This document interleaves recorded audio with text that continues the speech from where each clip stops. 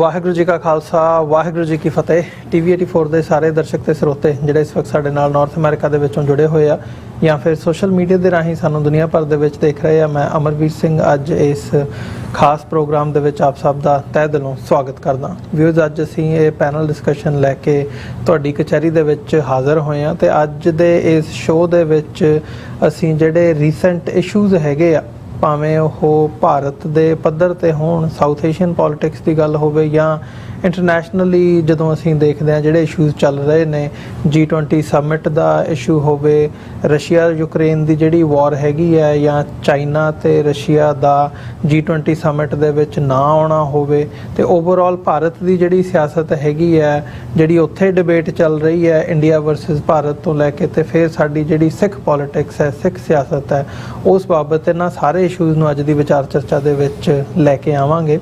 ਤੇ ਅੱਜ ਇਸ ਗੱਲਬਾਤ ਦੇ ਲਈ ਸਾਡੇ ਨਾਲ ਖਾਸ ਤੌਰ ਤੇ ਡਾਕਟਰ ਅਮਰਜੀਤ ਸਿੰਘ ਇਸ ਵਕਤ ਮੌਜੂਦ ਨੇ, ਖਾਲਿਸਤਾਨ ਅਫੇਅਰ ਸੈਂਟਰ ਦੇ ਸੰਚਾਲਕ, ਤੇ ਨਾਲ ਸੁਖਜਿੰਦਰ ਸਿੰਘ ਬਾਜਵਾ ਸਾਡੇ ਨਾਲ ਮੌਜੂਦ ਨੇ, ਜਿਹੜੇ ਪੇਸ਼ੇ ਵਜੋਂ ਇੰਜੀਨੀਅਰ ਹੈਗੇ ਆ, ਪਰ ਨਾਲ ਹੀ ਨਾਲ ਸਿੱਖ ਐਨਾਲਿਸਟ ਦੇ ਤੌਰ ਤੇ ਜਿਹੜੀ ਕਿਵੇਂ ਜਿਹੜੇ ਇਸ਼ੂਜ਼ ਨੇ ਜਾਂ ਜਿਹੜੀਆਂ ਘਟਨਾਵਾਂ ਵਾਪਰ ਰਹੀਆਂ ਨੇ ਉਹ ਸਿੱਖ ਸਿਆਸਤ ਨੂੰ ਤੇ ਸਿੱਖਾਂ ਦੇ ਹਿੱਤਾਂ ਨੂੰ ਕਿਵੇਂ ਪ੍ਰਭਾਵਿਤ ਕਰਦੀਆਂ ਨੇ, ਉਸ ਦੇ ਉੱਤੇ ਵੀ ਪਕੜ ਰੱਖਦੇ ਆ। ਸੋ ਐਜ਼ ਐਨ ਐਨਾਲਿਸਟ ਉਹ ਵੀ ਸਾਡੇ ਨਾਲ ਅੱਜ ਇਸ ਡਿਸਕਸ਼ਨ ਦੇ ਵਿੱਚ ਮੌਜੂਦ ਰਹਿਣਗੇ। ਸੋ ਆਓ ਅੱਜ ਦੀ ਇਸ ਵਿਚਾਰ ਚਰਚਾ ਦੀ ਸ਼ੁਰੂਆਤ ਕਰਦੇ ਹਾਂ। ਤੁਹਾਡਾ ਦੋਹਾਂ ਜਣਿਆਂ ਦਾ ਬਹੁਤ ਸਵਾਗਤ ਹੈ ਜੀ ਅੱਜ ਦੇ ਸ਼ੋਅ ਦੇ ਵਿੱਚ। ਵਾਹਿਗੁਰੂ ਜੀ ਕਾ ਖਾਲਸਾ, ਵਾਹਿਗੁਰੂ ਜੀ ਕੀ ਫਤਿਹ।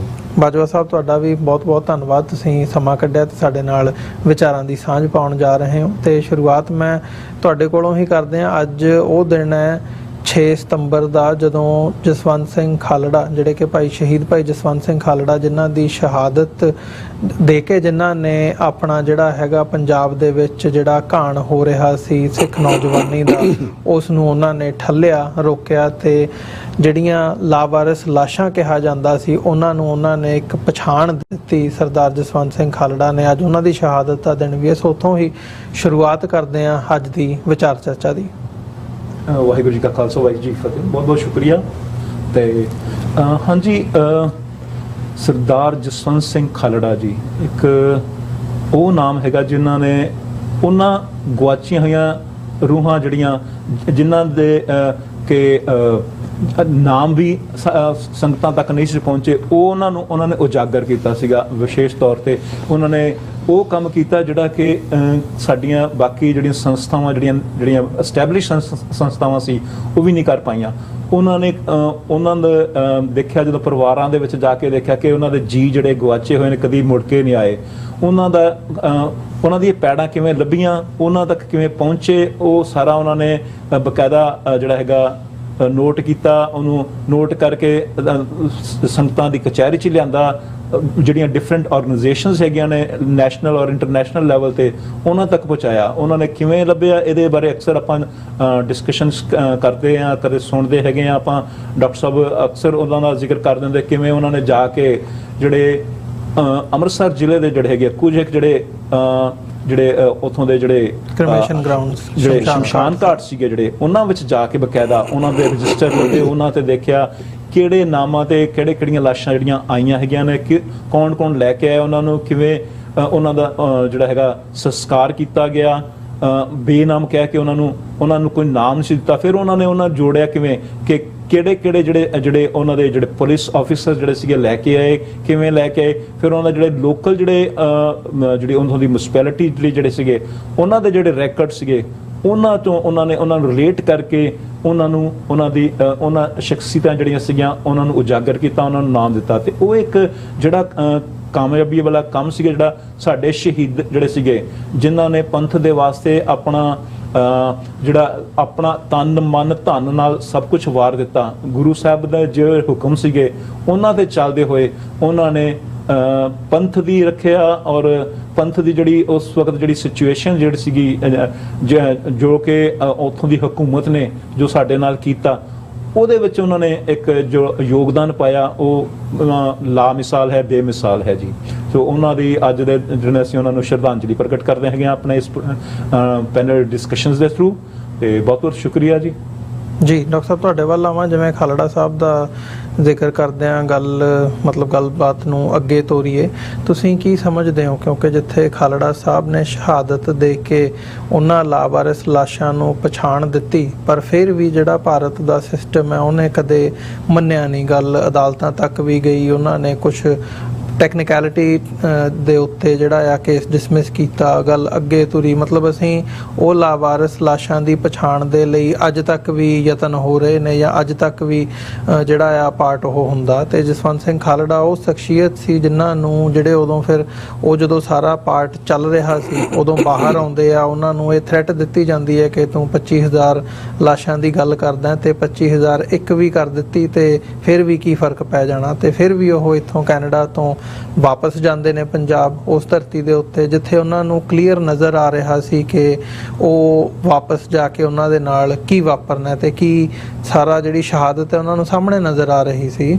ਸੋ ਤੁਸੀਂ ਉਸ ਐਡਰੈਸ ਦੇ ਵਿੱਚ ਜਾਂ ਉਹਨਾਂ ਦੇ ਨਾਲ ਉਹ ਸਟੇਜ ਵੀ ਸਾਂਝੀ ਕੀਤੀ ਟੋਰਾਂਟੋ ਦੇ ਵਿੱਚ, ਜਿੱਥੇ ਡਿਕਸੀ ਗੁਰਦੁਆਰਾ ਸਾਹਿਬ ਉਹਨਾਂ ਨੇ ਐਡਰੈਸ ਕੀਤਾ। ਸੋ ਤੁਹਾਡੀਆਂ ਜਿੱਥੇ ਮੈਂ ਇੱਕ ਪਰਸਨਲ ਤੁਸੀਂ ਰਿਲੇਟ ਵੀ ਕਰਦੇ ਹੋ, ਤੇ ਉਹ ਵੀ ਮੈਂ ਚਾਹੂੰਗਾ ਥੋੜ੍ਹਾ ਜਿਹਾ ਜਿਹੜੀ ਤੁਹਾਡੀ ਉਹ ਮੁਲਾਕਾਤ ਸੀਗੀ ਉਹਨਾਂ ਦੇ ਨਾਲ, ਉਹਦੇ 'ਤੇ ਵੀ ਚਾਨਣਾ ਪਾਓ, ਤੇ ਨਾਲ ਹੀ ਨਾਲ ਜਿਸ ਸ਼ਿੱਦਤ ਦੇ ਨਾਲ, ਜਿਸ ਰੈਜ਼ੀਲੀਅੰਸ ਦੇ ਨਾਲ, ਜਿਸ ਭਾਵਨਾ ਦੇ ਨਾਲ ਉਹ ਪਰਨਾਏ ਇਸ ਕੌਜ਼ ਨੂੰ ਕਿ ਮੈਂ ਜਿਹੜੀਆਂ ਲਾਸ਼ਾਂ ਨੇ ਜਾਂ ਜਿਹੜਾ ਹਿਊਮਨ ਰਾਈਟਸ ਦੀ ਵਾਇਲੇਸ਼ਨ ਹੋਈ ਹੈ, ਮੈਂ ਉਹਦਾ ਜਿਹੜਾ ਕੇਸ ਹੈ ਉਹ ਦੁਨੀਆ ਸਾਹਮਣੇ ਰੱਖਣਾ। ਦੇਖੋ, ਸਰਦਾਰ ਜਸਵੰਤ ਸਿੰਘ ਖਾਲੜਾ ਬਹੁਤ ਵੱਡਾ ਨਾਂ ਹੈ, ਸਿਰਫ ਸਿੱਖ ਕੌਮ ਦੇ ਹਵਾਲੇ ਨਾਲ ਹੀ ਨਹੀਂ, ਜਾਂ ਪੰਜਾਬ ਦੇ ਵਿੱਚ ਜੋ ਕਹਿਰ ਬੇਅੰਤੇ ਬੁੱਚੜ ਦੀ ਸਰਕਾਰ ਨੇ ਭਾਰਤੀ ਏਜੰਸੀਆਂ ਦੀ ਖੇਡ ਨੂੰ ਅੱਗੇ ਤੋਰਦਿਆਂ ਵਰਤਾਇਆ 1992 ਤੋਂ 1995 ਤੱਕ, ਉੱਥੋਂ ਤੱਕ ਹੀ ਨਹੀਂ। ਸਰ ਜਸਵੰਤ ਸਿੰਘ ਖਾਲੜਾ, ਜਦੋਂ ਅਸੀਂ ਇੰਟਰਨੈਸ਼ਨਲ ਹਿਊਮਨ ਰਾਈਟਸ ਨਾਲ ਰਿਲੇਟਡ ਇਤਿਹਾਸ ਨੂੰ ਦੇਖਾਂਗੇ ਭਵਿੱਖ ਦੇ ਵਿੱਚ, ਤੇ ਉਸ ਖਿੱਤੇ ਦੇ ਵਿੱਚ ਵਰਲਡ ਹਿਊਮਨ ਰਾਈਟਸ ਮੂਵਮੈਂਟ ਦੇ ਵਿੱਚ ਉਹਨਾਂ ਦਾ ਨਾਂ ਇੱਕ ਰੌਸ਼ਨ ਸਿਤਾਰੇ ਵਾਂਗ ਚਮਕੇਗਾ। ਔਰ ਅੱਜ ਦੀ ਆਵਾਜ਼ ਪ੍ਰੋਗਰਾਮ 'ਚ ਵੀ ਮੈਂ ਅੱਜ ਜਦੋਂ ਗੱਲ ਕਰ ਰਿਹਾ ਸੀ, ਮੈਂ ਕਿਹਾ ਕਿ ਵੀ ਜਿਸ ਧਰਤੀ ਨਾਲ, ਜਿਸ ਮਿੱਟੀ ਨਾਲ ਤੁਸੀਂ ਜੁੜੇ ਹੁੰਦੇ ਹੋ, ਉਸ ਮਿੱਟੀ ਦਾ ਇੱਕ ਵਸਬ ਹੁੰਦਾ ਹੈ, ਉਸ ਮਿੱਟੀ ਦਾ, ਉਸ ਧਰਤੀ ਦਾ ਇੱਕ ਖਮੀਰ ਹੁੰਦਾ ਹੈ। ਜਦੋਂ ਅਸੀਂ ਖਾਲੜਾ ਪਿੰਡ ਵੱਲ ਦੇਖਦੇ ਹਾਂ, ਸਰ ਜਸਵੰਤ ਸਿੰਘ ਖਾਲੜਾ ਦੀ ਪਰਿਵਾਰਕ ਬੈਕਗਰਾਉਂਡ ਵੱਲ ਦੇਖਦੇ ਹਾਂ, ਤੇ ਇਹ ਉਹੀ ਸਾਰੀ ਧਰਤੀ ਹੈ। ਲਾਹੌਰ ਦੇ ਬਹੁਤ ਨੇੜੇ ਹੈ ਖਾਲੜਾ ਪਿੰਡ, ਬਿਲਕੁਲ ਬਾਰਡਰ ਦੇ ਉੱਤੇ ਹੈ।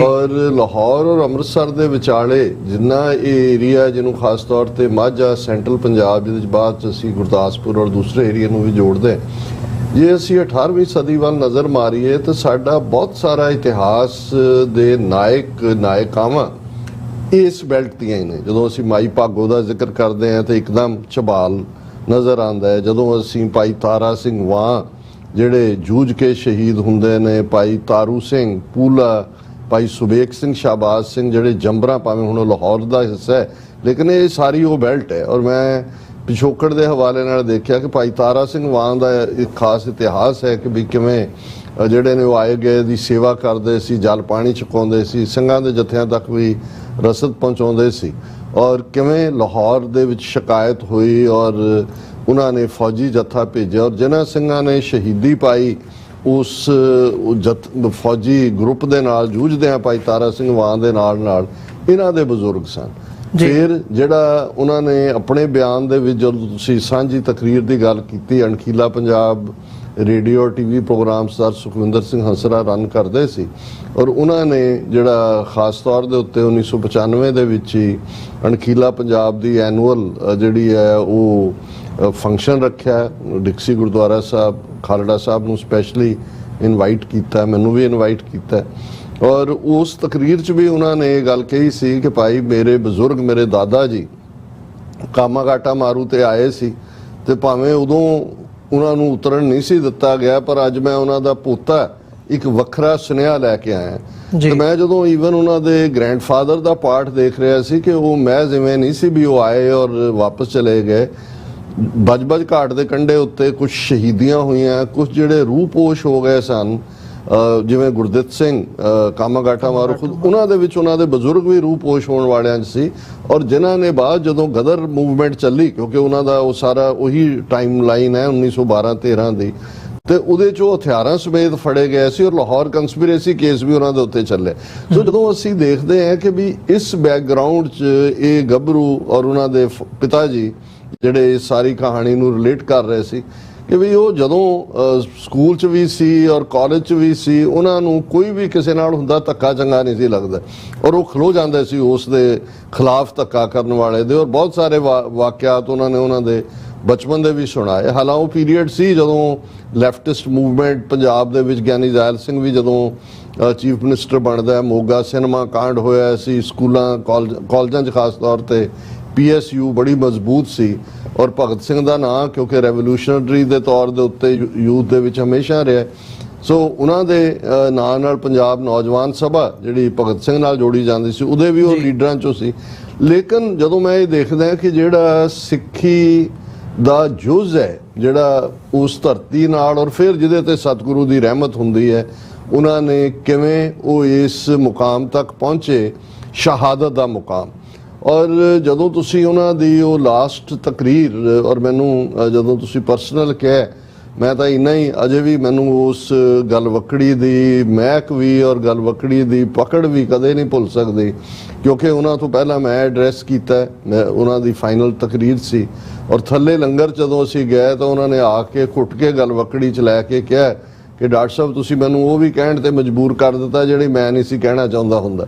ਯਾਨੀ ਜ਼ਾਹਰ ਹੈ ਉਹਨਾਂ ਨੂੰ ਵੀ ਨਜ਼ਰ ਆਉਂਦਾ ਸੀ ਕਿ ਭਾਈ ਉਹਨਾਂ ਦਾ ਹਰ ਲਫ਼ਜ਼ ਜਿਹੜਾ ਹੈ ਉਹ ਰਿਕਾਰਡ ਹੁੰਦਾ ਜਾਂ, ਪਰ ਜਿਵੇਂ ਉਹਨਾਂ ਨੇ ਉਹ ਸਾਰੀ ਇੱਕ ਜਦੋਂ ਅਸੀਂ ਸ਼ਹੀਦਾਂ ਦੀਆਂ ਬਾਤਾਂ ਪਾਉਂਦੇ ਹਾਂ ਕਿ ਜਿਹੜੇ ਇਸ ਰਸਤੇ ਤੇ ਤੁਰਦੇ ਨੇ, ਔਰ ਜਿਵੇਂ ਉਹਨਾਂ ਦੇ ਸਿੰਘਣੀ ਸਾਹਿਬਾਂ ਬੀਬੀ ਪਰਮਜੀਤ ਕੌਰ, ਉਹਨਾਂ ਨੇ ਜਿਹੜਾ ਲਾਸਟ ਡਾਇਲੌਗ ਦੱਸਿਆ ਜਿੱਦਣ 6 ਸਤੰਬਰ ਦੀ ਸਵੇਰ ਨੂੰ ਕਬੀਰ ਪਾਰਕ ਆਪਣੇ ਘਰ ਦੇ ਬਾਹਰ ਜਿੱਥੇ ਉਹ ਕਾਰ ਧੋ ਰਹੇ ਨੇ, ਤੇ ਉਹ ਕਹਿੰਦਾ ਕਿ ਭਾਈ ਉਹ ਦਰਵਾਜ਼ੇ 'ਚੋਂ ਨਿਕਲਦੇ ਹੀ ਮੈਨੂੰ ਕਹਿਣ ਲੱਗਿਆ ਕਿ ਪਰਮਜੀਤ ਜੇ ਤੈਨੂੰ ਬੱਚੇ ਪਾਲਣੇ ਪਏ ਮੇਰੇ ਬਿਨਾਂ ਤੇ ਪਾਲ ਲਏਂਗੀ। ਤੇ ਉਹਨਾਂ ਨੇ ਕਿਹਾ ਜੀ, ਮੈਂ ਕਿਹਾ ਵੀ ਤੁਸੀਂ ਕਿੱਥੇ ਚੱਲੇ ਹੋ, ਵੀ ਤੁਸੀਂ ਨਾਲ ਹੀ ਹੋਣਾ। ਔਰ ਉਹ ਤੋਂ ਕੁਝ ਦੇਰ ਬਾਅਦ ਅਸੀਂ ਦੇਖਦੇ ਹਾਂ ਕਿ ਉਹ ਕਾਰ ਧੋ ਰਹੇ ਨੇ ਔਰ ਉਹਨਾਂ ਨੂੰ KP ਗਿੱਲ ਦੇ ਆਰਡਰ ਔਰ ਸੈਂਟਰਲ ਏਜੰਸੀਆਂ ਦੇ ਆਰਡਰ ਜ਼ਾਹਰ ਹੈ 31 ਅਗਸਤ ਨੂੰ ਬੁੱਚੜ ਬੇਅੰਤੇ ਦਾ ਅੰਤ ਹੋ ਚੁੱਕਾ ਸੀ, ਚੀਫ ਮਿਨਿਸਟਰ ਹਰਚਰਨ ਸਿੰਘ ਬਰਾੜ ਸੀ। ਲੇਕਿਨ ਇਸ ਗੱਲ ਦਾ ਬਹੁਤ ਸਾਰਿਆਂ ਨੂੰ ਸ਼ਾਇਦ ਇਹ ਸਮਝਣ ਦੇ ਵਿੱਚ ਕਈ ਵਾਰੀ ਉਹਨਾਂ ਦੀਆਂ ਪ੍ਰੋਬਲਮਸ ਆਉਂਦੀਆਂ ਨੇ ਕਿ ਪੰਜਾਬ ਨੂੰ ਪਿਛਲੇ 4 ਦਹਾਕਿਆਂ ਤੋਂ ਕੋਈ ਸਰਕਾਰ ਰਨ ਨਹੀਂ ਕਰਦੀ। ਕਹਿਣ ਨੂੰ ਬੇਅੰਤੇ ਬੁੱਚੜ ਦੀ ਸਰਕਾਰ, ਉਹ ਤਾਂ ਇੱਕ ਜਿਵੇਂ ਅੱਜ ਭਗਵੰਤ ਮਾਨ ਦੇ ਥੱਲੇ ਜੋ ਕੁਝ ਹੁੰਦਾ ਹੈ, ਭਾਈ ਅੰਮ੍ਰਿਤਪਾਲ ਸਿੰਘ ਔਰ ਉਹਨਾਂ ਦੇ ਸਾਥੀ 9 ਸਾਥੀ 2900 ਕਿਲੋਮੀਟਰ ਦੂਰ ਭੇਜੇ, NIA ਆ ਕੇ ਬੈਠ ਗਿਆ, ਇਹ 4 ਦਹਾਕਿਆਂ ਤੋਂ ਹੀ ਚੱਲ ਰਿਹਾ। ਅਦਰਵਾਈਜ਼ ਬੇਅੰਤਾ ਬੁੱਚੜ ਮਾਰਿਆ ਜਾਂਦਾ, KP ਗਿੱਲ ਜਿਹੜਾ ਉਹਦੀ ਛੁੱਟੀ ਹੋ ਜਾਂਦੀ ਹੈ ਤੇ 31 ਅਗਸਤ ਤੋਂ 6 ਸਤੰਬਰ ਨੂੰ ਉਹਨਾਂ ਨੂੰ ਚੁੱਕਿਆ ਜਾਂਦਾ ਹੈ ਉਹਨਾਂ ਦੇ ਜਿਹੜਾ ਘਰ ਦੇ ਬਾਹਰੋਂ ਔਰ ਲਾਪਤਾ ਕਰ ਦਿੱਤਾ ਜਾਂਦਾ। ਔਰ ਉਸ ਤੋਂ ਪਹਿਲਾਂ ਜਿਹੜਾ ਰਿਪੀਟਡਲੀ ਜਿਹੜਾ ਉਹਨਾਂ ਨੇ ਆਪਣੀ ਸਪੀਚ ਵੀ ਮੈਂਸ਼ਨ ਕੀਤਾ। ਔਰ ਜਦੋਂ ਅਸੀਂ 25,000 ਅਣਪਛਾਤੀਆਂ ਲਾਸ਼ਾਂ ਦੀ ਗੱਲ ਕਰਦੇ ਹਾਂ ਤੇ ਜ਼ਾਹਰ ਹੈ ਇਹ ਕੋਈ 25,000 ਫਿਗਰ ਕੋਟ ਇਸ ਢੰਗ ਨਾਲ ਹੋਈ ਕਿ ਉਹਨਾਂ ਨੇ ਅੰਮ੍ਰਿਤਸਰ ਜ਼ਿਲ੍ਹੇ ਦੇ 3 ਸ਼ਮਸ਼ਾਨ ਘਾਟਾਂ 'ਚ, ਔਰ ਉਦੋਂ ਤੱਕ ਉਹਨਾਂ ਨੇ ਇਹ ਦੇਖ ਲਿਆ ਸੀ ਕਿ ਵੀ ਜੇ ਇਸ ਪਾਸੇ ਕੰਮ ਕਰਨਾ ਹੈ ਸੇਫ ਕਵਰ ਚਾਹੀਦਾ। ਅਕਾਲੀ ਦਲ ਦਾ ਹਿਊਮਨ ਰਾਈਟਸ ਵਿੰਗ ਜਿਹੜਾ ਸੀ ਉਸ ਦੇ ਜਸਪਾਲ ਸਿੰਘ ਢਿੱਲੋਂ ਪ੍ਰਧਾਨ, ਸ਼ਾਇਦ ਇਹ ਜਨਰਲ ਸੈਕਟਰੀ ਬਣਿਆ, ਉਹਨਾਂ ਨੂੰ ਲੱਗਾ ਵੀ ਇੱਕ ਪੋਲੀਟੀਕਲ ਕਵਰ ਵੀ ਹੈ ਔਰ ਉਹਨਾਂ ਨੇ 3 ਸ਼ਮਸ਼ਾਨ ਘਾਟ ਪੱਟੀ ਦਾ ਔਰ ਦੁਰਗਿਆਣਾ ਮੰਦਿਰ ਦਾ ਔਰ ਇੱਕ ਹੋਰ ਉਹਨਾਂ ਤੋਂ ਤੇ ਬੇਸਡ ਉਹਨਾਂ ਨੇ ਜਿਹੜਾ 2500-2600 ਦੇ ਕਰੀਬ ਅਣਪਛਾਤੀਆਂ ਜਿਨ੍ਹਾਂ ਨੂੰ ਕਿਹਾ ਗਿਆ ਸੀ, ਔਰ ਜਿਵੇਂ ਬਾਜਵਾ ਸਾਹਿਬ ਨੇ ਦੱਸਿਆ ਕਿਉਂਕਿ ਉਹਨਾਂ ਨੇ ਮੈਕੈਨਿਜ਼ਮ ਨੂੰ ਸਮਝਿਆ ਉਹ। ਔਰ ਉਸ ਤੋਂ ਪਹਿਲਾਂ ਇਹ ਕ੍ਰੈਡਿਟ ਮੈਂ ਸਮਝਦਾ ਹਾਂ ਵੀ ਉਹ ਹਿਊਮਨ ਰਾਈਟਸ ਗਰੁੱਪ ਜਿਹਨਾਂ ਜਸਟਿਸ ਅਜੀਤ ਸਿੰਘ ਬੈਂਸ ਉਹਨਾਂ ਨੇ Punjab human right organisation found ਕੀਤੀ ਸੀ, ਔਰ ਡਾਕਟਰ ਕੁਮਾਰ ਜਿਹੜੇ ਅਸਾਮ ਚੋਂ ਆਏ ਔਰ ਉਹਨਾਂ ਨੇ ਪੰਜਾਬ ਦੇ ਵਿੱਚ ਇਸ ਤੇ ਕੰਮ ਸ਼ੁਰੂ ਕੀਤਾ ਹੋਇਆ ਸੀ। ਔਰ ਇਹ ਜਸਵੰਤ ਸਿੰਘ ਖਾਲੜਾ ਔਰ ਇਹ ਸਾਰੀ ਟੀਮ ਭਾਵੇਂ ਉਦੋਂ ਐਜ਼ ਏ ਜੂਨੀਅਰ ਪਲੇਅਰ ਸੀ, ਪਰ ਉਹਨਾਂ ਨੂੰ ਇਸ ਗੱਲ ਦੀ ਸਮਝ ਆਈ ਕਿ ਵੀ ਇਹ ਜੋ ਕੁਝ ਐਕਟੀਵਿਟੀ ਸ਼ਮਸ਼ਾਨ ਘਾਟਾਂ ਦੇ ਦੁਆਲੇ ਹੋ ਰਹੀ ਹੈ, ਕਿਉਂਕਿ ਜਿਨ੍ਹਾਂ ਨੂੰ ਲਾਵਾਰਿਸ ਕਿਹਾ ਜਾਂਦਾ ਸੀ, ਇੱਥੇ ਵੀ ਦੇਖਦੇ ਹਾਂ ਉਹਦੇ ਲਈ ਜਿਹੜਾ ਅਖੀਰਲਾ ਜੋ ਵੀ ਖਰਚ ਹੁੰਦਾ ਹੈ ਉਹ ਮਿਊਨਿਸਪੈਲਿਟੀ ਕਰਦੀ ਹੈ।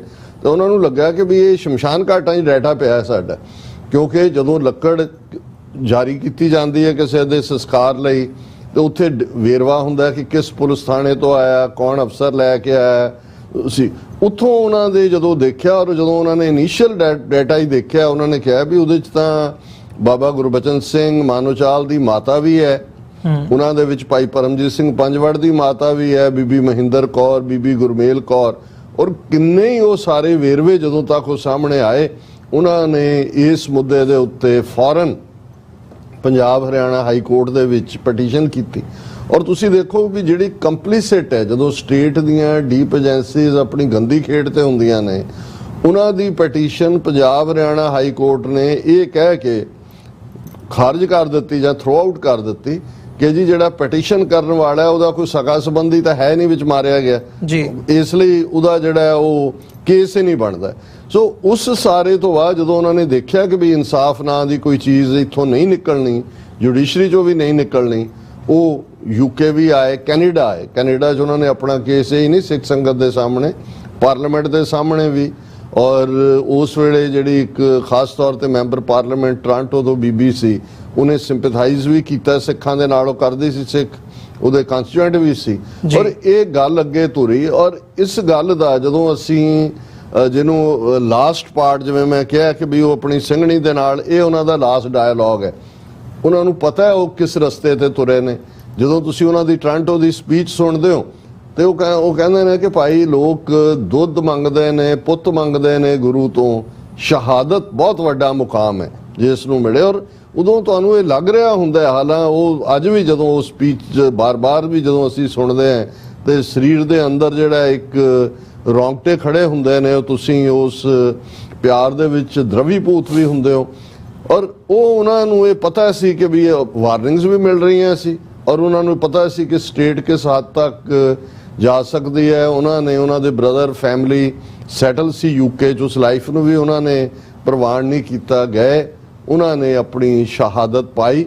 ਔਰ ਮੈਂ ਸਮਝਦਾ ਵੀ ਜਿੱਥੇ ਅਸੀਂ ਸਰ ਜਸਵੰਤ ਸਿੰਘ ਖਾਲੜਾ ਉਹਨਾਂ ਦੀ ਲਾਈਫ ਨੂੰ ਸੈਲੀਬ੍ਰੇਟ ਕਰ ਰਹੇ ਹਾਂ, ਕਿਉਂਕਿ ਅੱਜ ਜਦੋਂ ਅਸੀਂ ਗੱਲ ਕਰ ਰਹੇ ਹਾਂ ਇਸ ਨੂੰ ਜਿਹੜੇ ਨੇ 28 ਸਾਲ ਬੀਤ ਚੁੱਕੇ ਨੇ, ਉੱਥੇ ਬੀਬੀ ਪਰਮਜੀਤ ਕੌਰ ਖਾਲੜਾ, ਇਹੀ ਨਹੀਂ ਕਿ ਵੀ ਉਹਨਾਂ ਨੇ ਬੱਚਿਆਂ ਨੂੰ ਪਾਲਿਆ, ਉਹਨਾਂ ਨੇ ਉਸ ਹਿਊਮਨ ਰਾਈਟ ਮੂਵਮੈਂਟ ਨੂੰ ਅੱਗੇ ਤੋਰਿਆ। ਸਰ ਜਸਵੰਤ ਸਿੰਘ ਖਾਲੜਾ ਦਾ case high court, supreme court ਤੱਕ, ਔਰ ਜਦੋਂ ਜਸਟਿਸ ਕੁਲਦੀਪ ਸਿੰਘ ਇੱਕ ਬੈਂਚ ਦੇ ਉੱਤੇ ਬੈਠਦੇ ਨੇ ਔਰ ਉਹਨਾਂ ਨੇ ਅਣਪਛਾਤੀਆਂ ਲਾਸ਼ਾਂ ਦੀ ਜਿਹੜੀ ਹੈ CBI ਇਨਕੁਆਇਰੀ ਵੀ ਮਾਰਕ ਕੀਤੀ ਕਿ ਸਪੈਸ਼ਲ ਕਮਿਸ਼ਨ ਬਣ ਗਿਆ, ਹਾਲਾਂਕਿ ਉਸ ਤੋਂ ਬਾਅਦ ਉਹ ਰਿਟਾਇਰ ਹੋ ਗਏ, ਲੇਕਿਨ ਔਨ ਰੈਕਰਡ ਹੈ ਵੀ ਜਦੋਂ ਉਹਨਾਂ ਨੇ ਕਿਹਾ ਕਿ ਜਦੋਂ ਚੱਲ ਰਿਹਾ ਸੀ ਕਿ ਕਿਵੇਂ ਅਣਪਛਾਤੀਆਂ ਲਾਸ਼ਾਂ ਬਣਾਈਆਂ ਗਈਆਂ ਕਿ this is worse than the genocide.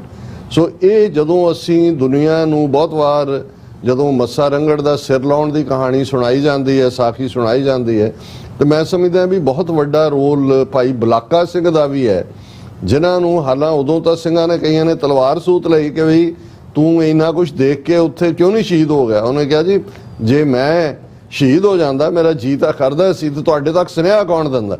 ਸੋ ਮੈਂ ਸਮਝਦਾ ਵੀ ਸਰ ਜਸਵੰਤ ਸਿੰਘ ਖਾਲੜਾ ਨੇ ਕੋਈ ਗਨ ਨਹੀਂ ਚੁੱਕੀ, ਜਿਸ ਕਿਸਮ ਦਾ ਉਹਨਾਂ ਦਾ ਮਿਜ਼ਾਜ ਔਰ ਦੂਸਰਾ ਸੀ, ਉਹਨਾਂ ਨੇ ਉਸ ਫੀਲਡ ਨੂੰ ਚੁਣਿਆ ਔਰ ਉਹ ਸੱਚਮੁੱਚ ਉਹ ਸੁਨੇਹਾ ਦੇਣ ਵਾਲੇ ਬਣੇ।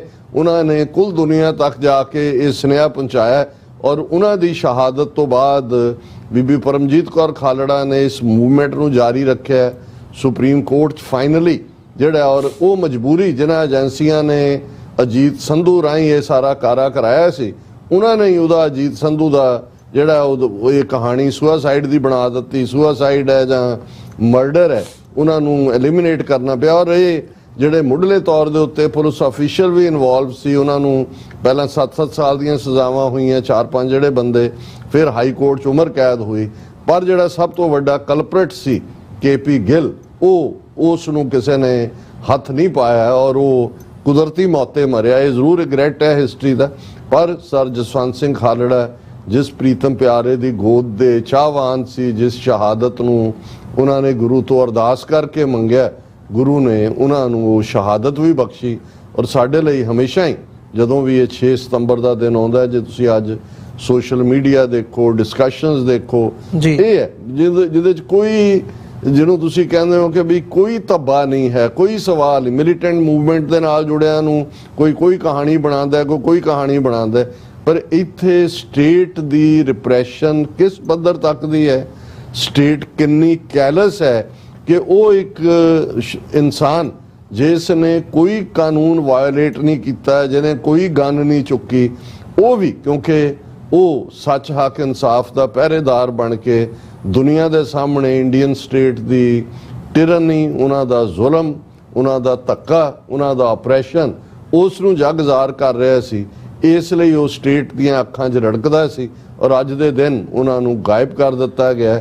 ਔਰ ਉਹਨਾਂ ਦਾ ਕੀ ਹੋਇਆ, ਜਿੰਨੀਆਂ ਕੁ ਬਾਅਦ ਦੇ ਵਿੱਚ ਕੁਝ ਚਸ਼ਮਦੀਦ ਜਿਹੜੇ ਥਾਣਿਆਂ ਦੇ ਵਿੱਚ ਉਸ ਪੀਰੀਅਡ ਸੀ ਉਹਨਾਂ ਨੇ ਦੱਸਿਆ ਜੀ ਕਿ ਕਿਵੇਂ ਉਹਨਾਂ ਨੂੰ ਟਾਰਚਰ ਕੀਤਾ ਗਿਆ, ਕਿਵੇਂ KP ਗਿੱਲ ਦੀ ਮੌਜੂਦਗੀ 'ਚ ਉਹਨਾਂ ਨੂੰ ਭੰਨਣ ਦੀ ਕੋਸ਼ਿਸ਼ ਕੀਤੀ, ਉਹਨਾਂ ਦੇ ਇਰਾਦੇ ਨੂੰ। ਪਰ ਉਹਨਾਂ ਨੇ ਉਹੀ ਰਸਤਾ ਜੋ ਉਹਨਾਂ ਦੀ ਉਸ ਧਰਤੀ ਦੇ ਸਪੁੱਤਰਾਂ ਨੇ, ਭਾਈ ਤਾਰੂ ਸਿੰਘ ਪੂਲਾ ਨੇ, ਭਾਈ ਤਾਰਾ ਸਿੰਘ ਵਾਹ ਨੇ, ਜਾਂ ਚਰਖੜੀ ਦੇ ਚੜ੍ਹਨ ਵਾਲੇ ਭਾਈ ਸੁਬੇਗ ਸਿੰਘ, ਸ਼ਾਹਬਾਜ਼ ਸਿੰਘ, ਕਿਉਂਕਿ ਜਸਵੰਤ ਸਿੰਘ ਖਾਲੜੇ ਦਾ ਸਿਰਫ ਕੰਮ ਨਹੀਂ, ਜਿਸ ਟਾਰਚਰ 'ਚੋਂ ਕੱਢ ਕੇ ਉਹਨਾਂ ਨੂੰ ਸ਼ਹੀਦ ਕੀਤਾ ਗਿਆ, ਉਹਨਾਂ ਨੇ ਉਸ ਗੁਰਸਿੱਖੀ ਨੂੰ, ਸਿੱਖੀ ਸਿਦਕ ਨੂੰ ਕੇਸਾਂ ਸਵਾਸਾਂ ਦੇ ਨਾਲ ਨਿਭਾਇਆ। ਜੀ ਡਾਕਟਰ ਸਾਹਿਬ, ਬਿਲਕੁਲ ਅਸੀਂ ਉਹਨਾਂ ਦੀ ਸ਼ਹਾਦਤ ਨੂੰ ਵੀ ਇਸ ਪਲੇਟਫਾਰਮ ਤੋਂ ਅੱਜ ਦੇ ਸ਼ੋਅ ਰਾਹੀਂ ਪ੍ਰਣਾਮ ਕਰਦੇ ਹਾਂ ਤੇ ਗੱਲਬਾਤ ਨੂੰ ਅੱਗੇ ਤੋਰਦੇ ਹਾਂ। ਮਤਲਬ ਜਸਵੰਤ ਸਿੰਘ ਖਾਲੜਾ ਹੋਰਾਂ ਦੇ ਨਾਲ ਹਿਊਮਨ ਰਾਈਟਸ ਦੀ ਗੱਲ ਜੁੜੀ ਹੋਈ ਹੈ ਵੀ ਭਾਈ ਉਹਨਾਂ ਨੇ ਪੰਜਾਬ ਦੇ ਵਿੱਚ ਜਿਹੜੀਆਂ ਹਿਊਮਨ ਰਾਈਟਸ ਵਾਇਲੇਸ਼ਨਸ ਹੋਈਆਂ ਨੇ ਉਹਨਾਂ ਦਾ ਇਸ਼ੂ ਜਗ ਜ਼ਾਹਰ ਕੀਤਾ। ਇਸ ਇਸ਼ੂ ਨੂੰ ਜਦੋਂ ਅਸੀਂ ਦੇਖਦੇ ਹਾਂ ਜਾਂ ਇਸ ਦੇ ਪਿੱਛੇ ਜੋ ਚੱਲ ਰਿਹਾ ਉਹਨੂੰ ਦੇਖਦੇ ਹਾਂ ਤੇ ਗੱਲ ਉਹ ਨਿਰੰਤਰ ਜਾਰੀ ਹੈ, ਭਾਵੇਂ ਉਹ 84 ਦੀ ਗੱਲ ਹੋਵੇ, 84 ਤੋਂ 95 ਤੱਕ ਦਾ ਦੌਰ ਹੋਵੇ ਤੇ 95 ਤੋਂ ਲੈ ਕੇ ਅੱਜ ਤੱਕ ਦਾ ਜਿਹੜਾ ਸਫ਼ਰ ਹੈ, ਸਟੇਟ ਦਾ ਜਿਹੜਾ ਮਾਈਟ ਹੈ ਉਹ ਵੀ ਉਸੇ ਤਰ੍ਹਾਂ ਬਰਕਰਾਰ ਹੈ, ਸਟੇਟ ਦੀ ਜਿਹੜੀ ਨੀਤੀ ਹੈ ਸਿੱਖਾਂ ਦੇ ਪ੍ਰਤੀ ਉਹ ਵੀ ਉਸੇ ਹਿਸਾਬ ਨਾਲ ਚੱਲ ਰਹੀ ਹੈ। ਥੋੜ੍ਹੇ ਬਹੁਤ ਉਤਾਰ ਚੜਾਵਾਂ ਦੇ ਨਾਲ ਅੱਜ ਵੀ ਜਿਹੜੀ ਸਟੇਟ ਹੈ ਉਹ ਅੱਜ ਉੱਥੇ ਤੱਕ ਪਹੁੰਚ ਗਈ ਹੈ ਕਿ 84 ਤੋਂ ਬਾਅਦ ਜਿਸ ਕਿਸਮ ਦਾ ਡਾਇਸਪੋਰਾ ਦੇ ਵਿੱਚ ਇੱਕ ਇਨਫਲਕਸ ਹੋਇਆ, ਪੰਜਾਬ ਦੇ ਵਿੱਚੋਂ ਜਿਹੜੇ ਸਿੱਖ ਨੇ ਉਹ ਬਾਹਰ ਨਿਕਲੇ ਤੇ ਬਾਹਰ ਉਸ ਕਿਸਮ ਦੀਆਂ ਪਾਕਟਸ ਬਣਨੀਆਂ ਸ਼ੁਰੂ ਹੋਈਆਂ, ਗੁਰਦੁਆਰਾ ਸਾਹਿਬਾਨਾਂ 'ਚ ਐਕਟੀਵਿਟੀ ਹੋਣੀ ਸ਼ੁਰੂ ਹੋਈ। ਇਵੈਂਚੁਅਲੀ ਜਿਹੜੀ ਹੁਣ ਅਗਲੀ ਜਨਰੇਸ਼ਨ ਤੱਕ ਗੱਲ ਪਹੁੰਚੀ ਹੈ, ਇੱਕ ਪੋਲੀਟੀਕਲ ਅਵੇਅਰਨੈਸ ਵੀ ਹੈ। ਜਿਨ੍ਹਾਂ ਮੁਲਕਾਂ ਦੇ ਵਿੱਚ ਅਸੀਂ ਬੈਠੇ ਹਾਂ, ਇੱਥੇ 84 ਦੀ ਗੱਲ ਹੋਵੇ, ਜਸਵੰਤ ਸਿੰਘ ਖਾਲੜਾ ਦੇ ਕੇਸ ਦੀ ਗੱਲ ਹੋਵੇ, ਉਹਨਾਂ ਤੋਂ ਲੈ ਕੇ ਹਿਊਮਨ ਰਾਈਟਸ ਇਸ਼ੂ ਦੀ ਜਿਹੜੀ ਗੱਲ ਹੈਗੀ ਹੈ ਉਹ ਗੁਰਦੁਆਰਿਆਂ ਚੋਂ ਨਿਕਲ ਕੇ ਪੋਲੀਟੀਕਲ ਸਫੀਅਰਸ ਤੱਕ ਵੀ ਜਿਹੜੀ ਹੈ ਉਹ ਪਹੁੰਚੀ ਹੈ। ਤੇ ਇਹਨੂੰ ਹੁਣ ਕਰਟੇਲ ਕਰਨ ਦੇ ਲਈ ਜਾਂ ਇਹਦੇ ਜਵਾਬ ਦੇ ਵਿੱਚ ਸਟੇਟ ਕਿਸ ਲੈਵਲ ਤੱਕ ਇੰਟਰਫੀਰੈਂਸ ਕਰ ਰਹੀ ਹੈ, ਕੈਨੇਡਾ ਦੇ ਵਿੱਚ ਹੋਵੇ, UK ਦੇ ਵਿੱਚ ਹੋਵੇ, ਅਮਰੀਕਾ ਦੇ ਵਿੱਚ ਹੋਵੇ, ਕੱਲੀ ਇੰਟਰਫੀਰੈਂਸ ਤੱਕ ਨਹੀਂ ਰਹੀ, ਹੁਣ ਮਤਲਬ ਉਹਦੇ ਤੋਂ ਵੀ 2 ਸਟੈਪ ਅੱਗੇ ਜਾਂਦੇ ਆ। ਜਿਹੜੇ ਅਸੀਂ ਕਿਲਿੰਗਸ ਦੀ ਗੱਲ ਦੇਖਦੇ ਹਾਂ ਕਿ ਟਾਰਗੇਟਡ ਕਿਲਿੰਗਸ ਜਿਹੜੀਆਂ ਨੇ ਉਹ ਕੀਤੀਆਂ ਜਾ ਰਹੀਆਂ ਨੇ, ਉਹਦੇ 'ਚ ਅਸੀਂ ਅਵਤਾਰ ਸਿੰਘ ਖੰਡਾ ਦਾ ਜ਼ਿਕਰ ਕਰਦੇ ਹਾਂ, UK ਦੇ ਵਿੱਚ ਹਰਦੀਪ ਸਿੰਘ ਨਿੱਜਰ ਦਾ ਜ਼ਿਕਰ ਕਰਦੇ ਹਾਂ, ਕੈਨੇਡਾ ਦੇ ਵਿੱਚ, ਤੇ ਆਪਣਾ ਭਾਈ ਪੰਜਵੜ ਦਾ ਜ਼ਿਕਰ ਕਰਦੇ ਹਾਂ, ਪਰਮਜੀਤ ਸਿੰਘ ਪੰਜਵੜ ਹੋਰਾਂ ਦਾ, ਜਿਨ੍ਹਾਂ ਨੂੰ ਲਾਹੌਰ ਦੇ ਵਿੱਚ ਸ਼ਹੀਦ ਕੀਤਾ ਗਿਆ। ਸੋ ਓਵਰਆਲ ਮਤਲਬ ਇਹ ਜਿਹੜੀ ਸਟਰਗਲ ਹੈ ਕਿੱਥੋਂ ਤੋਂ ਲੈ ਕੇ ਕਿੱਥੇ ਤੱਕ ਆ ਗਈ ਹੈ ਤੇ ਸਟੇਟ ਨਿਰੰਤਰ ਉਸੇ ਨੀਤੀ ਦੇ ਨਾਲ ਚੱਲ ਰਹੀ ਹੈ। ਸੋ ਜਿਹੜੀ ਇਹ ਲੜਾਈ ਹੈ ਅੱਜ ਦੀ ਡੇਟ ਦੇ ਵਿੱਚ ਇਹਨੂੰ ਤੁਸੀਂ ਕਿਵੇਂ ਖੜਿਆ ਦੇਖਦੇ ਹੋ?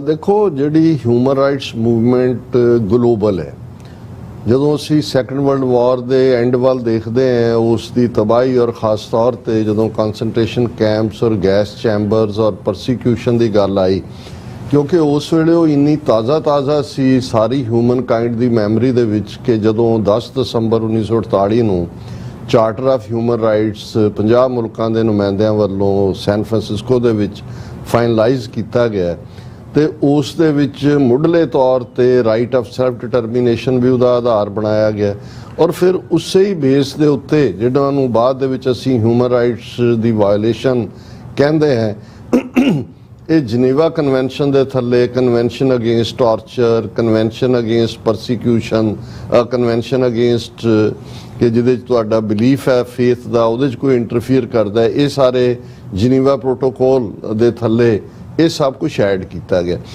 ਇਹਨੂੰ ਐਨਫੋਰਸ ਕਰਨ ਦੇ ਲਈ ਜਿੱਥੇ ਯੂਨਾਈਟਿਡ ਨੇਸ਼ਨਸ ਤਾਂ ਇੱਕ ਸਟੈਚੂਰੀ ਬਾਡੀ ਹੈ, ਉਹਦੇ ਕੋਲ ਕੋਈ ਫੌਜ ਨਹੀਂ ਹੈ ਜਾਂ ਉਹਦੇ ਕੋਲ ਕੋਈ ਇਕਨੋਮਿਕਲ ਪਾਵਰ ਨਹੀਂ ਹੈ ਵੀ ਉਹਨਾਂ ਨੂੰ ਇੰਪਲੀਮੈਂਟ ਕਰਨਾ ਹੈ, ਪਰ ਵੈਸਟਰਨ ਕੰਟਰੀਜ਼ ਨੇ ਔਰ ਅਮਰੀਕਾ ਨੇ ਸੈਂਕਸ਼ਨਸ ਦਾ ਹਥਿਆਰ ਨਾਲ ਕੱਢਿਆ, ਇਕਨੋਮਿਕਲ ਸੈਂਕਸ਼ਨਸ, ਫਿਰ ਦੂਸਰੀਆਂ। ਔਰ ਅਸੀਂ ਦੇਖਦੇ ਹਾਂ ਕਿ ਸਾਊਥ ਅਫਰੀਕਾ ਦੇ ਵਿੱਚ ਜਿੱਥੇ ਅਪਾਰਥਾਈਡ, ਜਿਹਦੇ ਥੱਲੇ ਨੈਲਸਨ ਮੰਡੇਲਾ 27 ਸਾਲ ਜੇਲ੍ਹ 'ਚ ਸੀ, ਜੋ ਕੁਛ ਉੱਥੋਂ ਦੇ ਅਫਰੀਕਨ ਅਮਰੀਕਨਸ ਨਾਲ ਹੁੰਦਾ ਸੀ, ਅਪਾਰਥਾਈਡ ਕਦੇ ਖਤਮ ਨਾ ਹੁੰਦਾ ਜੇ ਸੈਂਕਸ਼ਨ ਸਾਊਥ ਅਫਰੀਕਾ ਤੇ ਨਾ ਲੱਗਦੀਆਂ। ਜਦੋਂ ਅਮਰੀਕਾ ਦੇ ਵਿੱਚ ਅਫਰੀਕਨ ਅਮਰੀਕਨ ਕਾਂਗਰਸਮੈਨ ਜਿਹੜੇ ਨੇ 60ਵਿਆਂ ਤੋਂ ਬਾਅਦ, ਜਦੋਂ ਕਿ ਸਿਵਲ ਲਿਬਰਟੀ ਮੂਵਮੈਂਟ ਤੋਂ ਬਾਅਦ ਉਹਨਾਂ ਨੂੰ ਤਾਕਤ ਮਿਲੀ ਜੀ, ਔਰ ਉਹਨਾਂ ਨੇ ਜਿਹੜਾ ਸਾਊਥ ਅਫਰੀਕਾ ਦੇ ਖਿਲਾਫ ਕਿ ਜੀ ਸਾਊਥ ਅਫਰੀਕਾ ਦੀਆਂ 에ਅਰਲਾਈਨਸ ਤੇ ਵੀ ਪਾਬੰਦੀ, ਉਹਨਾਂ ਦੇ ਜਿਹੜੇ ਜਿਸ ਇੰਟਰਨੈਸ਼ਨਲ ਟੂਰਨਾਮੈਂਟ 'ਚ ਖੇਡੇਗੀ ਉਹਨਾਂ ਦੀ ਟੀਮ ਉਹਦੇ 'ਚ ਪਲੇਅਰ ਨਹੀਂ ਖੇਡਣਗੇ, ਔਰ ਇੱਕ ਐਸੀ ਮੂਵਮੈਂਟ ਖੜੀ ਹੋਈ ਸੈਂਕਸ਼ਨਸ ਦੀ ਕਿ ਸਾਊਥ ਅਫਰੀਕਾ ਉਹਨੂੰ ਭਾਵੇਂ ਯੂਕੇ ਔਰ ਦੂਜੇ ਹਮਾਇਤ ਕਰਦੇ ਸੀ, ਕਾਫੀ ਦੇਰ ਰਿਹਾ। ਇਵੈਂਚੁਅਲੀ ਉਹਨਾਂ ਨੂੰ ਅਪਾਰਥਾਈਡ ਖਤਮ ਕਰਨਾ ਪਿਆ। ਵਾਈਟ ਸੁਪਰਾਮੈਸਿਸ ਦਾ ਜਿਹੜਾ ਕੰਟਰੋਲ ਸੀ ਸਿਸਟਮ 'ਚੋਂ ਮੁੱਕਿਆ। ਨੈਲਸਨ ਮੰਡੇਲਾ ਰਿਲੀਜ਼ ਹੋਇਆ ਔਰ ਉਹ ਵਨ ਮੈਨ ਵਨ ਵੋਟ ਦੇ ਥੱਲੇ ਅੱਜ ਅਸੀਂ ਦੇਖਦੇ ਹਾਂ ਕਿ ਸਾਊਥ ਅਫਰੀਕਾ ਜਿਨ੍ਹਾਂ ਦਾ ਮੁਲਕ ਸੀ ਉਹਨਾਂ ਦਾ ਹੀ ਹੈ। ਹੁਣ ਇਹ ਸੀ ਕਿ ਜਿਹਦੇ 'ਚ ਇਕਨੋਮਿਕਲ ਸੈਂਕਸ਼ਨਸ ਕਿ ਜਿੱਥੇ ਹਿਊਮਨ ਰਾਈਟਸ ਵਾਇਓਲੇਸ਼ਨ ਹੋਣਗੀਆਂ ਉਹਨਾਂ ਦੇ ਨਾਲ ਵਪਾਰ ਨਹੀਂ ਕੀਤਾ ਜਾਏਗਾ, ਉਹਨਾਂ ਨੂੰ ਇੰਟਰਨੈਸ਼ਨਲੀ ਜਿਹੜਾ ਇੱਕ ਪਰਾਇਆ ਮੰਨਿਆ ਜਾਏਗਾ, ਅਨਟਚੇਬਲ ਹੋਣਗੇ ਇੰਟਰਨੈਸ਼ਨਲੀ।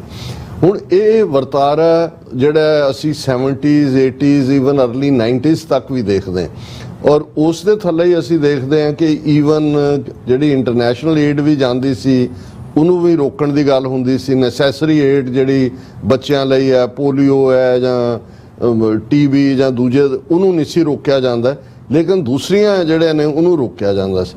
ਪਰ 90s ਦੇ ਵਿੱਚ ਅਮਰੀਕਾ ਦੇ ਵਿੱਚ ਇੱਕ ਚੇਂਜ ਆਈ ਨੀਤੀ 'ਚ ਔਰ ਇਹ ਸ਼ੁਰੂਆਤ ਹੈ ਇਸ ਦੀ ਜਦੋਂ 70s ਦੇ ਵਿੱਚ ਹੀ ਸ਼ੁਰੂ ਹੋ ਜਾਂਦੀ ਹੈ, ਜਦੋਂ ਅਮਰੀਕਾ ਨੇ ਚਾਈਨਾ ਦੇ ਨਾਲ ਪ੍ਰੈਜ਼ੀਡੈਂਟ ਨਿਕਸਨ ਹੈਨਰੀ ਕਿਸਿੰਜਰ ਰਸਤਾ ਖੋਲ੍ਹਦਾ। ਹੁਣ ਹਰ ਇੱਕ ਨੂੰ ਪਤਾ ਹੈ ਵੀ ਚਾਈਨਾ ਦਾ ਸਿਸਟਮ ਕੀ ਹੈ ਉਦੋਂ ਵੀ ਅੱਜ ਵੀ, ਲੇਕਿਨ ਇੱਕ ਆਰਗੂਮੈਂਟ ਜਿਹੜਾ ਸੈਂਕਸ਼ਨਸ ਨਾ ਲਾਉਣ ਦੇ ਉੱਤੇ ਔਰ ਡਾਇਲੋਗ ਜਾਂ ਇੰਟਰੈਕਟ ਦੇ ਉੱਤੇ ਹਾਵੀ ਹੋਇਆ ਉਹ ਇਹ ਸੀ ਕਿ ਜੀ ਬਜਾਏ ਕਿਸੇ ਨੂੰ ਆਸਟ੍ਰੇਸਾਈਜ਼ ਕਰਕੇ ਪਾਸੇ ਰੱਖਣ ਦੇ ਬੈਟਰ ਹੈ ਵੀ ਐਨਗੇਜ ਕੀਤਾ ਜਾਏ। ਜੇ ਐਨਗੇਜ ਕੀਤਾ ਜਾਏ, ਵਪਾਰ ਰਾਹੀਂ ਕੀਤਾ ਜਾਏ, ਦੂਸਰਾ ਹੋਏ ਔਰ ਫਿਰ ਉਹ ਪ੍ਰੈਸ਼ਰ ਬਿਲਡ ਕੀਤਾ ਜਾਏ ਕਿ ਵੀ ਉਹ ਨਾ ਕਰੇ ਹਿਊਮਨ ਰਾਈਟਸ ਵਾਇਓਲੇਸ਼ਨ। ਹਾਲਾਂਕਿ ਇਹ ਗੱਲ ਚੱਲੀ ਨਹੀਂ ਹੈ, ਪਰ ਇਹਦੇ ਥੱਲੇ ਜਿਹੜੇ ਰਜੀਮ ਸੀ, ਰਿਪਰੈਸਿਵ ਰਜੀਮ ਵੀ। ਹੁਣ ਜਦੋਂ ਤੁਸੀਂ G20 ਦੀ ਗੱਲ ਕੀਤੀ, G6 G8 ਹੁਣ G20 ਇਹਦੇ 'ਚ ਤੁਸੀਂ ਰਜੀਮ ਦੇਖ ਲਓ ਕਿਸ ਕਿਸਮ ਦੇ ਨੇ। ਰਸ਼ੀਆ ਜਿਹੜਾ ਜੋ ਉਹਨੇ ਵਾਇਲੇਟ ਕੀਤੀ ਹੈ ਸੋਵਰਨਟੀ ਯੂਕਰੇਨ ਦੀ, ਜੋ ਜ਼ੁਲਮ ਉਹਨੇ ਉਸ ਤੋਂ ਪਹਿਲਾਂ, ਜੇ ਤੁਸੀਂ ਉਹਨਾਂ ਦੇ ਆਪਣੇ ਦੂਸਰੇ ਹਿੱਸਿਆਂ 'ਚ ਦੇਖੋ, ਜਦੋਂ ਕਿ ਅਮਰੀਕਾ ਨੇ ਕ੍ਰੀਮੀਆ ਜਦੋਂ ਉਹਨੇ ਕੀਤਾ, ਸੈਂਕਸ਼ਨਸ ਲੱਗ ਗਈਆਂ ਇੰਟਰਨੈਸ਼ਨਲ। ਪਰ ਕਿਉਂਕਿ economical world global village world economy ਇਹ ਕਨਸੈਪਟ ਆਏ, G20 ਦਾ ਹਿੱਸਾ ਨੇ ਚਾਈਨਾ। ਬੇਸ਼ੱਕ ਕਹਿਣ ਨੂੰ ਅਮਰੀਕਾ ਦੀਆਂ ਸਟੇਟ ਡਿਪਾਰਟਮੈਂਟ ਰਿਪੋਰਟ ਕਿ ਵੀਗਰ ਮੁਸਲਮਾਨਾਂ ਨਾਲ ਕੀ ਹੋ ਰਿਹਾ ਹੈ, ਬਾਕੀਆਂ ਨਾਲ ਕੀ ਹੋ ਰਿਹਾ ਹੈ, ਦੂਜਾ ਲੇਕਿਨ ਐਜ਼ ਏ ਇਕੋਨਮੀ ਜਿਹੜੀ ਹੈ ਉਹਨਾਂ ਨੂੰ ਉਹਦਾ ਹਿੱਸਾ ਉਹ ਬਣਿਆ। ਸੋ ਮੈਂ ਸਮਝਦਾ ਵੀ ਸਰਦਾਰ ਜਸਵੰਤ ਸਿੰਘ ਖਾਲੜਾ ਦੀ ਜਿਵੇਂ ਸ਼ਹਾਦਤ ਦੀ ਅਸੀਂ ਗੱਲ ਕੀਤੀ, ਇਨੀਸ਼ੀਅਲ ਜੇ ਤੁਸੀਂ 95 ਤੋਂ ਬਾਅਦ ਦੀਆਂ ਸਟੇਟ ਡਿਪਾਰਟਮੈਂਟ ਰਿਪੋਰਟਸ ਦੇਖੋ, US ਸਰਫ ਰਿਪੋਰਟਸ ਦੇਖੋ, ਉਹਦੇ 'ਚ ਪ੍ਰੋਮੀਨੈਂਟਲੀ ਫਿਗਰ ਹੁੰਦਾ ਰਿਹਾ ਔਰ ਸਿੱਖ ਜੈਨੋਸਾਈਡ ਦੀ ਗੱਲ ਵੀ ਉਸ ਹਵਾਲੇ ਨਾਲ ਹੁੰਦੀ ਰਹੀ। ਲੇਕਿਨ ਕਿਵੇਂ ਇਨਇਫੈਕਟਿਵ ਕਰ ਦਿੱਤਾ ਗਿਆ ਹਿਊਮਨ ਰਾਈਟਸ ਮੂਵਮੈਂਟ, ਸਭ ਤੋਂ ਵੱਡੀ ਉਦਾਹਰਨ ਨਰਿੰਦਰ ਮੋਦੀ ਹੈ। ਹੁਣ ਜਿਹੜਾ ਅਮਰੀਕਾ ਦਾ ਅੰਦਰੂਨੀ ਕਾਨੂੰਨ ਇਹ ਬਣਿਆ ਕਿ ਬਈ ਜਿਹੜਾ ਕੋਈ ਆਪਣੇ ਮੁਲਕ ਦੇ ਵਿੱਚ ਜੈਨੋਸਾਈਡ ਜਾਂ ਪਰਸੀਕਿਊਸ਼ਨ ਜਾਂ ਹਿਊਮਨ ਰਾਈਟਸ ਵਾਇਓਲੇਸ਼ਨ ਕਰਦਾ ਉਹਦੀ ਐਂਟਰੀ ਰੋਕੀ ਜਾ ਸਕਦੀ ਹੈ। ਉਸ ਐਕਟ ਦੇ ਥੱਲੇ ਜਿਹੜਾ ਅਮਰੀਕਾ ਦਾ ਡੋਮੈਸਟਿਕ ਹੈ, ਇੰਟਰਨੈਸ਼ਨਲ ਨਹੀਂ, ਉਹਦੇ ਥੱਲੇ ਇੱਕੋ ਇੱਕ ਦੀ ਐਂਟਰੀ ਰੋਕੀ ਗਈ, ਉਹ ਨਰਿੰਦਰ ਮੋਦੀ ਹੈ। 2002 ਚ ਜੋ ਉਹਨੇ ਗੁਜਰਾਤ ਕੀਤਾ, 12 ਸਾਲ ਇਸ ਬੰਦੇ ਨੂੰ ਅਮਰੀਕਾ ਔਰ ਫਿਰ ਦੇਖੋ ਦੇਖੀ ਕੈਨੇਡਾ ਔਰ UK ਦਾ ਵੀ ਜਿਹੜੀ ਐਂਟਰੀ ਨਹੀਂ ਸੀ। ਹੁਣ ਤੁਸੀਂ ਤਬਦੀਲੀ ਦੇਖੋ ਕਿ ਹਿਊਮਨ ਰਾਈਟਸ ਮੂਵਮੈਂਟ ਨੂੰ ਕਿੰਨਾ ਵੱਡਾ ਧੱਕਾ ਦਿੱਤਾ ਹੈ ਇਹ ਜਿਹੜੀ ਇਹ ਮਨੀ ਗਰੀਡ ਦੇ ਥੱਲੇ ਔਰ ਦੂਜੇ ਤੀਜੇ, ਕਿ ਹੁਣ ਉਹੀ ਨਰਿੰਦਰ ਮੋਦੀ ਕੀ ਉਹ ਆਨਸਰੇਬਲ ਹੋ ਗਿਆ ਜੋ ਉਹਨੇ ਕੀਤਾ। ਇਸ ਦੇ ਉਲਟ ਅਸੀਂ ਦੇਖਦੇ ਹਾਂ ਕਿ ਵੀ ਰੈੱਡ ਕਾਰਪੇਟ ਵੈਲਕਮ ਹੁੰਦਾ ਹੈ। ਆ ਇੱਕ ਪਾਸੇ ਮਨੀਪੁਰ ਦੇ ਵਿੱਚ ਈਸਾਈਆਂ ਦੀ ਪਰਸੀਕਿਊਸ਼ਨ ਚੱਲ ਰਹੀ ਸੀ ਪੂਰੀ ਤਰ੍ਹਾਂ ਨਾਲ, ਤੇ ਇੱਥੇ 21-22 ਜੂਨ ਨੂੰ ਰੈੱਡ ਕਾਰਪੇਟ ਵੈਲਕਮ ਨੂੰ ਜਿਹੜੀ ਹੈ ਵਾਈਟ ਹਾਊਸ ਦੇ ਵਿੱਚ ਦਿੱਤੀ ਜਾ ਰਹੀ ਸੀ। ਸੋ ਅੱਜ ਇਹ ਜਿਹੜੀ ਹਿਊਮਨ ਰਾਈਟਸ ਦੀ ਗੱਲ ਹੈ, ਠੀਕ ਹੈ ਹਿਊਮਨ ਰਾਈਟਸ ਕਾਉਂਸਲ ਹੈ, UN ਦੀ NGOs ਨੇ, ਉਹ ਆਪਣੀਆਂ ਪ੍ਰੈਜੈਂਟੇਸ਼ਨਸ ਦਿੰਦੇ ਨੇ। ਜਿਹੜੇ ਉਹਨਾਂ ਖਿੱਤਿਆਂ 'ਚੋਂ ਲੋਕ ਆਏ ਨੇ ਉਹ ਜਦੋਂ ਅਸਾਈਲਮ ਲਈ ਅਪਲਾਈ ਕਰਦੇ ਨੇ, ਜੱਜਿਸ ਦੇ ਸਾਹਮਣੇ ਰਿਪੋਰਟਸ ਹੁੰਦੀਆਂ ਨੇ, ਉਹਦੇ ਥੱਲੇ ਉਹਨਾਂ ਨੂੰ ਅਸਾਈਲਮ ਗ੍ਰਾਂਟ ਹੋ ਜਾਂਦੀ ਹੈ। ਪਰ ਅੱਜ ਮੈਂ ਸਮਝਦਾ ਵੀ ਹਿਊਮਨ ਰਾਈਟਸ ਲਈ ਜਿਹੜੀ ਅਕਾਊਂਟੇਬਿਲਿਟੀ ਹੈ ਉਹ ਬਿਲਕੁਲ ਖਤਮ ਹੋ ਚੁੱਕੀ ਹੈ।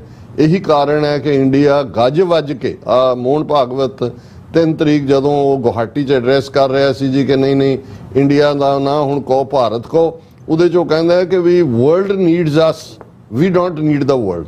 ਹੁਣ ਤੁਸੀਂ ਇਹਦਾ ਮਤਲਬ ਇਹ ਹੈ ਕਿ ਵੀ ਇਹ ਤਾਂ ਇਵੇਂ ਤਾਂ ਈਵਨ ਨਾਜ਼ੀਆਂ ਨੇ ਵੀ ਨਹੀਂ ਸੀ ਕੀਤਾ। ਹੁਣ ਜੇ ਹਿਟਲਰ ਭਾਵੇਂ ਉਹ 1930s ਤੋਂ ਹੀ ਅਰਲੀ ਤੋਂ ਨਾਜ਼ੀਆਂ ਦੀਆਂ ਕਰਤੂਤਾਂ ਸਾਹਮਣੇ ਸੀ, ਲੇਕਿਨ 1936 ਦੀਆਂ ਓਲੰਪਿਕ ਜਿਹੜੀਆਂ ਗੇਮਸ ਨੇ ਉਹ ਬਰਲਿਨ ਦੇ ਵਿੱਚ ਹੁੰਦੀਆਂ ਨੇ। ਹਿਟਲਰ ਜਿਹੜਾ ਉਹ ਇਨਾਮ ਦਿੰਦਾ ਸਾਰਿਆਂ ਨੂੰ। ਲੇਕਿਨ ਅੱਜ ਇਸ ਲੈਵਲ ਤੱਕ ਫਾਸ਼ਿਜ਼ਮ ਦੀ ਇੱਕ ਆਪਣੀ ਗਰੋਥ ਹੈ।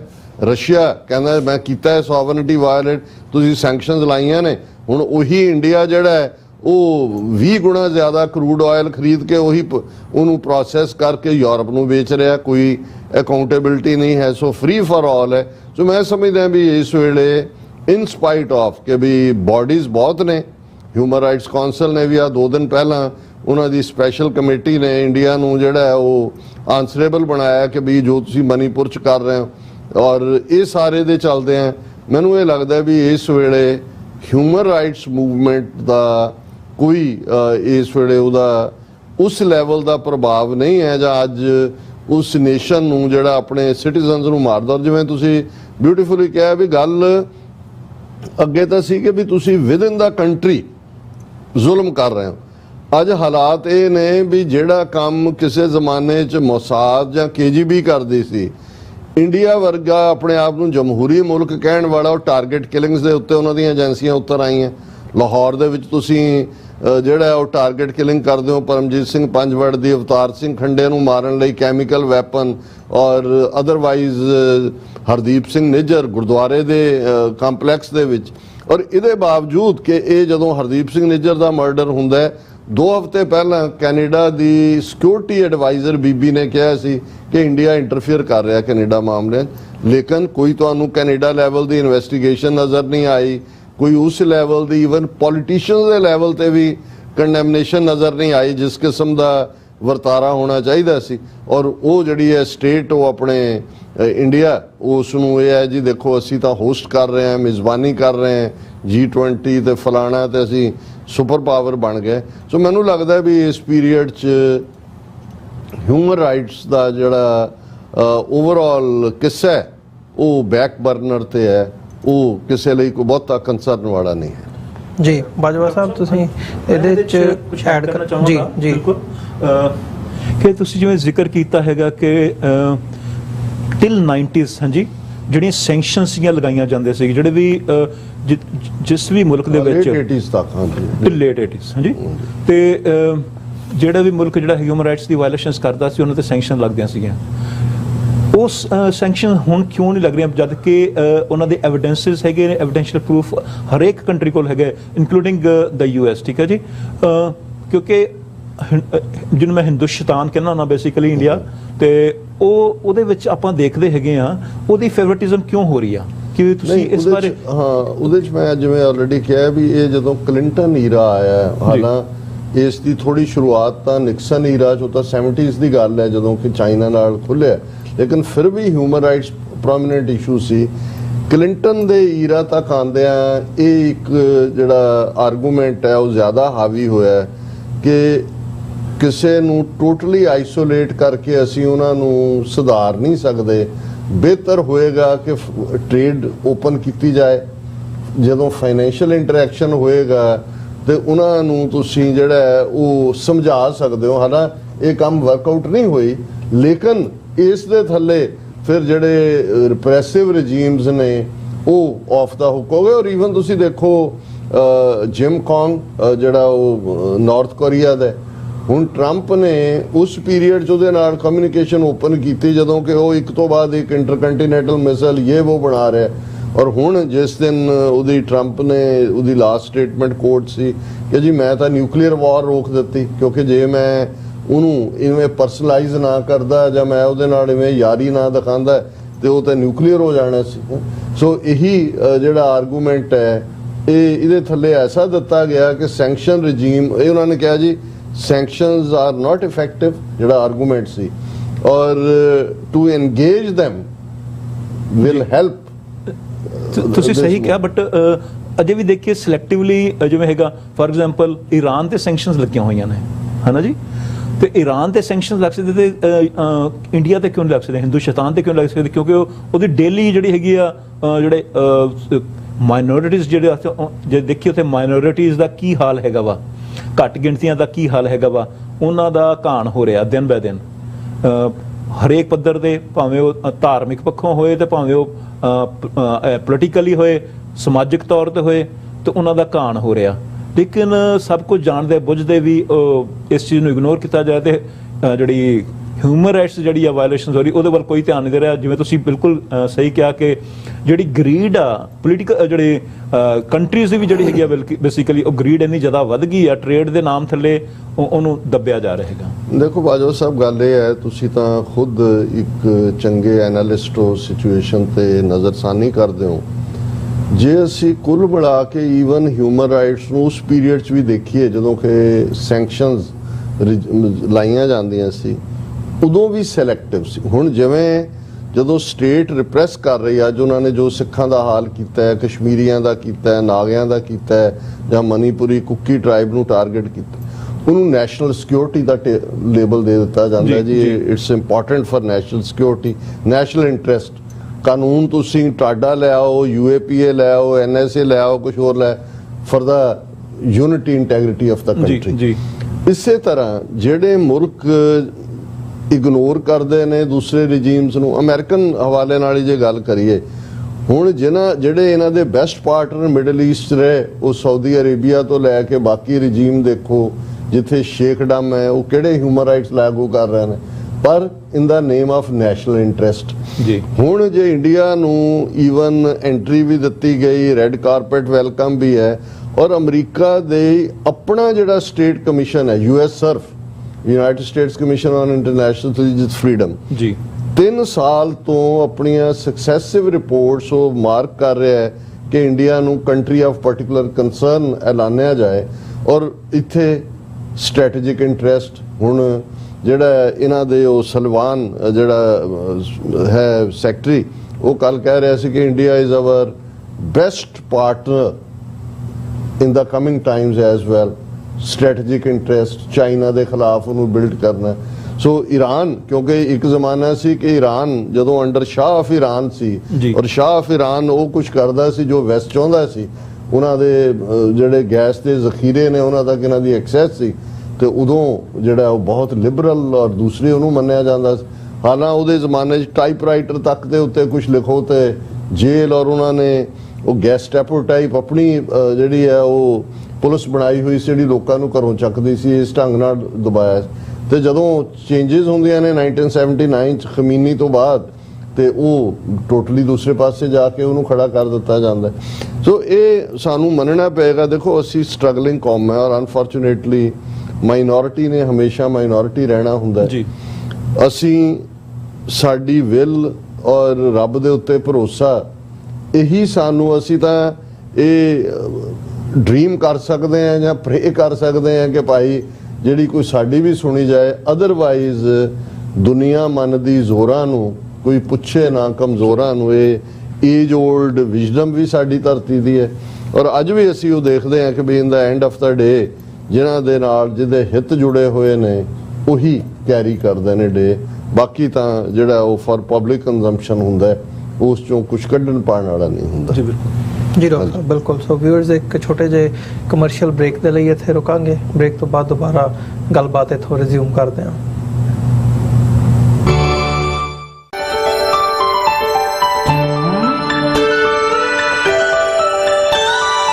ਖਾਲਿਸਤਾਨ ਰੈਫਰੈਂਡਮ ਬਾਰੇ ਅਪਡੇਟ।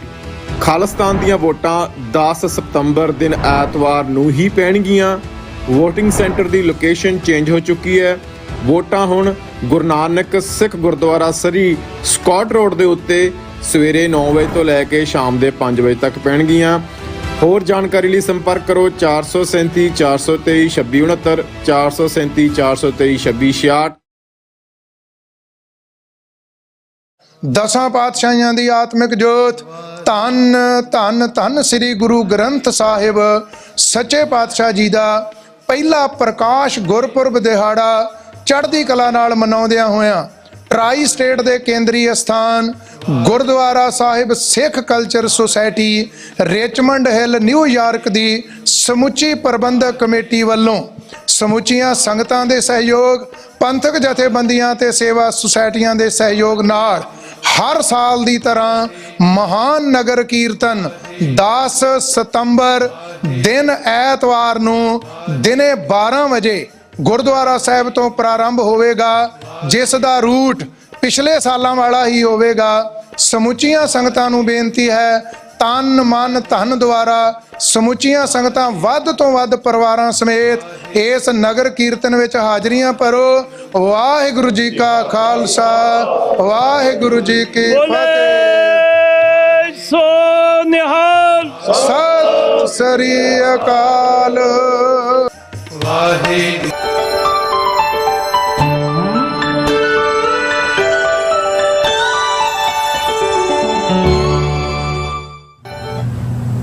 ਵਿਊਅਰਸ ਬ੍ਰੇਕ ਤੋਂ ਬਾਅਦ ਤੁਹਾਡਾ ਸਾਰਿਆਂ ਦਾ ਸਵਾਗਤ ਹੈ।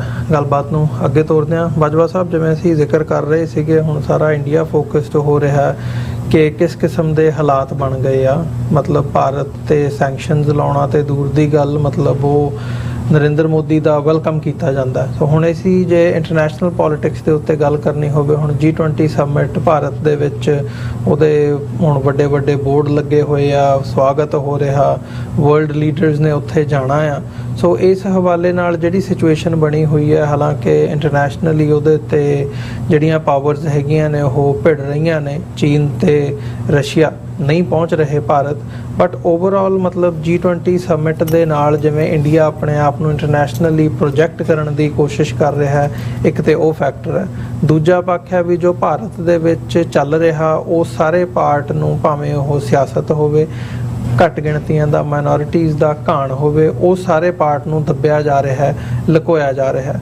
ਦਲ ਖਾਲਸਾ ਤੇ ਅਕਾਲੀ ਦਲ ਅੰਮ੍ਰਿਤਸਰ ਵੱਲੋਂ ਜਿਹੜਾ ਪ੍ਰੈਸ ਕਲੱਬ ਹੈਗਾ ਦਿੱਲੀ ਦੇ ਵਿੱਚ, ਉਹਦੇ ਵਿੱਚ ਇੱਕ ਸਮਿਟ ਰੱਖੀ ਗਈ ਸੀ ਮਾਈਨੋਰਿਟੀ ਸਮਿਟ ਕਰਕੇ, ਤੇ ਉਹਨੂੰ ਵੀ ਕੈਂਸਲ ਕਰ ਦਿੱਤਾ ਗਿਆ ਕਿਉਂਕਿ ਉਸ ਕਲੱਬ ਦਾ ਜਿਹੜੀ ਪ੍ਰਧਾਨਗੀ ਹੈ ਉਹ ਸਪੀਕਰ ਹਾਊਸ ਦੇ ਸਪੀਕਰ ਕੋਲ ਹੈਗੀ ਹੈ, ਤੇ ਉਹਨਾਂ ਦੇ ਥੱਲੇ ਉਹਨੂੰ ਬੰਦ ਕਰ ਦਿੱਤਾ ਗਿਆ। ਸੋ ਮਤਲਬ ਇੱਕ ਪਾਸੇ ਬੋਲਣ ਨਹੀਂ ਦਿੱਤਾ ਜਾ ਰਿਹਾ, ਤੇ ਆਪਣੀ ਜਿਹੜੀ ਡੈਮੋਕ੍ਰੇਸੀ ਦੀ ਇੱਕ ਪ੍ਰੋਜੈਕਸ਼ਨ ਹੈ, ਇੱਕ ਪ੍ਰੋਪੇਗੈਂਡਾ ਆ, ਉਹ ਇੰਟਰਨੈਸ਼ਨਲ ਪੱਧਰ ਤੇ ਕਿਸ ਕਿਸਮ ਦਾ ਕੀਤਾ ਜਾ ਰਿਹਾ ਹੈ। ਸੋ ਇਹ ਸਾਰੀ ਸਿਚੁਏਸ਼ਨ ਨੂੰ ਕਿਵੇਂ ਦੇਖ ਰਹੇ ਹੋ? ਹਾਂਜੀ, ਬਹੁਤ ਅੱਛਾ ਸਵਾਲ ਕੀਤਾ ਤੁਸੀਂ। ਬੇਸਿਕਲੀ ਕੀ ਹੈਗਾ, ਜਿਹੜੀ ਇੰਡੀਆ ਉਹ ਇੱਕ ਡੈਮੋਕ੍ਰੇਸੀ ਨਹੀਂ, ਉਹਨੂੰ ਕਹਾਂਗੇ ਆਪਾਂ, ਉਹ ਡੈਮੋਨਕ੍ਰੇਸੀ ਹੈਗੀ। ਬੇਸਿਕਲੀ ਡੀਮੋਨਕ੍ਰੇਸੀ ਜਿਹਨੂੰ ਆਪਾਂ ਡੀਮੋਨ ਕਹਿੰਦੇ ਹੈਗੇ ਆ, ਸ਼ੈਤਾਨ ਦਾ। ਤਾਂ ਹੀ ਮੈਂ ਉਹਨੂੰ ਹਮੇਸ਼ਾ ਹਿੰਦੂ ਸ਼ੈਤਾਨ ਕਹਿੰਦਾ ਹੈਗਾ, ਕਿਉਂਕਿ ਉਹ ਜਿਹੜਾ ਉੱਥੇ ਰਨ ਹੋ ਰਿਹਾ, ਜਿਹੜੇ ਗੌਰਮੈਂਟਸ ਹੈਗੀ, ਭਾਵੇਂ ਗੌਰਮੈਂਟ ਕਿਸੇ ਦੀ ਵੀ ਆਏ, ਭਾਵੇਂ ਮੋਦੀ ਦੀ ਆਏ, ਤੇ ਭਾਵੇਂ ਉਸ ਤੋਂ ਪਹਿਲਾਂ ਮਨਮੋਹਨ ਸਿੰਘ ਦੀ ਰਹੀ ਹੈ ਜਾਂ ਕੋਈ ਹੋਰ ਪ੍ਰਧਾਨ ਮੰਤਰੀ ਰਿਹਾ ਹੈਗਾ ਵਾ, ਉਹ ਜਾਂ ਫਿਰ ਤੁਸੀਂ ਸਟੇਟ ਵਾਈਜ਼ ਵੀ ਦੇਖ ਲਓ, ਤੁਸੀਂ ਕੋਈ ਵੀ ਸਟੇਟ ਦੇ ਵਿੱਚ ਵੀ ਉਹਨੂੰ ਲੀਡ ਕੋਈ ਵੀ ਕਰ ਰਿਹਾ ਹੋਏ, ਉਹਨੂੰ ਰਨ ਜਿਹੜੀ ਉੱਥੇ ਦੀ ਜਿਹੜੀ ਡੀਪ ਸਟੇਟ ਹੈ ਉਹੀ ਕਰਦੀ ਹੈਗੀ ਆ। ਤੇ ਉਹ ਡੀਪ ਸਟੇਟ ਦੇ ਜਿਹੜੇ ਜਿੰਨੇ ਵੀ ਹੁੰਦੇ ਆਈਡੀਆਜ਼ ਹੁੰਦੇ, ਉਹਨਾਂ ਨੂੰ ਹੀ ਉਹ ਇੰਪਲੀਮੈਂਟ ਕਰਦੀਆਂ ਨੇ, ਤੇ ਉਹਦੇ ਵਿੱਚ ਉਹਨਾਂ ਲਈ ਹਿਊਮਨ ਰਾਈਟਸ ਜਿਹੜੀਆਂ ਹੈਗੀਆਂ ਉਹ ਕੋਈ ਮਾਇਨੇ ਨਹੀਂ ਰੱਖਦੀਆਂ ਹੈਗੀਆਂ। ਹੁਣ ਜਿਵੇਂ ਕਰੰਟਲੀ ਦੇਖੀਏ, ਅਗਰ ਇੰਡੀਆ ਨੂੰ ਮੌਕਾ ਮਿਲਿਆ ਹੈਗਾ ਜਿਹੜੀ G20 ਨੂੰ ਹੋਸਟ ਕਰਨ ਦਾ, ਕਿਉਂਕਿ ਇਹ ਐਨੂਅਲੀ ਆਪਾਂ ਦੇਖਦੇ ਹਾਂ ਕਿ ਇਹ ਕੰਟਰੀ ਵਾਈਜ਼ ਜਿਹੜਾ ਹੈਗਾ ਰੂਟੀਨ 'ਚ ਚੱਲ ਜਾਂਦੀ ਹੈਗੀ ਹੈ ਨਾ ਜੀ। ਤੇ ਉਹ ਹੁਣ ਇਸ ਵਾਰ ਜਿਹੜਾ ਹੈ 2023 ਲਈ ਜਿਵੇਂ ਹੈਗੇ ਆ, ਇੰਡੀਆ ਨੂੰ ਮੌਕਾ ਮਿਲਿਆ। ਇਸ ਤੋਂ ਪਹਿਲਾਂ ਜਿਵੇਂ ਉੱਥੇ ਬਾਲੀ ਮੀਟ ਦੇ ਆਪਾਂ ਬਾਰੇ ਜਾਣਦੇ ਹੈਗੇ ਆ, ਉਹਦੇ 'ਚ ਜੋ ਏਜੰਡਾ ਲਿਆ ਗਿਆ ਸੀ, ਜੋ ਵੀ ਇਹਨਾਂ 'ਚ ਏਜੰਡਾਸ ਤੈਅ ਕੀਤੇ ਜਾਂਦੇ ਹੈਗੇ ਆ, ਉਹ ਅਗਰ ਦੇਖਿਆ ਜਾਏ ਤੇ ਉਹ ਪਬਲਿਕ ਜਿਹੜੀ ਆਮ ਜਨਤਾ ਜਿਹੜੀ ਉਹਦੇ ਹਿੱਤ 'ਚ ਨਹੀਂ ਜਾਂਦੇ ਹੈਗੇ, ਦੇਖਿਆ ਜਾਏ ਤੇ। ਕਿਉਂ? ਉਹਦਾ ਮੈਂ ਤੁਹਾਨੂੰ ਉਦਾਹਰਨ ਦੇਣਾ। ਫੋਰ ਐਗਜ਼ਾਮਪਲ, ਜਿਵੇਂ ਇਹਨਾਂ ਨੇ ਪਿੱਛੇ ਜਿਹੜੀ ਲਾਸਟ ਮੀਟ ਸੀਗੀ, ਉਹਦੇ ਵਿੱਚ ਇਹਨਾਂ ਨੇ ਕਿਹਾ ਸੀਗਾ ਕਿ ਅਸੀਂ ਜਿਹੜਾ ਫਾਰਮਿੰਗ ਸੈਕਟਰ ਹੈਗਾ, ਫੋਰ ਐਗਜ਼ਾਮਪਲ, ਹੈ ਨਾ ਜੀ, ਉਹਦੇ ਵਿੱਚ ਅਸੀਂ ਉਹਨੂੰ ਟੈਕਨੋਲੋਜੀ ਦੇ ਥਰੂ ਕਿਸ ਤਰ੍ਹਾਂ ਇੰਪਰੂਵ ਕਰਨਾ ਹੈਗਾ ਵਾ, ਉਹਨਾਂ ਦੀ ਜਿਹੜੇ ਛੋਟੇ ਕਿਸਾਨ ਹੈਗੇ ਨੇ ਉਹਨਾਂ ਦੀ ਕਿਵੇਂ ਮਦਦ ਕਰਨੀ ਹੈਗੀ ਆ, ਬਜਾਏ ਕਿ ਉਹ ਜਿਹੜੀ ਇਹਨਾਂ ਫੂਡ ਦੀ ਐਕਸੈਸਿਬਿਲਿਟੀ ਜਿਹੜੀ ਸੀਗੀ ਹਰੇਕ ਤੱਕ ਪਹੁੰਚਾਉਣ ਦੀ ਸੀਗੀ, ਤੇ ਹਰ ਜਿਹੜਾ ਗਰੀਬ ਜਿਹੜਾ ਵਰਗ ਹੈਗਾ ਜਾਂ ਹਰ ਇਨਸਾਨ ਹੈਗਾ ਉਹਦਾ ਢਿੱਡ ਕਿਵੇਂ ਭਰਿਆ ਜਾਏ, ਉਹਦੇ ਲਈ ਫਾਰਮਿੰਗ ਨੂੰ ਕਿਵੇਂ ਇੰਪਰੂਵ ਕੀਤਾ ਜਾਏਗਾ, ਬਜਾਏ ਕਿ ਉਸ ਸਪਿਰਿਟ ਦੇ ਨਾਲ ਇੰਪਲੀਮੈਂਟ ਕਰਨ ਦੇ।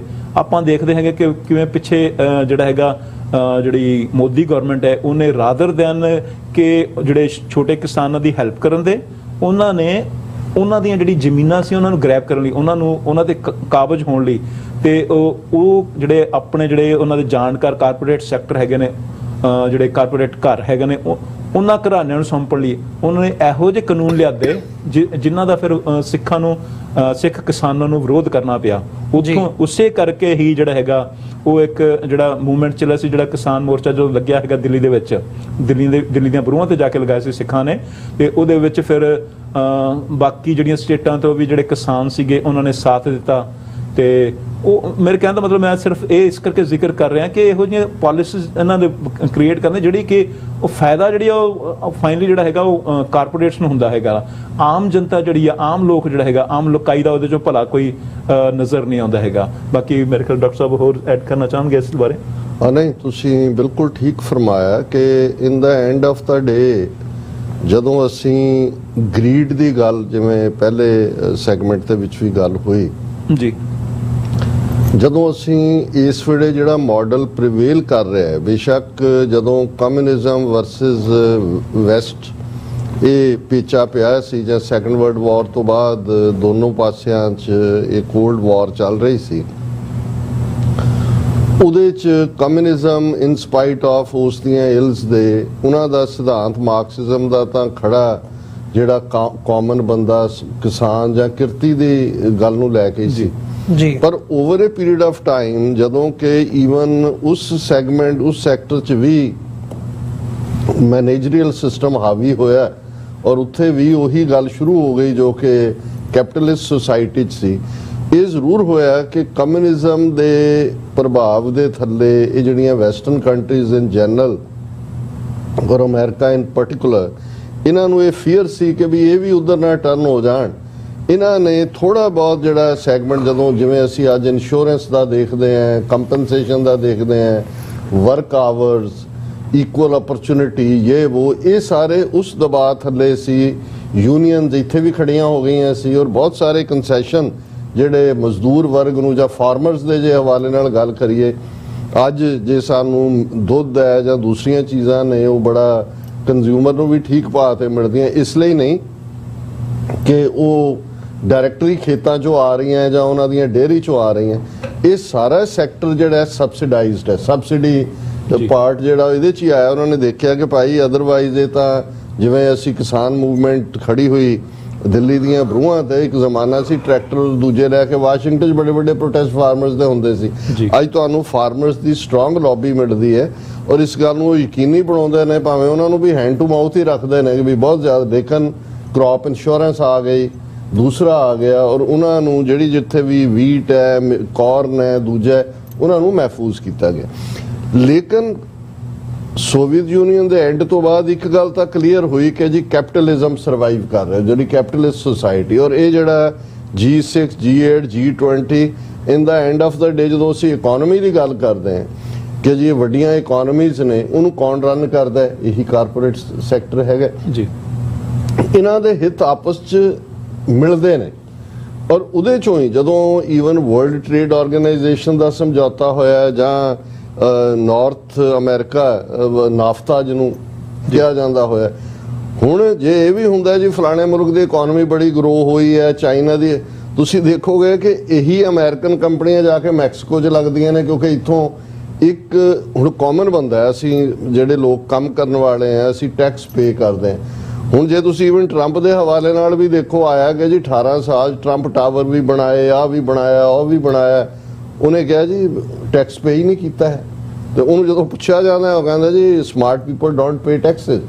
ਹੁਣ ਇਹ ਜਿਹੜਾ ਤੁਸੀਂ ਈਵਨ ਇਹ ਵੀ ਦੇਖੋਗੇ ਕਿ ਕੰਪਨੀਆਂ ਇਹਨਾਂ ਦੀਆਂ ਲਾ ਕੇ ਮੈਕਸੀਕੋ 'ਚ ਲਾ ਰਹੇ ਨੇ, ਕਿਉਂਕਿ ਉੱਥੇ ਚਾਈਲਡ ਲੇਬਰ ਵੀ ਤੁਸੀਂ ਇਸਤੇਮਾਲ ਕਰ ਰਹੇ ਹੋ, ਉੱਥੇ ਤੁਸੀਂ ਉਹਨਾਂ ਨੂੰ ਕੀ ਚਾਈਨਾ 'ਚ ਜਾ ਰਹੇ ਹੋ, ਜਾਂ ਦੂਸਰੇ ਗਰੀਬ ਮੁਲਕਾਂ ਦੇ ਵਿੱਚ ਬੰਗਲਾਦੇਸ਼ ਜਾਂ ਦੂਜੇ 'ਚ ਵੀ ਜਿਹੜੀ ਉਹਨਾਂ ਦੀ ਖਾਸ ਤੌਰ ਦੇ ਉੱਤੇ ਜਿਹੜੀ ਉਹਨਾਂ ਦੀ ਟੈਕਸਟਾਈਲ ਇੰਡਸਟਰੀ ਹੈ, ਕਿਉਂਕਿ ਜੂਟ ਉੱਥੇ ਹੁੰਦੀ ਹੈ, ਉਹਦੇ 'ਚ ਵੀ ਤੁਹਾਨੂੰ ਇਹਨਾਂ ਦੀ ਇਨਵੈਸਟਮੈਂਟ ਨਜ਼ਰ ਆਏਗੀ। ਸੋ ਇਹ ਵੀ ਅੱਪਰ ਲੈਵਲ ਦੇ ਉੱਤੇ ਜਿਵੇਂ ਵੱਡੇ ਡਾਕੂ ਰਲ ਜਾਂਦੇ ਨੇ, ਔਰ ਜਿਵੇਂ ਉਹ ਮੈਂ ਪਿਛਲੇ ਦਿਨਾਂ 'ਚ ਜੱਗਾ ਟੈਕਸ ਲਫ਼ਜ਼ ਸੁਣ ਰਿਹਾ ਸੀ ਕਿ ਲਾਹੌਰ ਦਾ ਇੱਕ ਬਦਮਾਸ਼ ਜਿਹੜਾ ਉਹ ਹਰ ਪਾਸਿਓਂ ਕਲੈਕਟ ਕਰਦਾ, ਉਹਨੂੰ ਜੱਗਾ ਟੈਕਸ ਹੀ ਕਹਿੰਦੇ ਸੀ, ਉਹਦਾ ਨਾਂ ਜੱਗਾ ਸੀ। ਸੋ ਇਹ ਸਾਰਿਆਂ ਨੇ ਮਹੱਲੇ ਵੰਡ ਲਏ ਹੁੰਦੇ ਨੇ ਕਿ ਵੀ ਤੂੰ ਉੱਥੇ ਲੁੱਟ, ਅਸੀਂ ਇੱਥੇ ਲੁੱਟਦੇ ਹਾਂ। ਅਪਰ ਲੈਵਲ ਦੇ ਉੱਤੇ ਉਹਨਾਂ ਦੀ ਅੰਡਰਸਟੈਂਡਿੰਗ ਹੁੰਦੀ। ਸੋ ਇਹਦੇ 'ਚ ਕੋਈ ਦੋ ਰਾਵਾਂ ਨਹੀਂ ਨੇ ਕਿ ਇਨ ਦਾ ਐਂਡ ਆਫ ਦਾ ਡੇ ਉਹੀ ਕਾਰਪੋਰੇਟ ਘਰਾਣੇ, ਔਰ ਇੰਡੀਆ 'ਚ ਅੰਬਾਨੀ, ਅਡਾਨੀ, ਦੂਜੇ ਤੀਜੇ, ਹੁਣ ਅੱਜ ਹੀ ਜਿਹੜੀ ਬੜੀ ਡਿਸਕਸ ਹੋ ਰਿਹਾ ਸੀ ਕਿ ਹੁਣ ਹਰੀਸ਼ ਸਾਲਵੇ ਪ੍ਰੋਮਿਨੈਂਟ ਵਕੀਲ, ਅਟਾਰਨੀ ਜਨਰਲ ਵੀ ਇੰਡੀਆ ਦਾ ਰਿਹਾ, ਔਰ ਹੁਣ ਵੀ ਜਿਹੜੀ ਉਹ ਕਮੇਟੀ ਬਣਾਈ ਹੈ ਕਿ ਜੀ ਵਨ ਨੇਸ਼ਨ ਵਨ ਇਲੈਕਸ਼ਨ, ਉਹਦਾ ਵੀ ਉਹਨੂੰ ਮੈਂਬਰ ਲਿਆ। ਉਹ 17 ਸਾਲਾਂ ਦੀ ਉਮਰ 'ਚ ਵਿਆਹ ਕਰਾ ਰਿਹਾ ਜਾ ਕੇ UK ਦੇ ਵਿੱਚ, ਔਰ ਉਹਦੀ ਵਿਆਹ ਦੀ ਪਾਰਟੀ 'ਚ ਲਲਿਤ ਮੋਦੀ ਵੀ ਹੈ ਤੇ ਇੱਕ ਮੋਇਨ ਕੇ ਕੌਣ ਹੈ, ਉਹ ਦੋਨੋਂ ਹੀ ਭਗੌੜੇ ਮਿਲੀਅਨਸ ਆਫ ਡਾਲਰਸ ਲੈ ਕੇ ਦੌੜੇ ਹੋਏ ਨੇ। ਹੁਣ ਤੁਸੀਂ ਉਸ ਤੋਂ ਅੰਦਾਜ਼ਾ ਲਾਓ ਵੀ ਤੁਸੀਂ ਅਕਾਊਂਟੇਬਿਲਟੀ ਕਿੱਥੋਂ ਲੱਭੋਗੇ ਕਿ ਵੀ ਜਿਹੜੀ ਹਕੂਮਤ ਦਾ ਸਾਲਵੇ ਮੋਦੀ ਔਰ ਅਮਿਤ ਸ਼ਾਹ ਦਾ ਖਾਸਮ ਖਾਸ ਹੈ, ਉਹਨਾਂ ਦਾ ਅਟਾਰਨੀ ਜਨਰਲ ਹੈ, ਈਵਨ ਕਸ਼ਮੀਰ ਦੀ ਜਿਹੜੀ ਹੀਅਰਿੰਗ ਚੱਲ ਰਹੀ ਹੈ ਆਰਟੀਕਲ 370 ਐਬਰੋਗੇਸ਼ਨ ਤੇ, ਉਹਦੇ ਸਰਕਾਰ ਨੂੰ ਰਿਪਰੈਜ਼ੈਂਟ ਕਰ ਰਿਹਾ, ਔਰ ਉਹ UK ਦੇ ਵਿੱਚ ਲਲਿਤ ਮੋਦੀ ਔਰ ਉਹ ਮੋਇਨ ਜਿਹੜੇ ਵੱਡੇ ਐਬਸਕੌਂਡਰ ਨੇ ਔਰ ਦੂਜੇ ਨੇ, ਉਹਨਾਂ ਦੇ ਨਾਲ ਉਹ ਪਾਰਟੀ ਹੋ ਰਹੀ ਹੈ। ਸੋ ਕੁੱਲ ਮਿਲਾ ਕੇ ਇਹ ਸਾਰੇ ਚੋਂ ਵੀ ਸਾਡਾ ਇਹ ਦੇਖਣਾ ਹੈ ਕਿ ਵੀ ਇਹ ਸਾਡੇ ਵਰਗਾ, ਹਾਂ ਜੇ ਜਿਵੇਂ ਭਾਰਤ ਭਰ ਦੇ ਕਿਸਾਨ ਸੀ, ਉਹਨਾਂ ਨੂੰ ਕੀ ਗੋਲੀ ਸੁੰਘਾਈ ਹੋਈ ਸੀ ਜੀ ਕਿ ਵੀ ਉਹ ਕਿਹੜੀ ਬੂਟੀ ਉਹਨਾਂ ਨੂੰ ਖਵਾਈ ਸੀ, ਉਹ ਨਹੀਂ ਬੋਲੇ। ਹੁਣ ਕਿਉਂਕਿ ਇਹਦੇ ਲਈ ਇੱਕ ਗੱਲ ਤਾਂ ਬੜੀ ਸਪਸ਼ਟ ਹੈ, ਉਹ ਕਿਸੇ ਫੀਲਡ 'ਚ ਵੀ ਹੋਏ, ਜਦੋਂ ਅਸੀਂ ਪੋਲੀਟੀਕਲ ਪਾਵਰ ਦੀ ਗੱਲ ਕਰਦੇ ਹਾਂ, ਉਹ ਵੀ ਗੁਰੂ ਨੇ ਸਾਨੂੰ ਸਮਝਾਇਆ ਹੋਇਆ ਕਿ ਕਉ ਕਿਸੇ ਕੋ ਰਾਜ ਨਾ ਦੇ ਹੈ, ਜੋ ਲੈ ਹੈ ਨਿਜ ਬਲ ਸੇ ਲੈ। ਜਦੋਂ ਤੱਕ ਲੋਕ ਆਪਣੇ ਹੱਕਾਂ ਲਈ ਜਾਗਰੂਕ ਨਹੀਂ ਹੁੰਦੇ, ਜਾਗਰੂਕਤਾ ਹੀ ਆਨਸਰ ਹੈ। ਜੇ ਕਿਸਾਨ ਪੰਜਾਬ ਦੇ ਜਾਗਰੂਕ ਸੀ, ਰੈਜ਼ਿਲੀਅੰਸ ਨਾਲ ਖਲੋਤੇ, ਜਿਨ੍ਹਾਂ ਨੂੰ 2% ਕਹਿੰਦੇ ਸੀ, ਉਹਨਾਂ ਦੇ ਤਖਤੇ ਪਲਟ ਦਿੱਤੇ। ਹਾਲਾਂਕਿ ਇਹ ਵੱਖਰੀ ਕਹਾਣੀ ਹੈ ਕਿ ਵੀ ਇਹਨਾਂ ਸਭ ਨੂੰ ਆਉਣ ਵਾਲੇ ਪੀਰੀਅਡ 'ਚ ਹੋਰ ਕਿਹੜੇ ਟਰੈਪ 'ਚ ਲਿਆ ਜਾਏਗਾ। ਸੋ ਇਹ ਬਹੁਤ ਵਾਰ ਮੈਨੂੰ ਯਾਦ ਹੈ ਕਿ ਵੀ ਮੈਂ ਅੱਜ ਤੋਂ 30-35 ਸਾਲ ਪਹਿਲਾਂ ਦੀ ਗੱਲ ਹੋਏਗੀ, ਤੇ ਇੱਕ ਕਾਰਪੋਰੇਟ ਵਾਲਾ ਅਮੀਰ ਬੰਦਾ, ਉਹਨੂੰ ਮੈਂ ਕਾਰਪੋਰੇਟ ਹੀ ਗਿਣਦਾ, ਉਹ ਵੀ ਬੈਠਾ ਸੀ, ਕੋਈ ਹੋਰ ਵੀ ਸੀ, ਤੇ ਉਹਨੂੰ ਕੋਈ ਡਿਸਕਸ਼ਨ ਚੱਲ ਰਹੀ ਸੀ, ਤੇ ਮੈਂ ਕਿਹਾ ਜੀ it is always a buyers market, ਕਿਹਨੇ ਕੀ ਖਰੀਦਣਾ। ਉਹ ਕਹਿੰਦਾ no, it's always sellers market, seller ਨੂੰ ਪਤਾ ਉਹਨੇ ਕਿਵੇਂ ਕੀ ਵੇਚਣਾ। ਤੇ ਅਸੀਂ ਜੇ ਖੁਦ, ਮੈਨੂੰ ਉਦੋਂ ਤੋਂ ਮੈਂ ਆਰਗੂ ਉਹਦੇ ਨਾਲ ਕੀਤਾ ਕਿ ਵੀ ਜੇ ਬੰਦੇ ਨੇ ਖਰੀਦ, ਉਹ ਕਹਿੰਦੇ ਨਹੀਂ, ਇਹ ਅਲਟੀਮੇਟਲੀ ਸੈਲਰ ਦੀ ਗੱਲ ਹੀ ਚੱਲਦੀ ਹੁੰਦੀ, ਉਹਨੇ ਇੱਕ ਨਾ ਦੂਜੇ 'ਚ ਪਰੋਸ ਕੇ ਤੁਹਾਨੂੰ ਦੇ ਦੇਣਾ, ਦੂਜੇ ਹੀ ਤੀਜੇ ਹੀ ਦੇ ਦੇਣਾ ਵੀ ਅਸੀਂ ਇੰਨੇ ਕੁ ਵਲਨਰੇਬਲ ਹੁੰਦੇ ਆ। ਉਹਨੇ ਕਿਹਾ it's never buyers market, it's always sellers market. So ਅਸੀਂ ਇਹ ਦੇਖਦੇ ਹਾਂ ਵੀ ਇਧਰੋਂ ਵੱਜੋ ਉਧਰੋਂ ਵੱਜੋ, ਜਿਨ੍ਹਾਂ ਨੂੰ ਤੁਸੀਂ ਖੜਾ ਕਰਦੇ ਹੋ ਪੋਲੀਟੀਕਲ ਅਰੀਨਾ ਦੇ ਵਿੱਚ ਵੀ। ਹੁਣ ਪੰਜਾਬ ਦੀ ਸਰਕਾਰ ਦਾ ਹਾਲ ਦੇਖ ਲਓ ਜੀ, ਕੀ ਕਹਿ ਕੇ ਆਏ, ਕੀ ਹੈਗਾ। ਅੱਜ ਉਹੀ ਇੱਕ ਪਾਸੇ ਪੋਲੀਟੀਕਲੀ ਏਜੰਸੀਆਂ ਰਨ ਕਰ ਰਹੀਆਂ ਨੇ, ਪੋਲੀਟੀਕਲ ਐਕਟਿਵਿਜ਼ਮ ਨੂੰ ਕਿਵੇਂ ਖਤਮ ਕੀਤਾ, ਤੇ ਜਿਹੜੇ ਕਾਮਨ ਟੀਚਰ ਨੇ, ਮਜ਼ਦੂਰ ਨੇ, ਦੂਜੇ ਨੇ, ਕਿਸਾਨ ਨੇ, ਉਹ ਜੇ ਬੈਠਦੇ ਨੇ ਤਾਂ ਉਹਨਾਂ ਦੇ ਉੱਤੇ ਡੰਡੇ ਵੀ ਵਰਸ ਰਹੇ ਨੇ, ਉਹਨਾਂ ਦੇ ਉੱਤੇ ਹੋਰ ਧਾਰਾਵਾਂ ਵੀ ਲਾ ਕੇ ਉਹਨਾਂ। ਸੋ ਅਲਟੀਮੇਟਲੀ ਨੋ ਮੈਟਰ ਤੁਸੀਂ ਕਿੰਨਾ ਕੋਈ ਬੰਦਾ ਜਿਹਦੇ ਤੋਂ ਹੋਪ ਕਰਕੇ ਉਹਨੂੰ ਭੇਜਦੇ ਹੋ, ਉਹ ਸਟੇਟ ਅਪਰੇਟਸ ਦਾ ਹਿੱਸਾ ਬਣ ਜਾਂਦਾ। ਇਹੀ ਹਾਲ ਅਲਟੀਮੇਟਲੀ ਵਪਾਰ ਦੀ ਦੁਨੀਆ 'ਚ ਹੈ। ਹੁਣ ਅਜੇ ਰਾਈਸ ਦੀ ਕੋਈ ਪ੍ਰੋਡਕਸ਼ਨ ਨਹੀਂ ਘਟੀ, ਰਿਕਾਰਡ ਪ੍ਰੋਡਕਸ਼ਨ ਹੈ ਇੰਡੀਆ ਦੇ ਵਿੱਚ, ਵੀਟ ਦੀ ਵੀ ਹੈ, ਪਰ ਤੁਸੀਂ ਦੇਖੋਗੇ ਕਿਵੇਂ ਪ੍ਰਾਈਸ ਚੁੱਕ ਦਿੱਤੇ, ਕਹਿ ਕੇ ਜੀ ਅਸੀਂ ਹੁਣ ਐਕਸਪੋਰਟ ਤੇ ਬੈਨ ਲਾਤਾ, ਹੁਣ ਦੂਜੇ ਤੇ। ਸੋ ਇਹ ਸਾਰੀ ਖੇਡ ਜਿਹੜੀ ਹੈ ਉਹ ਰਲ ਮਿਲ ਕੇ ਖੇਡਦੇ ਨੇ ਜੀ। ਨਹੀਂ ਡਾਕਟਰ ਸਾਹਿਬ, ਬਿਲਕੁਲ। ਤੇ ਇਹਨੂੰ ਜੇ G20 ਸਮਿਟ ਵਾਲੇ ਪਾਰਟ ਨੂੰ ਹੀ ਦੇਖਣਾ ਹੋਵੇ ਬਾਜਵਾ ਸਾਹਿਬ, ਤੇ ਤੁਹਾਡੇ ਵੱਲ ਮੈਂ ਆਉਣਾ, ਕਿਵੇਂ ਦੇਖ ਰਹੇ ਹੋ ਮਤਲਬ G20 ਸਮਿਟ ਦੇ ਹਵਾਲੇ ਨਾਲ ਭਾਰਤ ਕਿੰਨਾ ਇਸ਼ੂਜ਼ ਨੂੰ ਜਾਂ ਕਿਵੇਂ ਆਪਣੇ ਆਪ ਨੂੰ ਹਾਈਲਾਈਟ ਕਰ ਰਿਹਾ ਹੈ, ਤੇ ਕਿੰਨਾ ਇਸ਼ੂਜ਼ ਨੂੰ ਦੱਬਿਆ ਜਾ ਰਿਹਾ ਹੈ। ਹੁਣ ਉਹਦੇ ਥੱਲੇ ਡਿਬੇਟ ਜਿਹੜੀ ਵਿਰੋਧੀ ਧਿਰ ਭਾਰਤ ਦੇ ਵਿੱਚ ਇਮਰਜ ਹੋਈ ਹੈ, ਵੱਖਰੀਆਂ ਵੱਖਰੀਆਂ ਪਾਰਟੀਆਂ ਜਿਹੜੀਆਂ ਨੇ, ਉਹਨਾਂ ਨੇ ਆਪਣਾ ਇੱਕ ਸੰਘ ਬਣਾਇਆ ਇੰਡੀਆ ਦੇ ਨਾਂ ਥੱਲੇ, ਤੇ ਉਹ ਹੁਣ ਇੰਡੀਆ ਵਰਸਸ ਭਾਰਤ ਨਾਂ ਦੀ ਜਿਹੜੀ ਡਿਬੇਟ ਹੈ ਉਹ ਖੜੀ ਕਰ ਦਿੱਤੀ ਗਈ ਹੈ। ਸੋ ਓਵਰਆਲ ਜੋ ਚੱਲ ਰਿਹਾ ਹੈ ਤੇ ਜੋ ਦਿਖਾਇਆ ਜਾ ਰਿਹਾ ਹੈ, ਉਹਦੇ 'ਚ ਬਹੁਤ ਵੱਡਾ ਫਰਕ ਨਜ਼ਰ ਆ ਰਿਹਾ ਹੈ। ਹਾਂਜੀ, ਤੁਸੀਂ ਬਿਲਕੁਲ ਸਹੀ ਕਿਹਾ। ਐਕਚੁਅਲੀ ਜੋ ਦਿਖਾਇਆ ਜਾ ਰਿਹਾ ਤੇ ਜੋ ਕੀਤਾ ਜਾ ਰਿਹਾ ਨਾ, ਉਹ 'ਚ ਟੋਟਲੀ ਡਿਫਰੈਂਸ ਹੈਗਾ ਵਾ। ਤੁਸੀਂ ਜ਼ਿਕਰ ਕੀਤਾ ਕਿ ਇੰਡੀਆ ਨਾਮ ਦੀ ਆਰਗੇਨਾਈਜੇਸ਼ਨ ਖੜੀ ਕੀਤੀ ਗਈ ਹੈ, ਪੋਲੀਟੀਕਲ ਪਾਰਟੀਆਂ ਜਿਹੜੀਆਂ ਉੱਥੋਂ ਦੀਆਂ ਵਿਰੋਧੀ ਧਿਰਾਂ ਜਿਹੜੀਆਂ ਇਹਨਾਂ ਨੇ ਰਲ ਕੇ ਇਸ ਟਾਈਟਲ ਦੇ ਅੰਦਰ ਇੱਕ ਪਾਰਟੀ ਖੜੀ ਕੀਤੀ ਆ। ਲੇਕਿਨ ਜਿਹੜਾ ਹੈਗਾ ਉਹ ਉਸੇ ਨਾਮ ਨੂੰ ਵੀ ਮਤਲਬ ਕਿ ਉਹਨਾਂ ਨੂੰ ਉਸ ਤੋਂ ਵੀ ਤਕਲੀਫ ਹੈ, ਤੇ ਉਹ ਉਹਨੂੰ ਭਾਰਤ ਦੇ ਤੌਰ ਤੇ ਰਿਪਰੈਜ਼ੈਂਟ ਕਰ ਰਿਹਾ ਕਿ ਨਹੀਂ ਜੀ ਇਹ ਇੰਡੀਆ ਜਿਹੜਾ ਨਾਮ ਜਿਹੜਾ ਹੈਗਾ ਇਹ ਡਿਫਰੈਂਟ ਹੈਗਾ, ਇਹ ਕਿਸੇ ਦਾ ਦਿੱਤਾ ਹੋਇਆ, ਤੇ ਇਹ ਵਿਰੋਧਤਾ ਕਰਦਾ ਸਾਡੇ ਜਿਹੜੇ ਓਰੀਜਨਲ ਨਾਮ ਜਿਹੜਾ ਭਾਰਤ ਦਾ ਜਿਹੜਾ ਹੈਗਾ ਉਹਦਾ। ਤੇ ਬਾਕੀ ਜਿਹੜੀ ਤੁਸੀਂ ਆਮ sorry would you please repeat your question? ਹਾਂਜੀ, ਉਹੀ ਮਤਲਬ ਜਿਹੜਾ ਇੰਡੀਆ ਦੀ ਜਿਹੜੀ ਪ੍ਰੈਜੈਂਟੇਸ਼ਨ ਹੈ ਇਸ ਵਕਤ ਇੰਟਰਨੈਸ਼ਨਲ ਐਰੀਨਾ ਦੇ ਸਾਹਮਣੇ ਜਾਂ ਇੰਟਰਨੈਸ਼ਨਲ ਜਿਹੜੇ ਲੀਡਰਸ ਨੇ ਉੱਥੇ ਪਹੁੰਚਣਾ ਤੇ ਜਿਹੜੀ ਪ੍ਰੋਜੈਕਸ਼ਨ ਇੰਡੀਆ ਆਪਣੀ ਇਮੇਜ ਇੱਕ ਬਿਲਡ ਕਰ ਰਿਹਾ ਉਸ ਹਵਾਲੇ ਨਾਲ। ਜੀ ਜੀ ਸੋ ਦੇਖੋ ਤੁਸੀਂ ਤੁਹਾਡਾ ਕਿਹੜੇ ਇਸ਼ੂਜ਼ ਨੂੰ ਦੱਬਣਾ ਚਾਹੁੰਦਾ ਹੈਗਾ? ਬੇਸਿਕਲੀ ਜਿਹੜੇ ਸਭ ਤੋਂ ਵੱਡੇ ਇਸ਼ੂਜ਼ ਇਸ ਟਾਈਮ ਜਿਹੜਾ ਫੇਸ ਕਰ ਰਿਹਾ ਹੈਗਾ ਉਹ ਹੈਗਾ ਇੰਡੀਆ ਜਿਹੜਾ ਦੇ ਵਿੱਚ ਜਿਹੜੇ ਹੈਗੇ ਨੇ ਮਾਈਨੋਰਿਟੀਜ਼ ਨੂੰ, ਜਿਵੇਂ ਮੈਂ ਪਹਿਲਾਂ ਵੀ ਜ਼ਿਕਰ ਕੀਤਾ ਸੀ, ਕਿਵੇਂ ਦੱਬਿਆ ਜਾ ਰਿਹਾ ਹੈਗਾ, ਮਾਈਨੋਰਿਟੀਜ਼ ਦਾ ਕਿਵੇਂ ਘਾਣ ਕੀਤਾ ਜਾ ਰਿਹਾ। ਆਪਾਂ ਉਦਾਹਰਨ ਦੇ ਤੌਰ ਤੇ ਲੈਂਦੇ ਹਾਂ ਕਿ ਮਣੀਪੁਰ ਦਾ ਰੀਸੈਂਟ ਇਨਸੀਡੈਂਟ ਹੋਇਆ ਵਾ, ਉੱਥੇ ਕਿਵੇਂ ਔਰਤਾਂ ਦੇ ਨਾਲ ਸਰੇਆਮ ਜਿਹੜਾ ਧੱਕਾ ਹੋ ਰਿਹਾ, ਉਹਨਾਂ ਨੂੰ ਬੇਪਤ ਕੀਤਾ ਜਾ ਰਿਹਾ ਸਰੇਆਮ, ਉਹਨਾਂ ਦੇ ਰੇਪਸ ਹੋਏ ਨੇ। ਫਿਰ ਜਿਹੜੀ ਉੱਥੇ ਦੀ ਜਿਹੜੀ ਮਾਈਨੋਰਿਟੀ ਸੀ, ਦੋ ਕਮਿਊਨਿਟੀ ਜਿਹੜੀ ਹੈਗੀਆਂ, ਉਹਨਾਂ ਨੂੰ ਆਪੋ ਵਿੱਚ ਕਿਵੇਂ ਲੜਾਇਆ ਗਿਆ, ਉਹ ਸਿਰਫ ਉਹਦੇ ਤੋਂ ਉਹਨਾਂ ਨੇ ਆਪਣੀ ਪੋਲੀਟੀਕਲ ਮਾਈਲੇਜ ਕਿਵੇਂ ਕੱਢਣੀ ਹੈਗੀ ਆ, ਸਿਰਫ ਆਪਣੀ ਧਿਰ ਨੂੰ ਐਸਟੈਬਲਿਸ਼ ਕਰਨ ਵਾਸਤੇ, ਤੇ ਉਹ ਇਹਨਾਂ ਚੀਜ਼ਾਂ ਨੂੰ ਦਬਾ ਰਹੇ ਹੈਗੇ ਨੇ।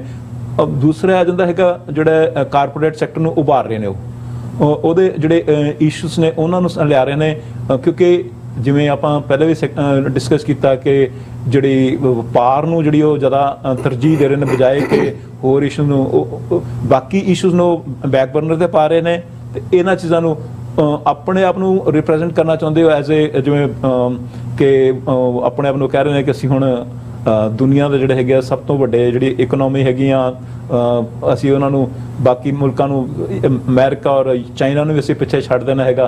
ਤੇ ਆਪਣੇ ਇਸ ਤਰ੍ਹਾਂ ਉਭਾਰ ਰਹੇ ਨੇ ਜਿਵੇਂ ਕਿ ਉਹ ਬਹੁਤ ਵੱਡੇ, ਉਹ ਹਰ ਫੀਲਡ ਦੇ ਵਿੱਚ ਉਹ ਦਾਤਾ ਹੈਗੇ ਨੇ, ਗਿਆਨ ਦੇ ਦਾਤਾ ਹੈਗੇ ਨੇ, ਤੇ ਹੋਰ ਚੀਜ਼ਾਂ ਦੇ ਉਹ ਦਾਤਾ ਹੈਗੇ ਨੇ। ਉਹ ਇਸ ਤਰ੍ਹਾਂ ਰਿਪਰੈਜ਼ੈਂਟ ਕਰ ਰਿਹਾ ਆਪਣੇ ਆਪ ਨੂੰ, ਜਦ ਕਿ ਹਕੀਕਤ ਟੋਟਲੀ ਡਿਫਰੈਂਟ ਹੈਗੀ ਆ। ਅਗਰ ਅਸੀਂ ਜਿਹੜੀਆਂ ਡਿਫਰੈਂਟ ਆਰਗੇਨਾਈਜੇਸ਼ਨਸ ਜਿਹੜੀਆਂ ਹੈਗੀਆਂ ਨੇ, ਭਾਵੇਂ ਉਹ ਇਕਨੋਮਿਕ ਆਰਗੇਨਾਈਜੇਸ਼ਨਸ ਹੈਗੀਆਂ ਜਿਹੜੀਆਂ ਵਰਲਡ ਲੈਵਲ ਦੀਆਂ ਹੈਗੀਆਂ ਨੇ, ਉਹਨਾਂ ਦਾ ਜਦੋਂ ਅਸੀਂ ਡਾਟਾ ਦੇਖਦੇ ਹੈਗੇ ਆ, ਉਹ ਡਾਟਾ ਜਿਹੜਾ ਉਹਦੇ ਤੋਂ ਪਤਾ ਲੱਗਦਾ ਕਿ ਉਹ ਤੇ ਬਜਾਏ ਕਿ ਉਹ ਤਰੱਕੀ ਕਰਨ ਦੇ ਉਹ ਪਿੱਛੇ ਜਾ ਰਹੇ ਹੈਗੇ ਨੇ। ਜਿਹੜਾ ਉਹਨਾਂ ਦੀ ਜਿਹੜੀ ਗਰੋਥ ਆ ਬਜਾਏ ਕਿ ਅੱਗੇ ਵਧਣ ਦੇ ਉਹ ਘਟ ਰਹੀ ਹੈਗੀ ਆ, 50 ਸਾਲ ਪਿੱਛੇ ਪਾ ਰਹੇ ਹੋ ਤਾਂ ਸਗੋਂ ਮੁਲਕ ਨੂੰ। ਸੋ ਉਹ ਮਤਲਬ ਕਿ ਇਹ ਮਿਸ ਰਿਪਰੈਜ਼ੈਂਟੇਸ਼ਨ ਹੋ ਰਹੀ ਹੈ ਜੋ ਵੀ ਹੋ ਰਹੀ ਉੱਥੇ। ਜੀ ਅਕਸਰ ਤੁਹਾਨੂੰ ਲੱਗਦਾ ਵੀ ਜਿਹੜੀ ਇਹ ਮਿਸ ਰਿਪਰੈਜ਼ੈਂਟੇਸ਼ਨ ਕਰ ਰਹੇ ਆ ਜਾਂ ਆਪਣੇ ਇਮੇਜ ਪ੍ਰੋਜੈਕਸ਼ਨ ਕਰ ਰਹੇ ਆ ਵੀ ਇਹਦੇ 'ਚ ਕਾਮਯਾਬ ਹੋ ਸਕਣਗੇ, ਖਾਸ ਤੌਰ ਤੇ ਜੇ G20 ਸਮਿਟ ਦੇ ਹਵਾਲੇ ਨਾਲ ਗੱਲ ਕਰਨੀ ਹੋਵੇ? ਦੇਖੋ, ਕਿਉਂਕਿ ਜਦੋਂ ਅਸੀਂ ਇਹ ਕਾਰਪੋਰੇਟ ਸੈਕਟਰ ਦੀ ਗੱਲ ਕੀਤੀ ਕਿ ਇਹ ਕਿਵੇਂ ਹਾਵੀ ਹੈ, ਔਰ ਜਿਹੜੀ ਇਹ ਕਾਰਪੋਰੇਸ਼ਨਸ ਜਾਂ ਇਹ ਕਾਰਪੋਰੇਟ ਘਰਾਣੇ ਨੇ, ਉਹ ਅਮਰੀਕਾ ਦੇ ਹੋਣ, ਯੂਰਪ ਦੇ ਹੋਣ, ਇਹ ਕਿਵੇਂ ਭਾਰਤੀ ਸਿਸਟਮ ਦੇ ਵਿੱਚ ਵੜੇ ਹੋਏ ਨੇ। ਹੁਣ ਜਿਸ ਨੂੰ ਨਕਸਲਾਈਟ ਮੂਵਮੈਂਟ ਕਹਿ ਕੇ ਜਾਂ ਮਾਓਇਸਟ ਕਹਿ ਕੇ ਜਿਹੜਾ ਹੈ ਉਹ ਕਿਸ ਕਿਸਮ ਦੀ ਈਵਨ ਜਹਾਜ਼ ਯੂਜ਼ ਕੀਤੇ ਗਏ ਨੇ ਉਹਨਾਂ ਨੂੰ ਬੰਬਾਰਡ ਕਰਨ ਦੇ ਲਈ। ਹੁਣ ਉੱਥੇ ਇਸ਼ੂ ਕੀ ਹੈ ਕਿ ਜਿਹੜੀਆਂ ਬੈਲਟਸ ਦੇ ਵਿੱਚ ਉਹ ਬੈਠੇ ਹੋਏ ਨੇ, ਉਹਦੇ ਧਰਤੀ ਦੇ ਵਿੱਚ ਮਿਨਰਲਸ ਨੇ, ਕਿਤੇ ਕੋਈ ਹੈ ਕਿਤੇ ਕੋਈ ਹੈ, ਔਰ ਉਸ ਦੀ ਜਿਹੜੀ ਹੈ ਉਹਨਾਂ ਨੂੰ ਕੱਢਣ ਦੇ ਲਈ ਕਾਰਪੋਰੇਟਸ ਨਾਲ ਡੀਲਸ ਬਣਾਈਆਂ ਹੋਈਆਂ, ਉਹਨਾਂ ਦੀ ਸਫਾਈ ਕਰਨੀ ਹੈ। ਈਵਨ ਮਨੀਪੁਰ ਦੇ ਲਿਹਾਜ਼ ਨਾਲ, ਕਿਉਂਕਿ ਜ਼ਿਆਦਾ ਫੋਕਸ ਕੁਕੀ ਵਰਸਸ ਮਾਈਟਾਈ ਹਿੰਦੂ ਟ੍ਰਾਈਬ ਆਇਆ, ਐਥਨਿਕ ਕਲੀਨਜ਼ਿੰਗ ਦੀ ਗੱਲ ਹੋਈ, ਜਾਂ ਕ੍ਰਿਸਚੀਅਨਸ ਦੇ ਖਿਲਾਫ 400 ਚਰਚ ਸਾੜ ਦਿੱਤੇ ਜਾਂ ਦੂਜੇ, ਪਰ ਇੱਕ ਵੱਡਾ ਫੈਕਟਰ ਜਿਹੜਾ ਉਹਨਾਂ ਦੇ ਇਨਸਾਈਡਰ ਜਿਹੜੇ ਨੇ ਉਹਨਾਂ ਨੇ ਇੱਕ ਡਿਸਕਸ਼ਨ ਦੇ ਵਿੱਚ ਸਾਹਮਣੇ ਲਿਆਂਦਾ। ਹੁਣ ਜਿਹੜਾ ਉਹਨਾਂ ਦਾ ਸਪੈਸ਼ਲੀ ਜਿਹੜੇ ਪ੍ਰੋਟੈਕਟ ਕੀਤੇ ਹੋਏ ਨੇ, ਜਿਹੜੀ ਹੁਣ ਉਹਨਾਂ ਦੀ ਮਾਈਟਾਈ ਕਬੀਲਾ ਹੈ, ਉਹ ਲੈਂਡ ਉਹਦੇ ਕੋਲ 8% ਹੈ ਵੈਲੀ ਦੇ ਵਿੱਚ ਨੇ, ਮਨੀਪੁਰ ਵੈਲੀ 'ਚ। ਜਿਹੜਾ ਹਿੱਲੀ ਏਰੀਆ ਜਿਹਦੇ 'ਚ ਕੁਕੀ ਟ੍ਰਾਈਬ ਹੈ ਜਾਂ ਦੂਸਰਾ ਹੈ, ਉਹ 92% ਲੈਂਡ ਮਾਸ ਹੈ। ਉਹ ਉਹਨਾਂ ਨੂੰ ਕਿਉਂਕਿ ਆਰਟੀਕਲ 371 ਏ ਦੇ ਥੱਲੇ ਉਹ ਮਹਿਫੂਜ਼ ਏਰੀਆ, ਉਹਨੂੰ ਵੇਚਿਆ ਨਹੀਂ ਜਾ ਸਕਦਾ, ਕੋਈ ਖਰੀਦ ਨਹੀਂ ਸਕਦਾ। ਉਹਦੇ ਥੱਲੇ ਮਿਨਰਲ ਨੇ, ਕੋਈ ਖਾਸ ਮਿਨਰਲ ਉਹਨਾਂ ਨੂੰ ਉੱਥੋਂ ਮਿਲਿਆ। ਹੁਣ ਇਹ ਜਿਹੜੀ ਜੇ ਤੁਸੀਂ ਇਹ ਦੇਖੋਗੇ ਵੀ ਕੰਟੀਨਿਊਸ ਜਿਹੜੀ ਉਹਨਾਂ ਦੀ ਐਥਨਿਕ ਕਲੀਨਜ਼ਿੰਗ, ਔਰ ਗੱਲ ਕਰਦੀ ਹੈ ਨਹੀਂ ਵੀ ਬੰਦਾ 500 ਮਾਰਤਾ ਹੈ, ਲੈਂਡ ਖਾਲੀ ਕਰਾ, ਉਹਨਾਂ ਨੂੰ ਉੱਥੋਂ ਘਰ ਉਹਨਾਂ ਦੇ ਉਜਾੜ ਕੇ ਜਦੋਂ ਅੱਗ ਲਾ ਦਿੱਤੀ ਜਾਂਦੀ ਹੈ, ਉਹ ਉਸ ਨੂੰ ਉਹ ਕਬਜ਼ਾ ਕਰ ਲੈਂਦੇ ਨੇ, ਉਹਨਾਂ ਨੂੰ ਕੈਂਪਾਂ 'ਚ ਪਹੁੰਚਾ ਦਿੰਦੇ ਨੇ। ਸੋ ਇਨ ਦਾ ਐਂਡ ਆਫ ਦਾ ਡੇ ਇਹ ਖੇਡ ਵੀ ਉਸ ਕਾਰਪੋਰੇਟ ਸੈਕਟਰ ਦੇ ਨਾਂ ਥੱਲੇ ਖੇਡੀ ਜਾ ਰਹੀ ਹੈ। ਹੁਣ ਤੁਸੀਂ ਜਦੋਂ ਅਸੀਂ ਹਿਡਨਬਰਗ ਰਿਪੋਰਟ ਅਡਾਨੀ ਦੇ ਖਿਲਾਫ ਆਈ, ਉਹ ਸਾਰੇ ਅੱਜ ਵੀ ਫਾਈਨੈਂਸ਼ੀਅਲ ਟਾਈਮਜ਼ ਨੇ ਸਟੋਰੀ ਕੀਤੀ ਹੈ। ਇਸ ਤੋਂ ਪਹਿਲਾਂ ਜਿਹੜਾ ਇਸ ਨੂੰ ਕਿੰਨੇ ਹੋਰ ਸੋਰਸਿਸ ਰਾਹੀਂ ਸਾਹਮਣੇ ਆਇਆ। ਲੇਕਿਨ ਤੁਸੀਂ ਜਦੋਂ ਉਹਨਾਂ ਦਾ ਮਨੀ ਟ੍ਰੇਲ ਦੇਖੋਗੇ, ਕੈਰੀਬੀਅਨ ਦੇ ਵਿੱਚ ਉਹਨਾਂ ਨੇ ਆਪਣੀਆਂ ਜਿਹੜੀਆਂ ਨੇ ਜਾਲੀ ਕੰਪਨੀਆਂ ਖੋਲੀਆਂ ਹੋਈਆਂ, ਕੰਪਨੀ ਬੰਦ ਹੈ। ਕੋਈ ਹੋਰ ਮੌਰੀਸ਼ੀਅਸ ਦੂਜੇ ਤੀਜੇ ਦੇ ਵਿੱਚ ਖੋਲਿਆ ਹੋਇਆ ਉਹ ਪਾਰਟ। ਸੋ ਇਹ ਇੰਨੀ ਕੰਪਲੈਕਸ, ਔਰ ਇਹ ਸਾਰੇ ਰਲ ਕੇ ਖੇਡਦੇ ਨੇ। ਸੋ ਇਸ ਸਾਰੇ ਦੇ ਵਿੱਚ ਇਹਦੇ 'ਚ ਕੋਈ ਦੋ ਰਾਵਾਂ ਨਹੀਂ ਨੇ ਕਿ ਜੋ ਕੁਝ ਇਸ ਵੇਲੇ ਇੰਡੀਆ ਉਹ ਟਾਈਮਿੰਗ ਦੇਖ ਰਿਹਾ ਹੈ, ਉਹਨੂੰ ਪਤਾ ਹੈ। ਹਾਲਾਂ ਉਹਨਾਂ ਦੀ ਕੋਈ ਇਕਨੋਮੀ, ਕੋਈ ਇਹ ਨਹੀਂ ਹੈ ਵੀ ਦੁਨੀਆ 'ਚ ਕੋਈ ਇੰਡੀਆ ਦੀ ਇਕਨੋਮੀ। ਮੈਂ ਕੱਲ ਵੀ ਡਿਸਕਸ਼ਨ 'ਚ ਕਿਹਾ ਸੀ, ਮੈਂ ਕਿਹਾ ਭਾਈ ਮੁਗਲਿਆ ਸਲਤਨਤ ਦੇ ਵੇਲੇ ਜਿਹੜੀ ਵਰਲਡ ਟ੍ਰੇਡ ਸੀ ਉਹਦਾ 22% ਮੁਗਲਿਆ ਸਲਤਨਤ ਦੇ ਕੋਲ ਸੀ। ਅੱਜ ਇੰਡੀਆ ਆਪਣੀ 3 ਟ੍ਰਿਲੀਅਨ ਤੋਂ ਵੀ ਘੱਟ ਦੀ ਇਕਨੋਮੀ ਨਾਲ ਲੈਸ ਦੈਨ 1% ਦੁਨੀਆ ਦੀ ਦੇ ਵਿੱਚ ਉਹਦੀ ਕੋਈ ਬਿਜ਼ਨਸ ਡੀਲ ਹੈ ਜਾਂ ਦੂਜਾ। ਇਹ ਨਹੀਂ ਹੈ ਜੀ ਉਹਦੇ ਬਿਨਾ ਕੋਈ ਗੱਡਾ ਖੜਾ ਹੈ।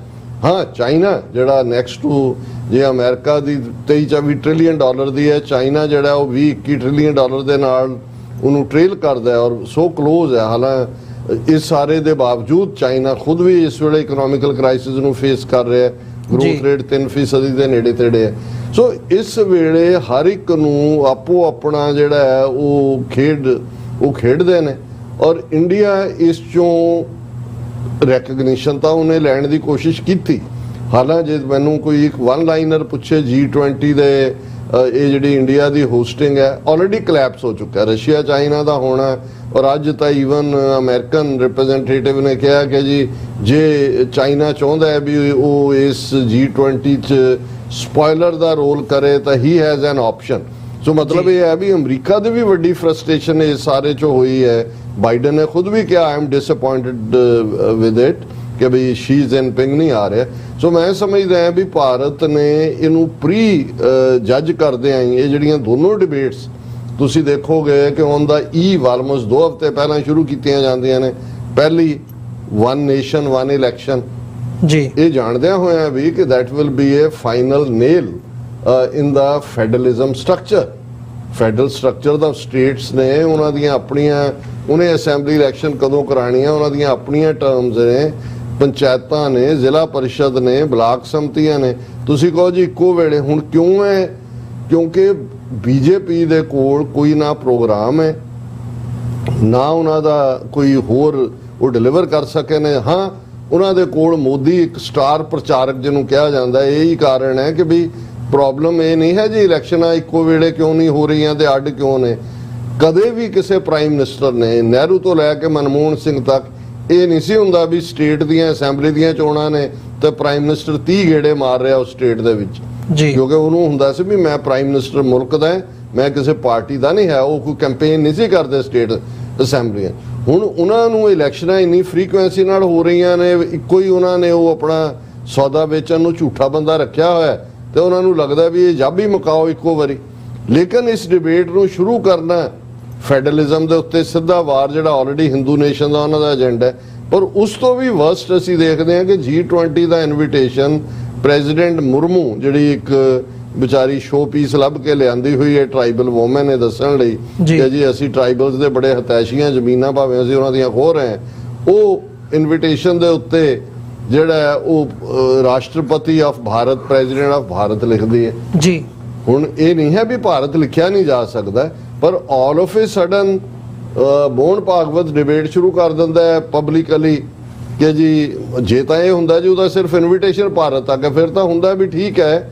ਇੰਡੀਅਨ ਕਨਸਟੀਟਿਊਸ਼ਨ ਦਾ ਜਿਹੜਾ ਆਰਟੀਕਲ 12 ਦਾ ਸੈਕਸ਼ਨ 1 ਕਹਿੰਦਾ ਇੰਡੀਆ ਦੈਟ ਇਜ਼ ਭਾਰਤ, ਇਹਦਾ ਮਤਲਬ ਦੋਨੋਂ ਲਫ਼ਜ਼ ਇਸਤੇਮਾਲ ਹੋ ਸਕਦੇ ਨੇ। ਸੁਪਰੀਮ ਕੋਰਟ ਦੀ ਜਜਮੈਂਟ ਵੀ ਹੈ।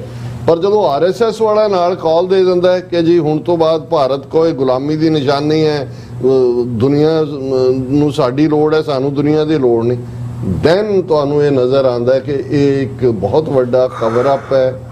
ਫੇਲਿਅਰ ਇਹਨਾਂ ਨੂੰ ਨਜ਼ਰ ਆ ਰਹੀ ਹੈ, ਕਲੈਪਸ ਇਹਨਾਂ ਦਾ ਜਿੰਨਾ ਗੁੱਡਾ ਇਹਨਾਂ ਨੇ। ਕਿਉਂਕਿ G20 ਇਹ ਨਹੀਂ ਵੀ ਹੁਣ ਇੱਕ 9-10 ਨੂੰ ਹੀ ਹੋਣਾ, ਕਿਉਂਕਿ ਇਹਦਾ ਆਗਾਜ਼ ਸਾਲ ਪਹਿਲਾਂ ਹੋ ਗਿਆ ਸੀ ਔਰ ਆਲਰੇਡੀ 19 ਤੋਂ ਜ਼ਿਆਦਾ ਇਹਨਾਂ ਦੀਆਂ ਕਨਕਲੇਵ, ਕੋਈ ਬਿਜ਼ਨਸ। ਜਦੋਂ ਤੁਸੀਂ G20 ਦਾ ਏਜੰਡਾ ਦੇਖਦੇ ਹੋ, ਬੜਾ ਵਾਸਟ ਏਜੰਡਾ ਹੈ।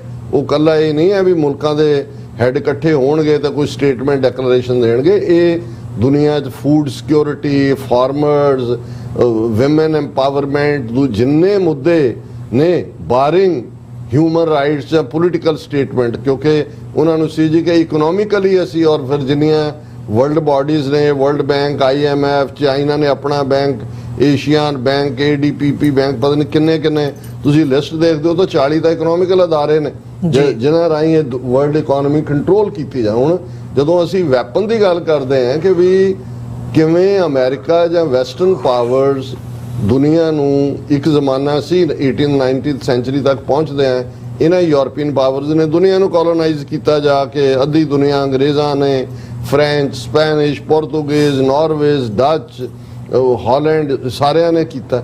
ਹੁਣ ਉਹ ਕਿਵੇਂ ਕਰਦੇ ਨੇ ਅੱਜ ਵੀ, ਉਹ ਇੱਕ ਦੌਰ ਹੈ ਹੁਣ ਥਰੂ ਇਕਨੋਮੀ। ਵਰਲਡ ਬੈਂਕ ਹੈ, IMF ਹੈ, ਤੁਹਾਨੂੰ ਉਹ ਲੋਨ ਦਿੰਦੇ ਨੇ, ਤੁਹਾਡੀ ਇਕਨੋਮੀ ਉਹਦੇ ਤੇ ਪਾਕਿਸਤਾਨ ਦਾ ਕੀ ਹਾਲ ਕਰ ਦਿੱਤਾ ਹੋਇਆ ਕਿ ਵੀ ਉਹਨਾਂ ਦੇ ਨੱਕ ਰਗੜਾ ਰਹੇ ਨੇ, ਕਿਉਂਕਿ ਉਹਨੂੰ ਡੀਫੈਂਗ ਕਰਨਾ ਹੈ, ਉਹਦਾ ਨਿਊਕਲੀਅਰ ਖੋਹਣਾ ਹੈ, ਉਹਨੂੰ ਉਹ ਚਾਹੁੰਦੇ ਨੇ ਇਹ ਵੈਸਟਰਨ ਪਾਵਰਸ ਕਿ ਪਾਕਿਸਤਾਨ ਉਵੇਂ ਹੀ ਬਣ ਜਾਏ ਉੱਥੇ, ਕਿਉਂਕਿ ਇੰਡੀਆ ਨੂੰ ਉਭਾਰ ਰਹੇ ਨੇ ਜੋ ਹਾਲ ਭੂਟਾਨ ਤੇ ਨੇਪਾਲ ਦਾ ਕੀਤਾ ਹੋਇਆ ਸੀ ਇਹਨਾਂ ਨੇ। ਸੋ ਇਸ ਸਾਰੇ ਦੇ ਚੱਲਦੇ ਆ ਮੈਨੂੰ ਇਹ ਲੱਗਦਾ ਹੈ ਕਿ ਵੀ G20 ਚੋਂ ਜੋ ਇੰਡੀਆ ਕੱਢਣਾ ਚਾਹੁੰਦਾ ਸੀ ਉਹਦੇ 'ਚ ਬਹੁਤ ਬੁਰੀ ਤਰ੍ਹਾਂ ਫੇਲ ਹੋਇਆ।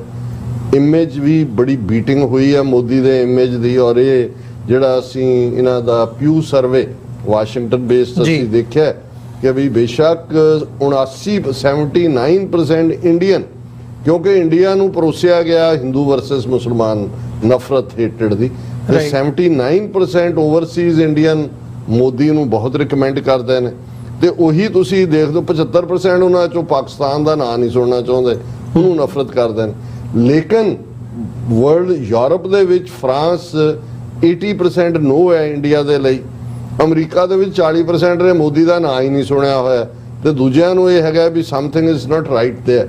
ਸੋ ਮਤਲਬ ਇਹ ਹੈ ਵੀ ਇਸ ਚੋਂ ਜੋ ਇਹਨਾਂ ਦਾ ਸੀ, ਜਿੰਨੀ ਇਹਨਾਂ ਨੇ ਇਨਵੈਸਟਮੈਂਟ ਕੀਤੀ, ਇਹਨੂੰ ਇਹਨਾਂ ਨੇ ਵੇਚਣਾ ਸੀ। ਹੁਣ ਜੇ ਉਹਨਾਂ ਨੂੰ ਸਕਸੈਸ ਉਹਦੇ ਚੋਂ ਨਜ਼ਰ ਆ ਰਹੀ ਹੁੰਦੀ ਤਾਂ ਇਹ ਹਫਤਾ ਜਦੋਂ ਕਿ ਅਸੀਂ ਗੁਜ਼ਰ ਰਹੇ ਹਾਂ, ਇਹ ਤਾਂ ਉੱਥੇ G20 ਦੇ ਸੋਲੇ ਕਾਂਡ ਦਾ ਵਕਤ ਹੁੰਦਾ, ਪਰ ਹੁਣ all of a sudden India versus Bharat ਔਰ ਉਹ ਇਹ ਸ਼ੋਅ ਕਰਦਾ ਹੈ ਕਿ ਬਹੁਤ ਬੁਰੀ ਤਰ੍ਹਾਂ ਇਸ ਸਾਰੇ ਦੇ ਵਿੱਚ ਈਵਨ ਇਹ ਫੇਲ ਹੋਏ ਨੇ, ਔਰ G20 ਦੀ ਕੋਈ ਫਾਈਨਲ ਡੈਕਲੇਰੇਸ਼ਨ ਨਹੀਂ ਹੋ ਸਕਣੀ, ਕਿਉਂਕਿ ਆਲਰੇਡੀ ਬੇਸ਼ੱਕ ਰਸ਼ੀਆ ਦਾ ਵੀ ਪੁਤਿਨ ਨਹੀਂ ਆਇਆ, ਉਹਨਾਂ ਦਾ ਫੋਰਨ ਮਿਨਿਸਟਰ ਨੇ ਕਿਹਾ ਜੀ ਆਹ ਬਾਲੀ ਡੈਕਲੇਰੇਸ਼ਨ ਯੂਕਰੇਨ ਵਾੜਤਾ ਸੀ, ਉਹਨੂੰ ਅਨਡੂ ਕਰੋ। ਇਹ G20 ਸਮਿਟ ਪੋਲੀਟੀਕਲ ਸਟੇਟਮੈਂਟ ਲਈ ਨਹੀਂ ਹੈ, this is for the economies. ਤੇ ਜਿਵੇਂ ਇਹਨਾਂ ਨੇ ਮਤਲਬ ਇੰਡੀਆ ਨੇ ਪਹਿਲਾਂ ਵੀ ਹੁਣ ਜਦੋਂ 2014 ਦੇ ਵਿੱਚ ਮੋਦੀ ਆਇਆ ਬਣਿਆ ਪ੍ਰਧਾਨ ਮੰਤਰੀ, ਉਹਦੇ ਤੋਂ ਬਾਅਦ ਜਿਸ ਕਿਸਮ ਦੀ ਪ੍ਰੋਜੈਕਸ਼ਨ ਸਾਰੇ ਇਸ਼ੂਜ਼ ਇਸੇ ਹਿਸਾਬ ਨਾਲ ਚੱਲੇ ਆ। ਮਤਲਬ ਪਹਿਲਾਂ ਬਾਲਾਕੋਟ ਸਟ੍ਰਾਈਕ ਹੋਵੇ, ਸਰਜੀਕਲ ਸਟ੍ਰਾਈਕ ਦਾ ਨਾਂ ਦਿੱਤਾ, ਹੋਰ ਚੀਜ਼ਾਂ ਲੈ ਕੇ ਆਉਂਦੀਆਂ, ਫਿਰ ਡੀਮੋਨੇਟਾਈਜੇਸ਼ਨ ਲੈ ਆਉਂਦੀ, ਮਤਲਬ ਧਿਆਨ ਭਟਕਾਉਣ ਵਾਲੀ ਨੀਤੀ ਹੈ ਜਾਂ ਜਿਹੜੀ ਪੋਲਰਾਈਜੇਸ਼ਨ ਦੀ ਨੀਤੀ ਹੈ, ਇਸੇ ਦੇ ਸਿਰ ਦੇ ਉੱਤੇ ਇਹਨਾਂ ਨੇ ਆਪਣਾ ਜਿਹੜਾ ਕੰਮ ਹੈ ਉਹ ਚਲਾਇਆ, ਜਾਂ ਇਹ ਕਹਿ ਲਓ ਆਪਣੇ ਆਪ ਨੂੰ ਪ੍ਰੋਜੈਕਟ ਕੀਤਾ ਤੇ ਵੇਚਿਆ ਆ, ਤੇ ਉਹ ਸੌਦਾ ਹਜੇ ਤੱਕ ਵਿਕਿਆ। ਤੇ ਜਿਵੇਂ ਤੁਸੀਂ ਰਿਸਰਚ ਦਾ ਪਿਊ ਉਹਨਾਂ ਦਾ ਜ਼ਿਕਰ ਵੀ ਕੀਤਾ ਸਰਵੇ ਦਾ, ਇੰਡੀਆ ਦੇ ਵਿੱਚ ਜਦੋਂ ਅਸੀਂ ਗਰਾਊਂਡ ਲੈਵਲ ਤੇ ਦੇਖਦੇ ਆ ਜਾਂ ਬਾਹਰ ਜਦੋਂ ਅਸੀਂ ਦੇਖਦੇ ਆ, ਜਿਹੜੇ ਇੰਡੀਅਨਸ ਹੈਗੇ ਆ ਉਹਨਾਂ ਦੇ ਵਿੱਚ ਇਹ ਸੌਦਾ ਵਿਕ ਵੀ ਰਿਹਾ। ਹੁਣ ਤਾਂ ਚੰਦਰਮਾ ਤੇ ਰੇੜਾ ਭੇਜਤਾ, ਹੁਣ ਤਾਂ ਉਹ ਵੀ ਵੇਚ ਰਿਹਾ। ਮਤਲਬ ਜੇ 2024 ਦੀਆਂ ਇਲੈਕਸ਼ਨਸ ਨੂੰ ਮੁੱਖ ਰੱਖ ਕੇ ਦੇਖਣਾ ਹੋਵੇ, ਕੀ ਨਜ਼ਰ ਆਉਂਦਾ ਹੈ ਕਿ ਕੀ ਇਹ ਆਪਣਾ ਜਿਹੜਾ ਸੌਦਾ ਵੇਚ ਕੇ ਇਹ ਦੁਬਾਰਾ ਜਿਹੜੀ ਸਰਕਾਰ ਹੈ ਉਹ ਬਣਾ ਸਕਣਗੇ? ਤੇ ਜੇ ਬਣਾ ਸਕਣਗੇ ਫਿਰ ਵਨ ਨੇਸ਼ਨ ਵਨ ਇਲੈਕਸ਼ਨ ਵਾਲੀ ਜਿਹੜੀ ਨੀਤੀ ਹੈਗੀ ਹੈ ਉਹ ਸਿੱਧਾ ਜਿਹੜੀ ਹੈ ਆਟੋਕ੍ਰੇਸੀ ਵੱਲ ਗੱਲ ਜਾਂਦੀ ਨਜ਼ਰ ਆ ਰਹੀ ਹੈ। ਦੇਖੋ ਇਹ ਜਿਹੜੇ ਦੋਨੋਂ ਇਸ਼ੂ ਨੇ ਨਾ ਜੀ, ਵਨ ਨੇਸ਼ਨ ਵਨ ਇਲੈਕਸ਼ਨ ਔਰ ਇੰਡੀਆ ਵਰਸਸ ਭਾਰਤ, ਹਾਲਾਂਕਿ ਪਾਰਲੀਮੈਂਟ ਦਾ 4 ਦਿਨਾਂ ਦਾ ਸੈਸ਼ਨ ਵੀ ਸੱਦਿਆ ਗਿਆ, ਕੁਝ ਮੀਡੀਆ ਨੇ ਲਿਖਿਆ ਜੀ ਉਹਦੇ 'ਚ ਮਤੇ ਹੋਣਗੇ, ਉਹ ਲੋਕ ਨਹੀਂ ਜਾਣਦੇ ਵੀ ਇਹਦੇ ਲਈ ਕਨਸਟੀਟਿਊਸ਼ਨਲ ਅਮੈਂਡਮੈਂਟ ਜ਼ਰੂਰੀ ਹੈ, ਜਿਹੜੀ 2/3 ਮੈਜੋਰਟੀ ਨਾਲ ਹੈ ਉਹ ਕਰਨ ਦੀ ਇਹਨਾਂ ਦੇ ਕੋਲ ਪਾਵਰ ਨਹੀਂ ਹੈ, ਔਰ ਈਵਨ ਜਿਹੜੀ ਵਨ ਨੇਸ਼ਨ ਵਨ ਇਲੈਕਸ਼ਨ ਹੈ ਉਹਦੇ 'ਚ ਅਸੈਂਬਲੀਆਂ ਦੀ ਐਂਡੋਰਸਮੈਂਟ ਵੀ ਜ਼ਰੂਰੀ ਹੋਏਗੀ, ਔਰ ਇਹ ਕਰ ਹੀ ਨਹੀਂ ਪਾਣਗੇ। ਲੇਕਿਨ ਉਹਨਾਂ ਨੇ ਜਿਹੜੀ ਬਿੱਲੀ ਹੈ ਉਹ ਥੈਲੇ 'ਚੋਂ ਬਾਹਰ ਕੱਢ ਦਿੱਤੀ, ਜਿਹੜੀ ਹੈ ਕਿ ਇੱਕ ਡਿਬੇਟ ਸ਼ੁਰੂ ਕਰ ਦਿੱਤੀ ਹੈ ਵੀ ਉਹਨੂੰ ਕਹੋ ਕਿ ਵੀ ਕੱਲੀ ਬਿੱਲੀ ਨਹੀਂ ਕੱਢੀ, they have left the cat on the ਪਿਜਨਸ, ਕਬੂਤਰਾਂ ਦੇ ਉੱਤੇ ਛੱਡ ਦਿਓ ਚੀਕਾਂ ਮਾਰੀ ਜਾਣ, ਬਿੱਲੀ ਨੂੰ ਛੱਡ ਦਿੱਤਾ ਉਹਨਾਂ ਨੇ।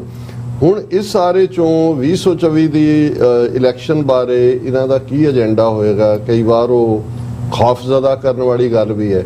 ਜੇ ਤਾਂ G20 ਵਾਲੇ ਚੋਂ ਇਹ ਕੁਝ ਕੱਢ ਪਾਉਂਦੇ, ਦੂਜੇ ਪ੍ਰੈਜ਼ੀਡੈਂਟ ਵੀ ਆ ਜਾਂਦੇ, ਜੁਆਇੰਟ ਡੈਕਲੇਰੇਸ਼ਨ, ਤੇ ਇੰਡੀਆ ਨੇ ਆਪਣਾ ਇਮੇਜ ਆਪਣੇ ਲੋਕਾਂ 'ਚ, ਦੇਖੋ ਜੀ ਮੋਦੀ ਜੀ ਨੇ ਹੁਣ, ਕਿਉਂਕਿ ਇਹ ਬਿਲਕੁਲ ਕਲੈਪਸ ਹੋਇਆ, ਟੋਟਲ ਫੇਲਿਅਰ ਹੈ ਜੀ। ਮਨੀਪੁਰ ਹੱਥੋਂ ਨਿਕਲ ਰਿਹਾ, ਭਾਵੇਂ ਪਹਿਲਾਂ ਸ਼ੁਰੂਆਤੀ ਦੌਰ ਇਹਨਾਂ ਨੇ ਕੀਤਾ, ਹੁਣ ਅੱਜ ਵੀ ਜਦੋਂ ਅਸੀਂ ਗੱਲਬਾਤ ਕਰ ਰਹੇ ਹਾਂ, ਅੱਜ ਦੀ ਖਬਰਾਂ ਇਹ ਨੇ ਕਿ ਭਾਈ ਕਰਫਿਊ ਲਾਇਆ ਹੋਇਆ, ਲੋਕ ਕਰਫਿਊ ਡਿਫਾਈ ਕਰਕੇ ਬਾਹਰ ਨਿਕਲੇ ਨੇ ਔਰ 60 ਤੋਂ ਜ਼ਿਆਦਾ ਜ਼ਖਮੀ ਹੋਏ ਨੇ, ਗੋਲੀ ਚੱਲ ਰਹੀ ਹੈ। ਹੁਣ ਜਦੋਂ ਤੁਸੀਂ ਕਈ ਵਾਰੀ ਉਹ ਇਹਨਾਂ ਨੇ ਇਹ ਟਰਮਸ ਖੁਦ ਯੂਜ਼ ਕਰਦੇ ਰਹੇ ਨੇ ਕਿ ਇੱਕ ਤੁਸੀਂ ਫਰੈਂਕਨਸਟਾਈਨ ਕ੍ਰੀਏਟ ਕਰਦੇ ਹੋ, ਜੇ ਨਹੀਂ ਉਹਨੂੰ ਤੁਸੀਂ ਬੋਟਲ 'ਚ ਪਾਇਆ, ਜਦੋਂ ਬੋਟਲ 'ਚ ਨਿਕਲ ਗਿਆ ਉਹਨੇ ਵਾਪਸ ਨਹੀਂ ਪੈਣਾ।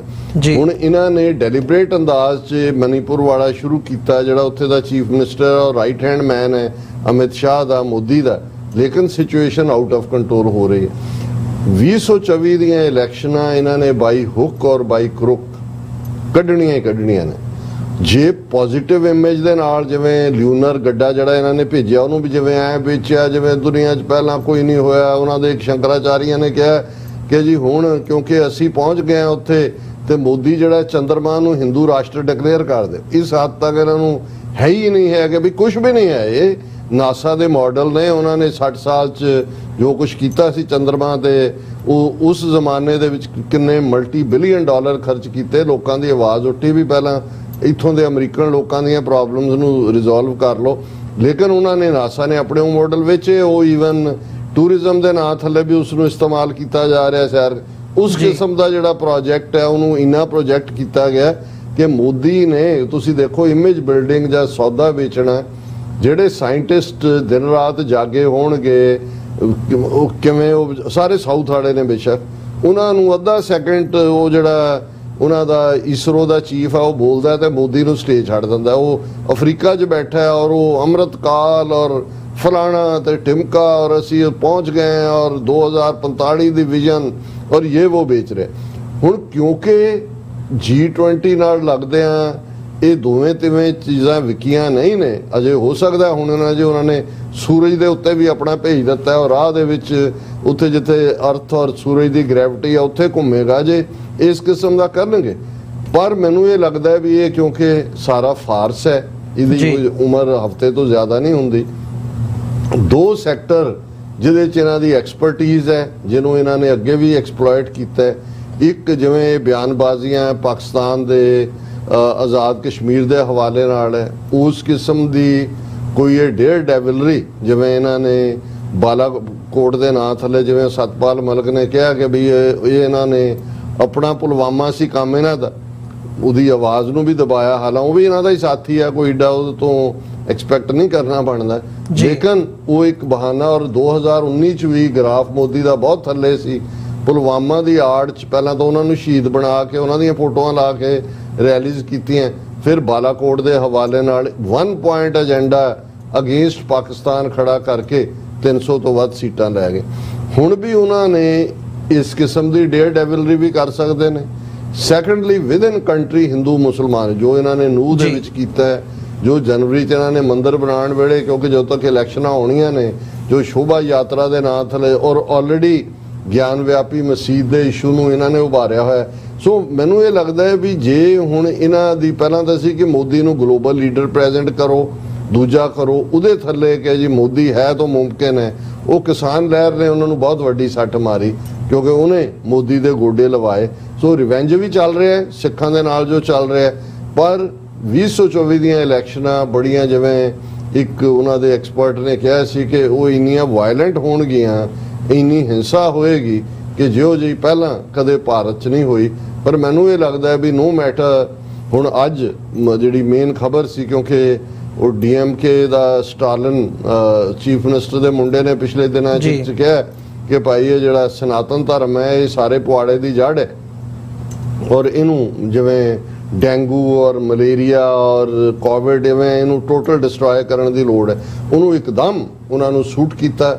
ਉਹਨਾਂ ਦਾ ਉਹ ਮਾਲਵੀਆ ਕਿ ਕੌਣ ਹੈ, ਉਹਨੇ ਬਿਆਨ ਦੇ ਦਿੱਤਾ ਕਿ ਇਹ ਤਾਂ ਜੀ ਜੈਨੋਸਾਈਡ ਦੀ ਗੱਲ ਕਰ ਰਿਹਾ ਹਿੰਦੂਆਂ ਦੀ, ਕਿ ਸਨਾਤਨ ਧਰਮ ਦਾ ਵੀ ਮਿਟਾ ਦਿਓ ਜਾਂ ਦੂਜੇ। ਔਰ ਅੱਜ ਮੋਦੀ ਨੇ ਕਿਹਾ ਬਾਕੀਆਂ ਨੂੰ ਕਿ ਇੰਡੀਆ ਵਰਸਸ ਭਾਰਤ ਦੇ ਉੱਤੇ ਬ੍ਰੇਕ ਲਾਓ, ਡੋਂਟ ਡਿਸਕਸ ਦਿਸ। ਇਹ ਸਨਾਤਨ ਧਰਮ ਵਾਲਾ ਜਿਹੜਾ take this message to the whole. So already ਮਤਲਬ ਉਹਨਾਂ ਨੂੰ ਜਿਵੇਂ ਉਹ ਸ਼ਾਰਟ ਆਫ ਆਈਡੀਆ ਸੀ ਵੀ ਕੀ ਕਰੀਏ।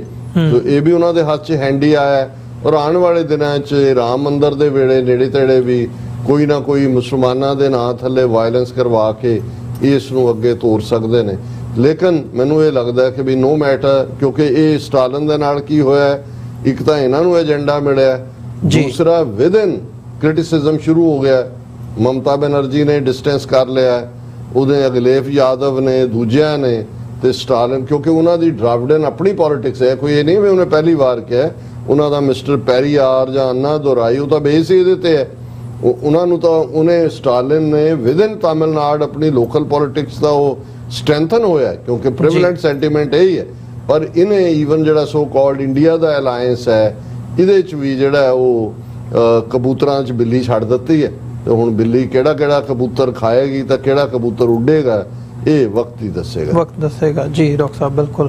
ਬਾਜਵਾ ਸਾਹਿਬ, ਤੁਹਾਡੇ ਵੱਲ ਆਵਾਂ, ਤੁਸੀਂ ਕਿਵੇਂ ਦੇਖ ਰਹੇ ਹੋ ਇਹ ਸਾਰੇ ਪਾਰਟ ਨੂੰ, ਜਿਹਦੇ ਤੇ ਡਾਕਟਰ ਸਾਹਿਬ ਨੇ ਕਮੈਂਟ ਕੀਤਾ ਵੀ ਅਗਲੇ ਸਾਲ ਦੀਆਂ ਜਿਹੜੀਆਂ ਚੋਣਾਂ ਨੇ ਉਸ ਹਵਾਲੇ ਨਾਲ ਜਿਹੜੀ ਇਹ ਸਿਆਸਤ ਸਾਰੀ ਕੀਤੀ ਜਾ ਰਹੀ ਹੈ, ਇਮੇਜ ਪ੍ਰੋਜੈਕਸ਼ਨ ਵੀ ਹੈ, ਪੋਲਰਾਈਜੇਸ਼ਨ ਹੈ, ਲੋਕਲ ਪੋਲਿਟਿਕਸ ਨੂੰ ਆਪਣੀ ਵੋਟ ਕੰਸੋਲੀਡੇਟ ਕਰਕੇ ਮਾਈਨੋਰਿਟੀਜ਼ ਨੂੰ ਕਿਵੇਂ ਟਾਰਗੇਟ ਕਰਨਾ, ਉਹ ਸਾਰਾ ਪਾਰਟ ਵੀ ਹੈ ਵੀ ਕਿੰਨੇ ਕੁ ਸਫਲ ਹੁੰਦੇ ਨਜ਼ਰ ਆਉਂਦੇ ਨੇ? ਜਿਹੜਾ ਮੇਨ ਇਹਨਾਂ ਦਾ ਮੁੱਦਾ ਪੋਲਰਾਈਜੇਸ਼ਨ ਵਾਲਾ ਜਿਹੜਾ ਹੈਗਾ ਨਾ ਜੀ, ਉਹ ਉਸੇ ਤੇ ਜ਼ਿਆਦਾ ਕੰਮ ਕਰਨਗੇ ਮੈਨੂੰ ਜਿਹੜਾ ਜਾਪਦਾ ਹੈਗਾ, ਕਿਉਂਕਿ ਡਿਵਾਈਡ ਕਰਕੇ ਉਹੀ ਉਹ ਜਿਹੜਾ ਹਿੰਦੂ ਮੁਸਲਮਾਨ ਦਾ ਜਿਹੜਾ ਪੱਤਾ ਇਹ ਖੇਡ ਰਹੇ ਹੈਗੇ ਨੇ ਸ਼ੁਰੂ ਤੋਂ, ਉਸੇ ਨੂੰ ਆਧਾਰ ਬਣਾ ਕੇ ਅੱਗੇ ਵਧਣਗੇ। ਇਹੀ ਜਾਪਦਾ ਹੈਗਾ ਜੀ ਜ਼ਿਆਦਾ, ਕਿਉਂਕਿ ਜਿਵੇਂ ਹੁਣ ਇਹਨਾਂ ਨੇ ਰੀਸੈਂਟਲੀ ਨੂੰਹ ਦੇ ਵਿੱਚ ਕੀਤਾ ਹੈਗਾ, ਈਵਨ ਕੋਈ ਮੁਮਕਿਨ ਹੈਗਾ ਕਿ ਈਵਨ ਕ੍ਰਿਸਚੀਅਨਸ ਦੇ ਵੀ ਇਹ ਕਰ ਸਕਦੇ ਹੈਗੇ। ਕ੍ਰਿਸਚੀਅਨ ਦਾ ਉਹਨਾਂ ਨੇ ਜਿਵੇਂ ਮਣੀਪੁਰ 'ਚ ਆਲਰੇਡੀ ਕੀਤਾ ਹੈਗਾ, ਇਹਨੇ ਈਵਨ ਦਿੱਲੀ ਦੇ ਵਿੱਚ ਵੀ ਚਰਚਿਸ ਜਲਾਏ ਹੈਗੇ ਨੇ ਇਹਨਾਂ ਨੇ। ਤੇ ਨਹੀਂ, ਅਸੀਂ ਇੱਥੇ ਇੱਕ ਮਿਸ ਕਰ ਰਹੇ ਹਾਂ, ਕਿਉਂਕਿ ਟੌਪਿਕ ਅੱਜ ਇੰਟਰਨੈਸ਼ਨਲ ਔਰ ਹਿਊਮਨ ਰਾਈਟਸ ਦੇ ਉੱਤੇ ਜ਼ਿਆਦਾ ਫੋਕਸਡ ਹੈ। ਸਿੱਖ ਫੈਕਟਰ ਜੀ, ਇਹ ਜਿਵੇਂ ਖਾਲਿਸਤਾਨ ਦੇ ਮੁੱਦੇ ਨੂੰ ਇਹਨਾਂ ਨੇ ਟੈਰਰ ਦੇ ਨਾਲ ਜੋੜਿਆ, ਪੀਸਫੁਲ ਰੈਫਰੈਂਡਮ ਨੂੰ ਵੀ ਟੈਰਰਿਸਟ ਐਕਟੀਵਿਟੀ ਬਣਾਇਆ ਜੀ, ਬਿਲਕੁਲ। ਜਿਸ ਲੈਵਲ ਦੇ ਉੱਤੇ ਇਹਨਾਂ ਨੇ ਡਾਇਰੈਕਟ ਇੰਟਰਵੈਂਸ਼ਨ, ਟਾਰਗੇਟ ਕਿਲਿੰਗਸ ਵੀ ਕੀਤੀਆਂ ਜੀ। ਔਰ ਅਜੇ ਵੀ ਜਿਹੜਾ ਸਿੱਖਾਂ ਦੇ ਖਿਲਾਫ ਜਿਹੜਾ ਪ੍ਰੋਪੇਗੈਂਡਾ ਉਹਨਾਂ ਦੇ ਯੂਟਿਊਬਰ ਜਿਹੜੇ ਕਿ ਨਾਨ ਸਟੇਟ ਐਕਟਰ ਨੇ ਬਿਠਾਏ ਹੋਏ ਨੇ, ਉਸ ਗੱਲ ਨੂੰ ਕਰ ਸਕਦੇ ਨੇ। ਇਹ ਸਾਨੂੰ ਅਸੀਂ ਇਹ ਨਾ ਦੇਖੀਏ ਕਿ ਜੀ ਇਹ ਫਾਰ ਆਫ ਮਨੀਪੁਰ 'ਚ ਹੋ ਰਿਹਾ ਹੈ ਜਾਂ ਨੂੰਹ 'ਚ ਹੋ ਰਿਹਾ ਹੈ। ਮੈਨੂੰ ਈਵਨ ਇਹ ਨਜ਼ਰ ਆਉਂਦਾ ਕਿ ਜੇ ਇਹਨਾਂ ਨੂੰ ਲੱਗਾ ਵੀ ਇਹ ਨਹੀਂ ਵਿਕਦਾ, ਸਿੱਖ ਤਾਂ ਹਰ ਥਾਂ ਆਇਡੈਂਟੀਫਾਈ ਹੁੰਦੇ ਨੇ, ਉਹਨਾਂ ਨੂੰ ਤੁਸੀਂ ਜਿਹੜੇ ਮਰਜ਼ੀ ਦੇ ਵੇਲੇ ਈਵਨ ਸਿੱਖ ਜੈਨੋਸਾਈਡ ਨੂੰ ਵੀ ਓਪਨਲੀ ਜਿਹੜੀ ਹੈ ਬਿਲਕੁਲ ਪੋਸੀਬਲ ਲਾਈਨ ਦੇ ਉੱਤੇ ਉਹਨੂੰ ਵੀ ਇੰਪਲੀਮੈਂਟ ਕਰ ਜੀ, ਬਿਲਕੁਲ ਪੋਸੀਬਲ, ਮੁਮਕਿਨ ਹੈਗਾ ਬਿਲਕੁਲ। ਜਿਹੜਾ ਸਿੱਖ ਫੈਕਟਰ, ਕਿਉਂਕਿ ਸਾਨੂੰ ਵੀ ਟਾਰਗੇਟ ਕਰ ਸਕਦੇ ਹੈਗੇ ਨੇ, ਇਹ ਬਿਲਕੁਲ ਤੁਸੀਂ ਸਹੀ ਕਿਹਾ ਜੀ, ਜ਼ਿਕਰ ਕੀਤਾ। ਤੁਹਾਨੂੰ ਲੱਗਦਾ ਵੀ ਜਿਹੜਾ ਡਾਇਸਪੋਰਾ ਸਿੱਖ ਹੈ ਇਸ ਵਕਤ ਉਹ ਰੈਡੀ ਹੈ ਇਸ ਚੈਲੰਜ ਦੇ ਲਈ, ਜੇ ਉਸ ਕਿਸਮ ਦੀ ਕੋਈ ਗੱਲ ਆਉਂਦੀ ਹੈ? ਹੁਣ ਪਿੱਛੇ ਜੇ ਅਸੀਂ ਦੇਖਣਾ ਹੋਵੇ ਸਾਰੇ ਟਾਈਮ ਪੀਰੀਅਡ ਦੇ ਵਿੱਚ, ਕੁਝ ਸਾਲਾਂ ਦੇ ਵਿੱਚ ਜਿਵੇਂ ਜਿਵੇਂ ਮੂਵਮੈਂਟਸ ਉੱਠੀਆਂ ਨੇ, ਇੱਕ ਸਿੱਖਾਂ ਦਾ ਇੱਕ ਉਭਾਰ ਜਾਂ ਉਹ ਜਜ਼ਬਾ ਨਜ਼ਰ ਆਉਂਦਾ, ਪਰ ਉਹਨੂੰ ਕਿਤੇ ਇੰਸਟੀਟਿਊਸ਼ਨਲਾਈਜ਼ ਕੀਤਾ ਗਿਆ ਹੋਵੇ ਜਾਂ ਕੀਤਾ ਜਾ ਸਕੇ, ਉਸ ਕਿਸਮ ਦੀ ਲਾਈਨ ਨਹੀਂ ਨਜ਼ਰ ਆਉਂਦੀ ਹੈਗੀ ਵੀ ਅਸੀਂ ਉਸ ਮੁਕਾਮ ਤੇ ਖੜੇ ਹਾਂ ਜਿੱਥੇ ਅਸੀਂ ਉਸ ਚੈਲੰਜ ਨੂੰ ਸਮਝ ਵੀ ਸਕੀਏ ਤੇ ਸਮਝ ਕੇ ਫਿਰ ਉਹਦਾ ਜਵਾਬ ਦੇ ਸਕੀਏ। ਜੀ ਹਾਂ, ਬਿਲਕੁਲ। ਇਸ ਤਰ੍ਹਾਂ ਹੈਗਾ ਕਿ ਪਿਛਲੇ ਕੁਝ ਦਹਾਕਿਆਂ ਤੋਂ ਸਿੱਖਾਂ ਨੇ ਜੋ ਆਪਣੀ ਇੱਕ ਇਮੇਜ ਜਿਹੜੀ ਬਿਲਡ ਕੀਤੀ ਹੈਗੀ ਆ, ਜਿਹੜੇ ਡਾਇਸਪੋਰਾ ਸਿੱਖਾਂ ਦੀ ਮੈਂ ਗੱਲ ਕਰਦਾ ਹੈਗਾ, ਹੈ ਨਾ, ਡਾਇਸਪੋਰਾ ਦੇ ਵਿੱਚ ਸਿੱਖਸ ਨੇ ਆਪਣੇ ਆਪ ਨੂੰ ਕਾਫੀ ਅੱਛੇ ਤਰ੍ਹਾਂ ਨਾਲ ਐਸਟੈਬਲਿਸ਼ ਕੀਤਾ, ਭਾਵੇਂ ਉਹ ਪੋਲੀਟੀਕਲ ਅਰੀਨਾ ਵੀ ਕਿਉਂ ਨਾ ਹੋਏ, ਹੈ ਨਾ। ਉਹਦੇ 'ਚ ਵੀ ਉਹਨਾਂ ਨੇ ਆਪਣੀ ਪਹੁੰਚ ਬਣਾਈ ਹੈਗੀ ਆ, ਆਪਣੇ ਲੌਬੀਜ਼ ਜਿਹੜੇ ਹੈਗੇ ਆ ਡਿਫਰੈਂਟ ਕੰਟਰੀਜ਼ ਦੇ ਵਿੱਚ ਉਹਨਾਂ ਨੇ ਲੌਬੀ ਕਰਕੇ ਆਪਣਾ ਜਿਹੜਾ ਪਰਸਪੈਕਟਿਵ ਹੈਗਾ ਉਹ ਪ੍ਰੈਜ਼ੈਂਟ ਕੀਤਾ ਹੈਗਾ। ਤੇ ਇਹ ਵੀ ਕਿਹਾ ਹੈਗਾ ਵੀ ਜਿਵੇਂ ਪ੍ਰੂਵ ਕੀਤਾ ਕਿ ਜਿਹੜਾ ਖਾਲਿਸਤਾਨ ਦੀ ਜਿਹੜੀ ਡਿਮਾਂਡ ਜਿਹੜੀ ਹੈਗੀ ਆ, ਇੰਡੀਪੈਂਡੈਂਟ ਜਿਹੜਾ ਪੰਜਾਬ ਜਿਹੜਾ ਹੈਗਾ ਜਿਹਨੂੰ ਅਸੀਂ ਖਾਲਿਸਤਾਨ ਦੇ ਨਾਮ ਨਾਲ ਪੁਕਾਰਦੇ ਹਾਂ, ਵੀ ਉਹ ਕੋਈ ਉਹਦੇ 'ਚ ਅਸੀਂ ਕੋਈ ਵਾਇਲੈਂਸ ਨਹੀਂ ਚਾਹੁੰਦੇ ਹੈਗੇ, ਕੋਈ ਕਿਸੇ ਵਾਇਲੈਂਟ ਹੋ ਕੇ ਅਸੀਂ ਉਹਨੂੰ ਅਚੀਵ ਨਹੀਂ ਕਰ ਰਹੇ ਹੈਗੇ, ਬਲਕਿ ਜਿਵੇਂ ਹੁਣ ਅਸੀਂ ਰੈਫਰੈਂਡਮ ਦੀ ਗੱਲ ਕਰਦੇ ਹੈਗੇ, ਹੈ ਨਾ। SFJ ਨੇ ਜਿਹੜਾ ਸਟੈਪ ਚੁੱਕਿਆ ਹੋਇਆ, ਇਹ ਰੈਫਰੈਂਡਮ ਕਰਵਾ ਰਹੇ ਨੇ। ਉਹਨਾਂ ਨੇ ਜਿਹੜਾ ਪਹਿਲਾਂ ਜਿਵੇਂ ਸਭ ਤੋਂ ਪਹਿਲਾਂ ਇੰਗਲੈਂਡ ਦੇ ਵਿੱਚ ਕਰਾਇਆ, ਫਿਰ ਉਹਨਾਂ ਨੇ ਯੂਰਪ ਦੇ ਬਾਕੀ ਮੁਲਕਾਂ ਦੇ ਵਿੱਚ ਕਰਾਇਆ, ਫਾਲੋਡ ਬਾਈ ਫਿਰ ਕੈਨੇਡਾ ਹੋਇਆ, ਫਿਰ ਉਹਦੇ ਬਾਅਦ ਆਸਟ੍ਰੇਲੀਆ, ਹੁਣ ਫਿਰ ਜਿਵੇਂ ਸਰੀ ਦੇ ਵਿੱਚ ਪਲਾਨ ਹੈਗਾ, ਇਸ ਸੰਡੇ ਦੀ ਜਿਹੜੀ ਹੈਗੀ ਆ ਉਹਦੀ VOTING ਹੋਏਗੀ। ਸੋ ਉਹ ਮਤਲਬ ਕਿ ਸਪਸ਼ਟ ਕਰਦਾ ਹੈਗਾ ਕਿ ਜਿਹੜੇ ਸਿੱਖਾਂ ਸਿੱਖਾਂ ਨੇ ਆਪਣੇ ਇੱਕ ਤਰ੍ਹਾਂ ਨਾਲ ਐਸਟੈਬਲਿਸ਼ ਕੀਤਾ ਹੈਗਾ ਔਰ ਪੋਲੀਟੀਕਲੀ ਜਿਹੜਾ ਹੈਗਾ ਜਾਗਰੂਕ ਹੋ ਗਏ ਨੇ ਔਰ ਜਾਗਰੂਕ ਹੋ ਕੇ ਉਹ ਆਪਣਾ ਇੱਕ ਉਸ ਤਰੀਕੇ ਨਾਲ ਇੱਕ ਲੀਗਲ ਵੇ ਦੇ ਨਾਲ ਉਹਨੂੰ ਹਾਸਲ ਕਰਨਾ ਚਾਹੁੰਦੇ ਜੋ ਵੀ ਉਹਨਾਂ ਨੇ ਗੋਲਸ ਤੈਅ ਕੀਤੇ ਹੋਏ ਨੇ, ਜਿਹੜੇ ਕੌਮ ਨੇ ਗੋਲ ਤੈਅ ਕੀਤੇ ਹੋਏ ਨੇ। ਹਾਂ, ਸਾਡੀ ਉੱਥੇ ਪਰਸੀਕਿਊਸ਼ਨ ਹੋ ਰਹੀ ਹੈ ਕਿਉਂਕਿ ਅਸੀਂ ਉਹਨਾਂ ਦੇ ਅਧੀਨ ਹੈਗੇ, ਉਹਨਾਂ ਦੇ ਜਿਹੜਾ ਵੀ ਉਹਨਾਂ ਦੇ ਰੂਲਸ ਐਂਡ ਰੈਗੂਲੇਸ਼ਨਸ ਹੈਗੇ ਨੇ ਉਹਦੇ ਅੰਡਰ ਅਸੀਂ ਜੁੜੇ ਹੋਏ ਹਾਂ।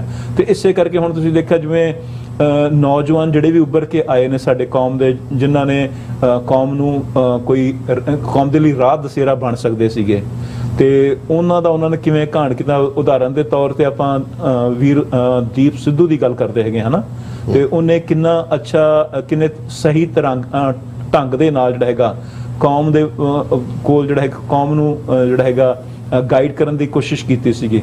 ਉਹਨਾਂ ਨੇ ਦੇਖਿਆ ਕਿ ਇਹਦੇ 'ਚ ਕੋਈ ਇਹਦੇ 'ਚ ਦਮਖਮ ਹੈਗਾ ਹਨਾ। ਸੋ ਉਹ ਜਿਹੜੀ ਉੱਥੋਂ ਜਿਹੜੀ ਡੀਪ ਸਟੇਟ ਸੀਗੇ ਉਹਨੇ ਉਹਦਾ ਇੱਕ ਮਰਡਰ ਕਰਵਾਇਆ। ਉਹ ਜਿਹੜਾ ਹੈਗਾ ਇਟ ਵਾਸ ਨਾਟ ਬੇਸਿਕਲੀ ਕਿ ਐਕਸੀਡੈਂਟ ਦਾ ਰੂਪ ਜ਼ਰੂਰ ਬੇਸ਼ੱਕ ਦਿੱਤਾ ਹੈਗਾ, ਲੇਕਿਨ ਉਹ ਇੱਕ ਡੀਪ ਸਟੇਟ ਦੇ ਦੁਆਰਾ ਮਰਡਰ ਕੀਤਾ ਗਿਆ ਸੀਗਾ।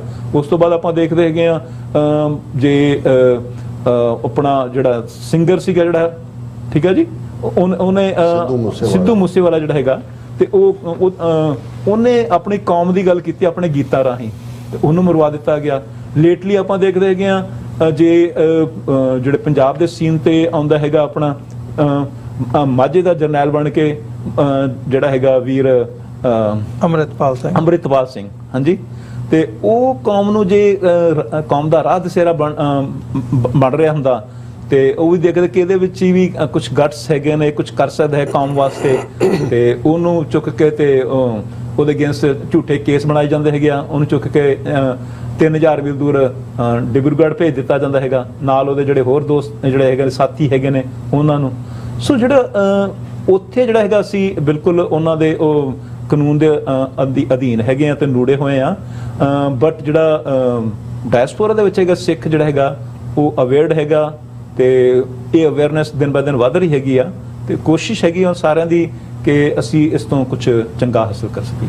ਜੀ ਡਾਕਟਰ ਸਾਹਿਬ, ਤੁਸੀਂ ਕੁਝ ਇਹਦੇ ਚ ਐਡ ਕਰਨਾ ਚਾਹੋ? ਦੇਖੋ, ਮੈਂ ਸਮਝਦਾ ਵੀ ਬਾਜਵਾ ਸਾਹਿਬ ਨੇ ਬਿਲਕੁਲ ਠੀਕ ਕਿਹਾ। ਅਸੀਂ ਪੋਲੀਟੀਕਲ ਪਾਵਰ ਦੇ ਤੌਰ ਤੇ ਵੀ ਜਿਹੜਾ ਉਹ ਉਭਾਰ ਲਿਆ, ਔਰ ਐਜ਼ ਏ ਸੌਫਟ ਪਾਵਰ ਵੀ। ਜਦੋਂ ਅਸੀਂ ਸੌਫਟ ਪਾਵਰ ਦੀ ਗੱਲ ਕਰਦੇ ਹਾਂ, ਕੋਵਿਡ-19 ਦੇ ਚੱਲਦੇ ਆ, ਜਿਵੇਂ ਦੁਨੀਆ ਭਰ ਦੇ ਵਿੱਚ ਸਿੱਖਾਂ ਨੇ ਇਨਸਾਨੀਅਤ ਨੂੰ ਸਰਵ ਕੀਤਾ, ਉਹਦਾ ਨਤੀਜਾ ਸੀ ਕਿ 5 ਮੁਲਕਾਂ ਦੇ ਪ੍ਰੀਮੀਅਰਸ ਪ੍ਰੈਜ਼ੀਡੈਂਟਸ ਨੇ, ਜਿਨ੍ਹਾਂ ਦੇ ਵਿੱਚ America, Canada, Australia, New Zealand, UK, ਉਸ ਤੋਂ ਫੌਰਨ ਬਾਅਦ ਖਾਲਸਾ ਸਾਜਨਾ ਦਿਵਸ ਦੇ ਮੌਕੇ ਉਹਨਾਂ ਨੇ ਮੁਬਾਰਕਬਾਦ ਪੰਥ ਨੂੰ ਦਿੱਤੀ। ਅਮਰੀਕਾ ਦੇ ਵਿੱਚ ਅਸੀਂ ਦੇਖਦੇ ਹਾਂ ਕਿ ਉਹ ਨਵੰਬਰ 84 ਨੂੰ ਜੈਨੋਸਾਈਡ ਰੈਕਗਨਾਈਜ਼ ਕਰਵਾਉਣਾ ਹੋਏ, ਜਾਂ ਅਪ੍ਰੈਲ ਨੂੰ ਸਿੱਖ ਨੈਸ਼ਨਲ ਡੇ ਪੈਰੇਡ ਦੇ ਤੌਰ ਦੇ ਉੱਤੇ ਕਿੰਨੀਆਂ ਸਟੇਟ ਜਿਹੜੀਆਂ ਲੈਜਿਸਲੇਚਰਸ ਨੇ ਇਸ ਦੇ ਉੱਤੇ ਰੈਜ਼ੋਲੂਸ਼ਨ ਕੀਤੇ ਨੇ। ਔਰ ਈਵਨ ਅੱਜ ਵੀ ਇਹਦੇ ਬਾਵਜੂਦ ਅਸੀਂ ਇਹ ਦੇਖਦੇ ਹਾਂ ਕਿ ਹਿੰਦੂਤਵੀ ਬ੍ਰਾਂਡ ਦੇ ਪੋਲੀਟੀਸ਼ੀਅਨਸ ਨੂੰ RSS ਨੇ ਪੌਪ ਅਪ ਕੀਤਾ ਹੈ ਡਾਇਸਪੋਰਾ। ਰਿਸ਼ੀ ਸੁਨਕ ਇਹਦੀ ਵੱਡੀ ਉਦਾਹਰਣ ਹੈ, ਜਾਂ ਇੱਥੇ ਰੌ ਖੰਨਾ ਉਹਦੀ ਉਦਾਹਰਣ ਹੈ। ਪਰ ਹੁਣ ਰਿਸ਼ੀ ਸੁਨਕ ਜਾ ਰਿਹਾ ਉਸ ਜਿਹੜਾ G20 ਦੇ ਲਈ, ਐਨ ਉਹਦੀ ਈਵ ਦੇ ਉੱਤੇ 70 ਮੈਂਬਰ ਪਾਰਲੀਮੈਂਟ UK ਦੇ ਹਰ ਪਾਰਟੀ ਨਾਲ ਸੰਬੰਧਿਤ ਉਹਨੂੰ ਲੈਟਰ ਲਿਖਦੇ ਨੇ ਕਿ ਵੀ ਆਲਮੋਸਟ 6 ਸਾਲ ਹੋ ਗਏ ਨੇ ਜੱਗੀ ਜੋਹਲ ਅਮਰੀਕਾ ਜਿਹੜਾ ਉਹ UK ਦਾ ਸਿਟੀਜ਼ਨ ਹੈ, ਸਕਾਟਿਸ਼, ਔਰ ਉਹਨੂੰ ਜਿਹੜਾ ਉਹ ਬਿਲਕੁਲ ਆਰਬਿਟਰੇਰੀ ਲਫ਼ਜ਼ ਉਹਦੇ 'ਚ ਇਸਤੇਮਾਲ ਕੀਤਾ ਕਿਉਂਕਿ UN ਦੀ ਇੱਕ ਰਿਪੋਰਟ 'ਚ ਹੈ। ਹੁਣ ਇੱਕ ਪਾਸੇ UK ਦੇ ਵਿੱਚ ਇਸ ਕਿਸਮ ਦਾ ਮਾਹੌਲ ਇਹਨਾਂ ਹਿੰਦੂਤਵੀਆਂ ਨੇ ਬਣਾਇਆ ਹੋਏ ਕਿ ਅਵਤਾਰ ਸਿੰਘ ਖੰਡਾ ਦੇ ਸੰਸਕਾਰ 'ਚ ਸ਼ਾਮਲ ਹੋਣ ਲਈ ਈਵਨ ਕੰਪੈਸ਼ਨੇਟ ਗਰਾਊਂਡ ਤੇ ਉਹਨਾਂ ਦੀ ਮਦਰ ਔਰ ਭੈਣ ਨੂੰ ਵੀਜ਼ਾ ਨਾ ਦਿੱਤਾ ਜਾਏ। ਉਹੀ UK ਦੀ ਸਰਕਾਰ ਕਹੇ, ਉਹਨਾਂ ਦਾ ਮਿਨਿਸਟਰ ਇੰਡੀਆ ਜਾ ਕੇ ਉਹਨਾਂ ਦਾ ਜਿਹੜਾ ਸਿਕਿਉਰਿਟੀ ਨਾਲ ਸੰਬੰਧਿਤ ਹੈ ਕਿ ਜੀ ਅਸੀਂ 95,000 ਪਾਉਂਡ ਰੱਖ ਦਿੱਤਾ ਹੈ ਜਿਹੜੇ ਐਕਸਟ੍ਰੀਮ ਖਾਲਿਸਤਾਨੀ ਜਿਹੜੀ ਹੈ ਰੈਡੀਕਲਸ ਨੇ ਉਹਨਾਂ ਦੀ ਆਇਡੈਂਟੀਫਿਕੇਸ਼ਨ ਲਈ। ਤੇ ਉਹਦੇ 'ਚ ਜੇ 70 ਮੈਂਬਰ ਪਾਰਲੀਮੈਂਟ ਇਸ ਮੁੱਦੇ ਦੇ ਉੱਤੇ ਖਲੋਂਦੇ ਨੇ, ਹੁਣਾ ਵਾਣਾ ਕੁਝ ਨਹੀਂ ਹੈ, ਰਿਸ਼ੀ ਸੋਨਕ ਉਹਨਾਂ ਦੀ ਐਕਸਟੈਂਸ਼ਨ ਨਹੀਂ ਬਣਿਆ, ਲੇਕਿਨ ਇਹ ਤੁਹਾਡਾ ਪੋਲੀਟੀਕਲ ਮਾਈਟ ਵੀ ਦੱਸਦਾ ਹੈ। ਔਰ ਸ਼ਾਇਦ ਇਹੀ ਕਾਰਨ ਹੈ ਕਿ ਹੁਣ ਹਿੰਦੂ ਤਵੀਆਂ ਨੇ ਬਾਹਰ ਵੀ ਸਿੱਧਾ ਪੰਗਾ ਲੈਣਾ ਸ਼ੁਰੂ ਕੀਤਾ ਹੋਇਆ ਹੈ। ਜਿਵੇਂ ਉਹ ਨੈਗੇਟਿਵ ਨੈਰੇਟਿਵ ਬਿਲਡ ਕਰਦੇ ਨੇ, ਅਸੀਂ ਲੇਟਲੀ ਪ੍ਰੋਟੈਸਟ ਦੇ ਵਿੱਚ ਦੇਖਦੇ ਹਾਂ, ਉਹ ਕਿਸੇ ਨਾ ਕਿਸੇ ਨੂੰ ਭੇਜ ਦੇਣਗੇ ਉਲਝਾ ਕੇ ਤਾਂ ਕਿ ਤੁਸੀਂ ਵਾਇਲੈਂਸ ਕਰੋ, ਭਾਵੇਂ ਇੱਕ ਦੋ ਬੰਦੇ ਹੀ ਭੇਜੇ ਹੁੰਦੇ ਨੇ। ਸੋ ਅਲਟੀਮੇਟਲੀ ਮੇਰਾ ਹਮੇਸ਼ਾ ਹੀ, ਇਹ ਅੱਜ ਦਾ ਨਹੀਂ, ਮੈਂ ਅਮਰੀਕਾ ਦੇ ਜਦੋਂ ਸਿਸਟਮ ਨੂੰ ਆ ਕੇ ਸਮਝਿਆ 80s ਦੇ ਵਿੱਚ, ਦੁਨੀਆ ਦੀਆਂ ਮੂਵਮੈਂਟਸ ਵੱਲ ਦੇਖਿਆ ਕਿ ਭਾਈ ਕਿਵੇਂ ਜਿਹੜੀ ਹੈ ਉਹ ਜਿੱਥੇ ਤੁਹਾਨੂੰ ਮੈਜੋਰਿਟੀ ਦਰੜ ਰਹੀ ਹੋਏ ਉੱਥੇ ਕੀ ਡਾਇਸਪੋਰਾ ਦੀ ਆਵਾਜ਼ ਬਣਦੀ ਹੈ। ਅਸੀਂ ਨਵੇਂ ਮੁਲਕ ਬਣਦੇ ਦੇਖੇ ਨੇ ਇਸ ਸਾਰੇ ਪੀਰੀਅਡ ਦੇ ਵਿੱਚ। ਔਰ ਮੈਨੂੰ ਕੋਈ ਭੁਲੇਖਾ ਨਹੀਂ ਹੈ ਕਿ ਜਿਵੇਂ ਬਾਜਵਾ ਸਾਹਿਬ ਨੇ ਕਿਹਾ ਵੀ ਉੱਥੇ ਤਾਂ ਗੁਲਾਮੀ ਦੇ ਸੰਗਲ ਪਏ ਹੋਏ ਨੇ। ਔਰ ਇਹ ਜਦੋਂ ਅਸੀਂ ਇਹ ਕਹਿੰਦੇ ਹਾਂ ਕਿ ਵੀ ਸਲੂਟ ਹੈ ਸਾਡੀ ਪੰਜਾਬ ਦੀ ਧਰਤੀ ਦੇ ਲੋਕਾਂ ਨੂੰ, ਉਹਨਾਂ ਮਾਵਾਂ ਨੂੰ ਜਿਨ੍ਹਾਂ ਨੇ ਉਹ ਪੁੱਤ ਪੁੱਤਰੀਆਂ ਜਿਹੜੇ ਨੇ ਜੰਮੇ ਨੇ, ਜਿਹੜੇ ਕੁਰਬਾਨੀ ਲਈ ਹਮੇਸ਼ਾ ਉਹਨਾਂ ਉਸ ਮਿੱਟੀ ਦਾ ਖਮੀਰ ਗੁਰੂ ਸਾਹਿਬਾਨ ਨੇ ਫੋਰਐਵਰ ਬਦਲਿਆ ਹੋਇਆ ਹੈ, ਉੱਥੇ ਖਲੋ ਕੇ ਜਿਹਨੇ ਵੀ ਆਵਾਜ਼ ਮਾਰਨੀ ਹੈ ਉਹ ਪੂਰਾ ਜਿਹੜਾ ਉਹ ਝੁੰਡਾਂ ਦੇ ਝੁੰਡ ਇਸ ਰਸਤੇ ਤੇ ਤੁਰਨ ਵਾਲੇ ਭਾਈ ਅੰਮ੍ਰਿਤਪਾਲ ਸਿੰਘ ਜਾਂ ਭਾਈ ਦੀਪ ਸਿੱਧੂ ਜਾਂ ਸਿੱਧੂ ਮੂਸੇਵਾਲਾ, ਅੱਜ ਵੀ ਇਹ ਕਿੰਨੇ ਡਾਰਲਿੰਗ ਕੈਰੈਕਟਰ ਨੇ ਆਮ ਲੋਕਾਂ ਦੇ, ਕਿੰਨੇ ਵੱਡੇ ਇਕੱਠ ਉਹਨਾਂ ਦੀ ਯਾਦ 'ਚ ਹੋਏ ਨੇ। ਈਵਨ ਜੇ ਭਾਈ ਅਵਤਾਰ ਸਿੰਘ ਖੰਡਾ ਨੂੰ ਉਹਨਾਂ ਦਾ ਮ੍ਰਿਤਕ ਸਰੀਰ ਪੰਜਾਬ ਨਹੀਂ ਜਾਣ ਦਿੱਤਾ ਗਿਆ, ਉਹਨਾਂ ਦੀ ਮਾਤਾ ਔਰ ਭੈਣ ਨੂੰ ਇੰਗਲੈਂਡ ਨਹੀਂ ਜਾਣ ਦਿੱਤਾ ਗਿਆ। ਅਸੀਂ ਦੇਖਦੇ ਹਾਂ ਕਿ ਜੇ ਇੰਗਲੈਂਡ ਦੇ ਵਿੱਚ ਕਿਵੇਂ ਉਹਨਾਂ ਨੂੰ ਰਾਇਲ ਸੈਂਡ ਆਫ ਦਿੱਤੀ ਗਈ, ਕਿੰਨੇ ਹਜ਼ਾਰਾਂ ਦੀ ਗਿਣਤੀ, 2 ਘੰਟੇ ਦੀ ਲੰਬੀ ਲਾਈਨ ਟੁੱਟਣ ਵਾਲੀ ਨਹੀਂ ਸੀ। ਔਰ ਮੋਗੇ 'ਚ ਜਦੋਂ ਉਹਨਾਂ ਦੀ ਯਾਦ ਦੇ ਵਿੱਚ ਦੀਵਾਨ ਸਜਿਆ, ਕਿਵੇਂ ਸੰਗਤਾਂ ਹੁਮਾ ਕੇ ਆਈਆਂ, ਸਾਰੇ ਧਿਰਾਂ ਦੇ ਨੁਮਾਇੰਦੇ ਵੀ ਆਏ। ਸੋ ਅਲਟੀਮੇਟਲੀ ਉੱਥੇ ਤਾਂ ਹਮੇਸ਼ਾ ਹੀ ਉਹ ਤਿਆਰ ਹੀ ਹੈ, ਉਸ ਦੀ ਪ੍ਰੋਗਰਾਮਿੰਗ ਗੁਰੂ ਨੇ ਕੀਤੀ ਹੋਈ ਹੈ। ਹਾਂ, ਬਾਹਰ ਅਸੀਂ ਡਾਇਸਪੋਰਾ 'ਚ ਦੇਖਦੇ ਹਾਂ ਔਰ ਇਹ ਕ੍ਰੈਡਿਟ ਖਾਲਿਸਤਾਨ ਰੈਫਰੈਂਡਮ ਕੈਂਪੇਨ ਨੂੰ ਜਾਂਦਾ ਹੈ ਕਿ ਉਹਨਾਂ ਨੇ ਇਹ ਜਿਹੜਾ ਇੰਡੀਅਨ ਸਰਕਾਰ ਦਾ ਪ੍ਰਚਾਰ ਵੀ ਸੀ ਕਿ ਢਾਈ ਟੋਟਰੂ ਨੇ ਜੀ, ਕੋਈ ਨਹੀਂ ਹੈ, ਇਹਨਾਂ ਨੇ ਹੱਟੀਆਂ ਚਲਾਈਆਂ ਹੋਈਆਂ, ਦੁਕਾਨਾਂ ਚਲਾਈਆਂ ਹੋਈਆਂ, ਜਿਸ ਕਾਮਯਾਬੀ ਦੇ ਨਾਲ ਥਾਂ ਥਾਈਂ ਇਹ ਰੈਫਰੈਂਡਮ ਹੋਏ ਨੇ। ਔਰ ਅਸੀਂ ਜਦੋਂ ਅੱਜ ਪ੍ਰੋਗਰਾਮ ਵੀ ਕਰ ਰਹੇ ਹਾਂ, ਜਸਟ ਇਸੇ ਸੰਡੇ ਸਰੀ ਦੇ ਵਿੱਚ ਰੈਫਰੈਂਡਮ ਹੈ। ਔਰ ਕਿਉਂਕਿ ਸਾਡਾ ਇੱਕ ਵੱਡਾ ਵਿਊਅਰ ਬੇਸ ਕੈਨੇਡਾ ਦੀ ਬ੍ਰਿਟਿਸ਼ ਕੋਲੰਬੀਆ ਬੈਲਟ ਦੇ ਵਿੱਚ ਵੀ ਹੈ, ਔਰ ਅਸੀਂ ਇਹ ਜਿਹੜੀ ਹੈ ਪੁਰਜ਼ੋਰ ਅਪੀਲ ਵੀ ਕਰਦੇ ਹਾਂ ਕਿ ਵੱਡੀ ਗਿਣਤੀ ਦੇ ਵਿੱਚ ਸਿੱਖ ਸੰਗਤਾਂ ਇਸ ਸ਼ਮੂਲੀਅਤ ਕਰਨ। ਇਸ ਵੇਲੇ ਡਿਬੇਟ ਨਹੀਂ ਹੁੰਦੀ ਕਿ ਕੌਣ ਕੀ ਕਰ ਰਿਹਾ, ਕਿਹਦਾ ਸਾਨੂੰ ਕੀ ਪਸੰਦ ਹੈ ਕੀ ਨਹੀਂ ਪਸੰਦ ਹੈ। ਅਸੀਂ ਸਮਝਦੇ ਹਾਂ ਕਿ ਭਾਈ ਇਸ ਵੇਲੇ ਸਾਡੇ ਲਈ ਜਿੱਥੇ ਇੰਡੀਅਨ ਸਟੇਟ ਬਿਲਕੁਲ ਟਿਰਨੀ ਦੇ ਉਹ ਸਾਰੇ ਹੱਥਕੰਡੇ ਜੋ ਨਾਜ਼ੀਆਂ ਨੇ ਅਪਣਾਏ ਸੀ, ਜੋ ਬ੍ਰਾਹਮਣਵਾਦੀਆਂ ਦੇ ਵਿੱਚ ਸਾਮ-ਦਾਮ ਦੰਡ ਭੇਦ ਥੱਲੇ ਨੇ, ਉਹ ਉਹਨਾਂ ਨੇ ਜਿਹੜੇ ਨੇ ਉਹ ਇੰਪਲੀਮੈਂਟ ਕੀਤੇ ਹੋਏ ਨੇ। ਤੇ ਸਾਡੇ ਲਈ ਵੀ ਇਹ ਸਰਵਾਈਵਲ ਦੀ ਬੈਟਲ ਹੈ ਉਸ ਖਿੱਤੇ ਦੇ ਵਿੱਚ। ਸਿੱਖੀ ਨੂੰ ਕੋਈ ਖਤਰਾ ਨਹੀਂ, ਉਹਦੀਆਂ ਤਾਂ ਜੜ੍ਹਾਂ ਪਤਾਲ 'ਚ ਗੁਰੂ ਨਾਨਕ ਨੇ ਲਾਈਆਂ ਹੋਈਆਂ ਨੇ।